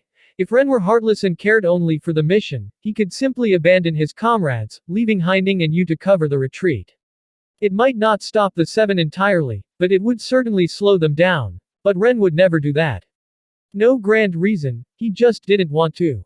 Keep up, Haining. Ren slowed his pace, placing a hand under Haining's shoulder to take some of the weight. Ren ni, I can't run anymore. Give me 2 explosive tags, I'll hold them off for you. Haining's face was pale as paper, his Byakugan dim and unfocused. There are no explosive tags left. Those words made the last flicker of light in Haining's eyes waver. Seeing this, Ren's expression under his mask curved into a faint smile. But I'm not leaving you behind. I didn't run last time in the Rain Village incident, so why would I now? He said casually, tugging Haining forward at a quicker pace. Sweat streamed down Naoki's face, but he too slowed his pace to support Haining's other side. Come on, brother, we walk together. Haining, buoyed by their words, couldn't bring himself to speak again of dying. The will to survive reignited in him. Back then, he had survived against Yuru Kurayami. This time, he would live as well. TCH, tiresome bonds. These Konoha shinobi, honestly, Fuguki Sukazan, raised in the bloody mist, despised this kind of camaraderie. To him, the law of the world was simple: the weaker meet, the strong eat. Are we in range yet? Ever since his near death, Hazuka Mangetsu's expression had grown heavy, likely because his margin for recklessness had been spent, forcing him into caution. He was asking Kurosuke Raiga. Among the 7 swordsmen, Raiga's Thunderswords had the longest attack range, and they could just barely reach Ren's trailing trio. Yeah, watch this. Raiga flicked his bandage-wrapped arm, pointing the Thunderswords skyward. Lightning blade technique, falling thunder. A blinding bolt dropped from the heavens, aimed directly at Ren's group. If it struck true, there would be no escaping. Ren heard the roar of the falling thunder. His hand went to his blade as he hesitated over whether to unleash the Shikatsumyaku. Bone could resist lightning, but it was one of his trump cards. Using it now would leave him with little else for what came next. 8 trigrams palm. Rotation. A figure taller than Ren leapt in front of him, hands raised. A milky white chakra dome bloomed outward, 2 meters in radius, shielding all 3 of them. Hyuga Ganghachiro had stopped running. His back was to Ren's group, his eyes filled with grim resolve. Uncle Ganghachiro, run! Haining shouted desperately over his shoulder. You go first. I'll catch up in a moment. Ganghachiro didn't turn, facing instead the onrushing 7 swordsmen head-on. Are you an idiot, Ganghachiro? Your branch family. Do you really have to die for the main family? Haining's voice was frantic, trying to pull his uncle back, but he had no words that could truly change his mind. This time, Gang Hachiro did turn around. The man with the caged bird seal on his forehead removed his mask, his eyes brimming with reluctant farewell to the world. He was a man who loved making friends, fine clothes, and elegant accessories. Under the care of his elder brother, Hyuga Yokohachiro, he had not suffered much of the branch family's hardships. He had lived a life worth living. He looked at Haining, his gaze soft and full of affection. His lips moved silently, but anyone could read them. This isn't the branch dying for the main family. This is an uncle dying for his nephew. Hyuga Haining's eyes filled with tears. Uncle. 8 trigrams palms revolving heaven. This time, the massive white dome of chakra swept away everything within 5 meters. Revolving heaven was primarily a defensive technique, but it also unleashed an immense repulsive and slicing force when expelling non-elemental chakra. Revolving heaven was essentially a Rasengan formed by a human body. Brother, please, put me down. I'm begging you, put me down. Uncle Ganghachiro is going to die. He's going to die. Woo, Haining's voice cracked with sobs. Naoki's emotions were just as heavy. Tears streamed silently down his face. Over the past year, he had witnessed betrayal, war, and now, family and loyalty. Minamoto Ren didn't say a word. He wanted to, but something was lodged in his throat. Briefly activating his Sharingan, he glanced back. The 7 ninja swordsmen's blades glimmered with their distinct auras, shredding through the revolving heavens, fading defense with brute force before driving their weapons into Ganghachiro's body. Ganghachiro ignored his own wounds, driving his 8 trigrams palm strikes into nearby enemies, sealing their chakra pathways. Madman. The Hyuga's dogs really are loyal to the end. The 7 ninja swordsmen couldn't comprehend it, this willingness to sacrifice oneself for a comrade. They would never do such a thing, and so, they could never understand it. Minamoto Ren's Sharingan swept over each of their faces, his gaze colder than ice. Go. The single word was all he said before carrying Hyuga Haining away at top speed, distancing them from the swordsman. He knew full well, staying now would be the greatest insult to Ganghachiro's sacrifice. Night finally fell. The setting sun reluctantly bid the sky farewell, darkness draping over the land. Taking advantage of the time Ganghachiro had bought them, Ren's group pushed 6 kilometers away, evading Fuguki Suikazan's tracking technique. They ducked into a cave and sealed the entrance, but it was only a temporary reprieve. They had 3 days' worth of food left, far too little to last until Konoha could send reinforcements, and with Danzo now controlling the Anbu, there was no chance he would dispatch a rescue. In this time, the only ones who could save them were themselves. Inside the cave, morale plummeted. Ren removed his mask, his eyes flickering with unsteady light. Namikaze Minato tried to rally the group, but his words fell flat. Haining was no longer crying, but his gaze was empty. He ignored the dry rations Naoki handed him. Shimura Yu hung his head. Among everyone here, he knew the most about the 7 ninja swordsmen's raid, aside from Ren, and that knowledge only deepened his torment. He didn't even need to think too hard. He had participated in the earlier mission targeting Gensaburo, and combining that with the recent behavior of clan head Danzo, this attack had to be connected to him. Most likely, he was the mastermind. Why? Why go so far? They were all shinobi of the same village. You truly couldn't understand. He didn't know if what Danzo was doing was right or wrong. He didn't have the high vantage point or grand vision that Danzo possessed. All he knew was this. The enemies of the village were enemies, the shinobi of the village were comrades. But now, Danzo had colluded with the enemy to kill his own comrades. That was a complete betrayal of both the will of fire and the shinobi code. Chapter 38. Konoha Gold 5. Minamoto Ren was deep in thought. He was weighing his cards, calculating whether what he had left was enough to win this battle. One where their odds were barely more than 0. A single Tomo Sharingan, the Shikatsumyaku. Those were his only 2 trump cards. The Sharingan could give him the precision to suppress any one of the 7 ninja swordsmen in close combat, and the Shikatsumyaku might allow him to take one out instantly, provided he could exploit a gap in their awareness. At most, at the very most, he could handle 2 of them. Beyond that, he was powerless. So this is the terror of elite Genin. Take Sujitsu's older brother, Mangetsu, for example. When they'd cornered him earlier, what real weakness had he shown? With Hyuga Ganghachiro dead, the only one left in their group with the skill to stand beside Ren against the swordsman was Namikaze Minato. The others would only be liabilities on the battlefield. 2 against 7, could they even survive? The pressure on Ren's heart was immense, 10 times heavier than the night he fought Yuru Kurayami. The 7 might be selfish, but in battle their coordination was razor sharp. Ren stood, his gaze sweeping over each person in the cave. He needed something stronger, something decisive. He needed to unlock the power index in his system, to gain what he needed to break the deadlock. But here, far from Konoha, he had no authority, no chain of command to draw from. If he wanted power, he'd have to claim loyalty. Power system, when you say, loyalty, do you mean what I think you mean? Ren asked in his mind. For loyalty to take hold, the follower's original faith must first be shaken. Only then can you replace it. In other words, loyalty is comparative, the old must die for the new to be born. The system's explanation was abstract, but Ren understood. You couldn't trick someone into true loyalty. It required the right moment, the right place, and the right alignment of hearts. Right now, the only one in this cave whose loyalty he could realistically sway with words was Shimura Yu. The others were likely too devoted to Sarutobi Hiruzen. With no other choice, Ren strode toward Yu, whose face was heavy with gloom, casting a long shadow over him. "See, Captain," Yu stammered, swallowing hard. He had a feeling Ren knew more than he let on. Could the captain be here to clean house and deal with him first? He was just a lowly Chunin errand runner from the Shimura clan, surely not worth killing, right? Danzo Shimura, the advisor. You know him well. Ren's eyes glinted with a strange light, sharp enough to pierce into the soul. Of course the captain knew everything. Lord Danzo, he, might seem a little shadowy, but his heart is still in the right place, you said, though even he didn't believe it.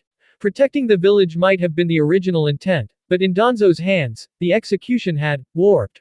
Ren almost wanted to laugh. He wants me dead. He wants Minato dead. And you, don't you see? You're nothing but a discarded pawn. You know that, don't you? Ren's words cut through the last layer of self-deception in Yu's heart. It's true. Yu was just a slightly greedy, slightly lustful clan Chunin, but he hadn't done anything wrong. He had worked diligently in the Anbu, faithfully reporting intel to his clan head. So why did he have to die? Yu wasn't brilliant, but he wasn't stupid either. He fell silent. Do you really think what Danzo's doing is for the village? Ren pressed, his tone sharp. These 5 scrolls we carry, they're worth at least 500 million ryo. This is Konoha's next stage fiscal lifeline. And Danzo's plan is to hand them, along with us, to Kurigakure. Or is it that the Shimura clan has already struck a deal with them? After we're all dead, you split the spoils, 37% for you, 63% for them. Ren's words came faster and faster, each one like a kunai thrown to shatter the last of Yu's illusions.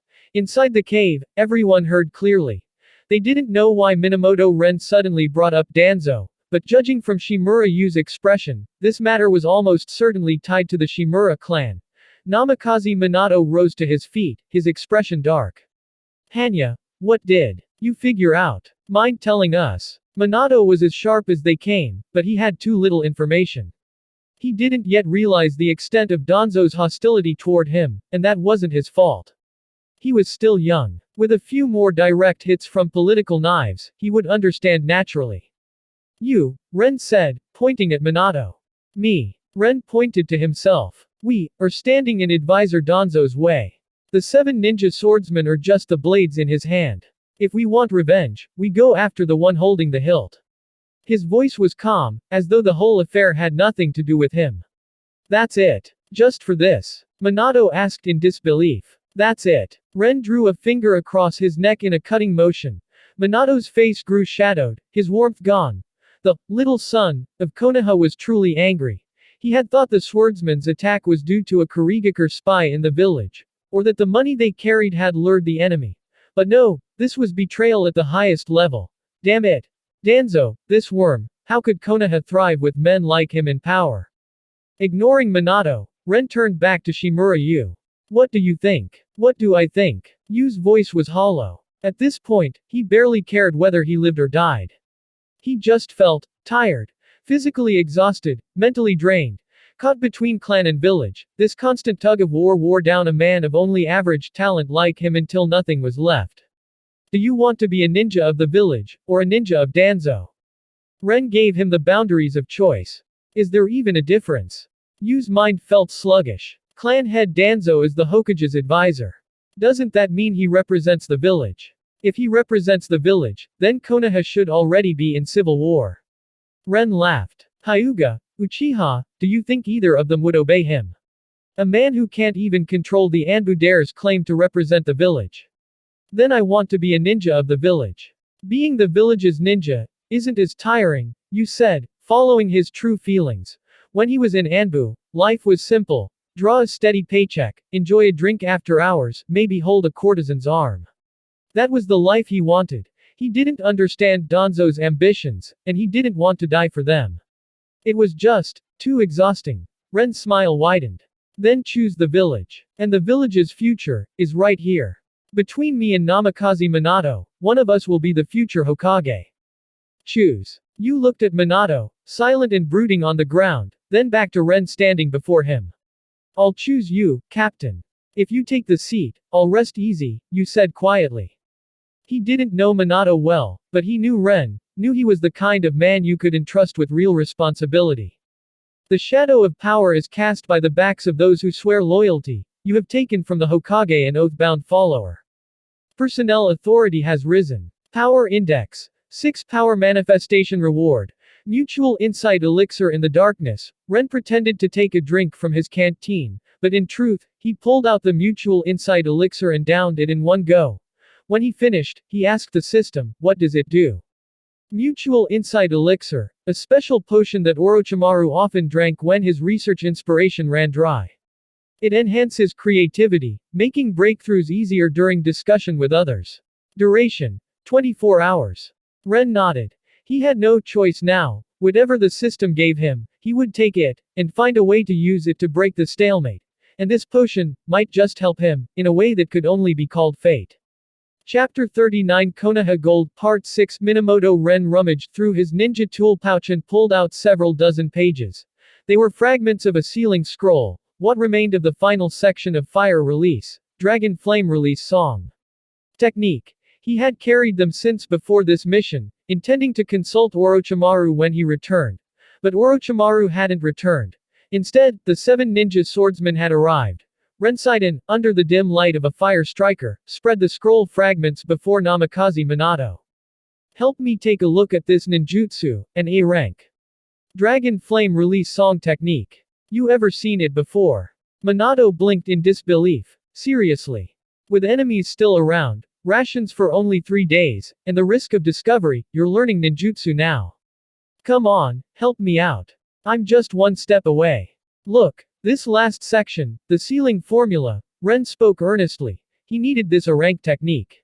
His current ninjutsu lacked burst power. Seeing Ren's expression, Minato forced himself to focus on the scroll.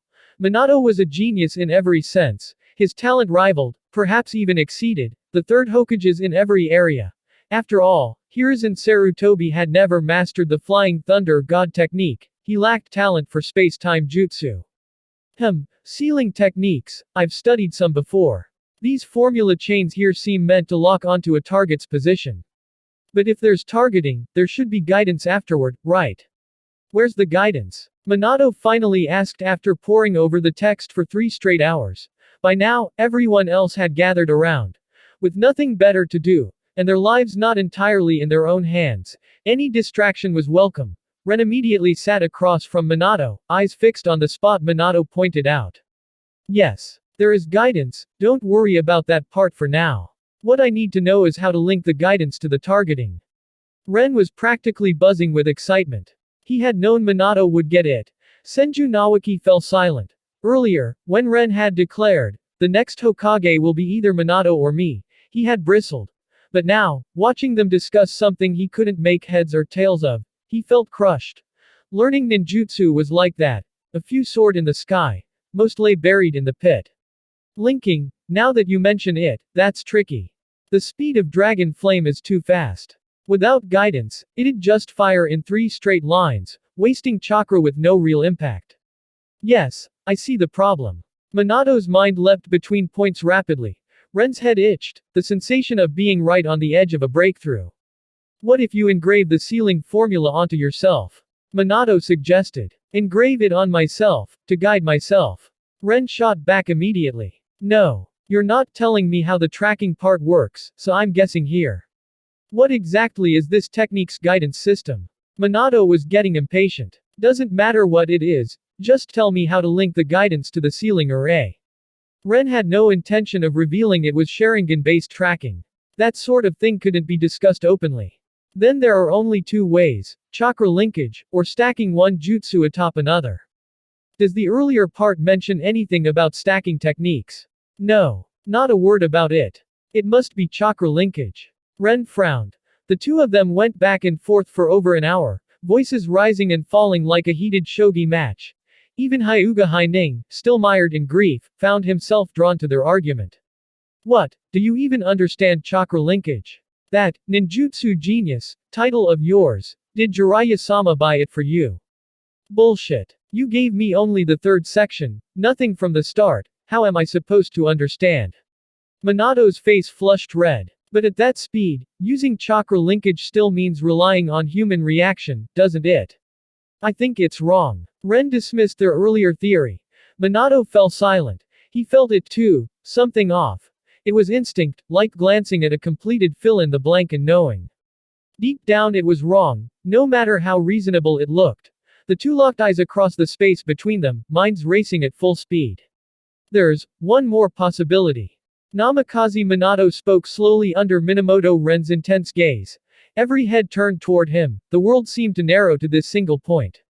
This is just a guess, I'm not guaranteeing anything, Minato said, clearly feeling the pressure. I once heard my teacher Jiraiya mention that, in certain clone techniques, there are specific hand seals that allow the clone and the original body to share senses. If you take one of those seals, say, the one that shares vision, and imprint it onto a jutsu, then the jutsu itself would aim on its own. Ren shot to his feet, the realization hitting him like a thunderclap. He got it. Completely. No wonder. No wonder he could never figure out how the eye tracking aspect meshed with the ceiling formula, so that was it. The eye technique tracking was merely a type of tracking. The real secret to giving a jutsu autonomous target-seeking ability was sensory sharing tracking. By using a sealing technique to embed the dynamic vision of the Sharingan, the sight, produced by a clone, directly into the dragon flame, this was the true, finishing touch, to the dragon's eye. Genius. Whoever invented this was an absolute genius. Minato, you really are a damn genius. When we get back to Konoha, dinner's on me. Ren, unable to contain his excitement, pulled Minato into a bear hug. HMPH. I wonder who it was just now who was trash-talking me, Minato replied, returning to his seat with a faintly smug look. Ren moved to a spot a little away from the others, clapped his hands together, and began forming seals. The seals themselves weren't complex, the real difficulty lay in understanding how to direct the chakra inside your body, and deciding exactly what effect you wanted it to produce. People like Senju Hashirama and Uchiha Madara never cared much for hand seals. They'd just bring their hands together, their chakra would flow exactly as needed, and the desired effect would naturally follow. Of course, that was partly because ninjutsu in their era wasn't as intricate, and partly because their chakra control and understanding of ninjutsu were on a monstrous level that normal people could never hope to match. When Ren completed the final seal, he pushed only the tiniest amount of chakra forward, exhaling a small flame carved into the shape of a dragon's head. Though miniature, the black sealing marks etched across the dragon's surface were perfectly clear. Its eyes in particular glimmered as they scanned the air for enemies. In moments, it locked onto the nearest target, Senju Nawaki, and roared toward him, igniting his hair in a flash. Whoa. Boss. What the hell? Nawaki yelped, flailing wildly to put it out. Ren burst into laughter, deep, unrestrained, because even without using the Sharingan's dynamic vision this time, the jutsu still had a degree of tracking ability. And that could only mean one thing, this a rank fire release technique, one he had spent months trying to master, Minamoto Ren had finally done it. Chapter 40 Konoha Gold Part 7 While Minamoto Ren's group hid deep inside the cave, a rift was quietly forming within the 7 ninja swordsmen of the mist. The issue was simple, should they keep searching, or leave? Hazuka Mangetsu insisted on a full-scale sweep. Those kids couldn't have gone far, and with Hyuga Ganghachiro dead, their fighting power had taken a sharp hit, but Fuguki argued for withdrawal. He knew Danzo far too well. The Shadow Hokage might turn a blind eye to them killing Konoha's young geniuses, but he would never allow them to take the gold of Konoha away. Their deal with Danzo had only a 24-hour window. By now, Danzo was surely rallying troops, ready to let the mantis stalk the cicada, and then let the oriole strike. Indeed, Fuguki's instincts about his old business partner were spot on. Danzo had already calculated the timing, and under the pretense of acting as the Hokage's aide, had ordered White Fang to pull part of his forces back from the land of rivers into the land of fire, to sweep the corridor between the daimyo's city and Konoha. Yes, Danzo wanted everything. One hand reaching to kill Minamoto Ren and Namikaze Minato, the other to reclaim the gold of Konoha, all while using White Fang's forces to wipe out the seven swordsmen. And after that, White Fang himself would be the next target. Sarutobi knew nothing of this. Not that he could be blamed, he would never have imagined that Danzo would conspire with Kurigakure, deliberately opening the borders to let the seven swordsmen in, just to edge closer to the Hokage's seat. By dawn the next day, Ren shifted aside the rocks blocking the cave entrance just enough for Hyuga Haining to scout with his Byakugan. Haining's vision wasn't as powerful as Ganghachiro's. Ganghachiro could see up to 5 kilometers, Haining, being younger, was maxed out at 3. No one within 2 kilometers. 3 kilometers, can't see clearly. Let me rest my eyes before checking again, Haining reported, the veins around his Byakugan already bloodshot. We wait one more day. If Konoha doesn't move by then, we'll have to fend for ourselves, Ren decided, tossing the rock aside. Minato agreed. Sitting here waiting for someone else to decide their fate wasn't an option. Better to seize even the smallest chance by their own hands. Hours trickled by. By mid-afternoon, Haining had detected several Genin, repeatedly appearing just 2 kilometers away, blocking the road back to Konoha. They're still not giving up, huh? Ren nodded grimly. The 7 swordsmen were clearly holding position, partly to gather intel on Konoha's movements, partly to ambush him and Minato. He was right. Hazuka Mangetsu had used his authority as captain to force the 7 to stay, splitting them into a loose formation. They had set up a line completely sealing off Ren's route home, while Fuguki had seeded the forest with his scouting pufferfish, waiting for them to leave their shelter. As the sun dipped lower, Ren sat cleaning his sword, Wan, with the worn cloth he always carried. He watched the last sliver of light vanish through the cracks in the cave wall. Night had fallen. Ren rose, sword in hand, and turned to Minato. Both squads stood at the ready, tense, awaiting his orders. Son, Ren called softly, Minato's Anbu codename. I'm here, Minato replied, already wearing the curling rim sun mask. Still able to fight? Ren asked. Yes. Still willing to fight? Yes. Minato's answer was firm, without hesitation. Ren nodded in approval, then turned to the uneasy Nawaki, Inazuka Gaku, and the others. In a moment, Son and I will break out first. The instant you see firelight or hear an explosion in the forest, you take the scroll and run in the opposite direction, fast. Understood. Shimura Yu glanced at Ren's demon-faced mask, and couldn't help comparing him to clan leader Danzo. The difference was night and day.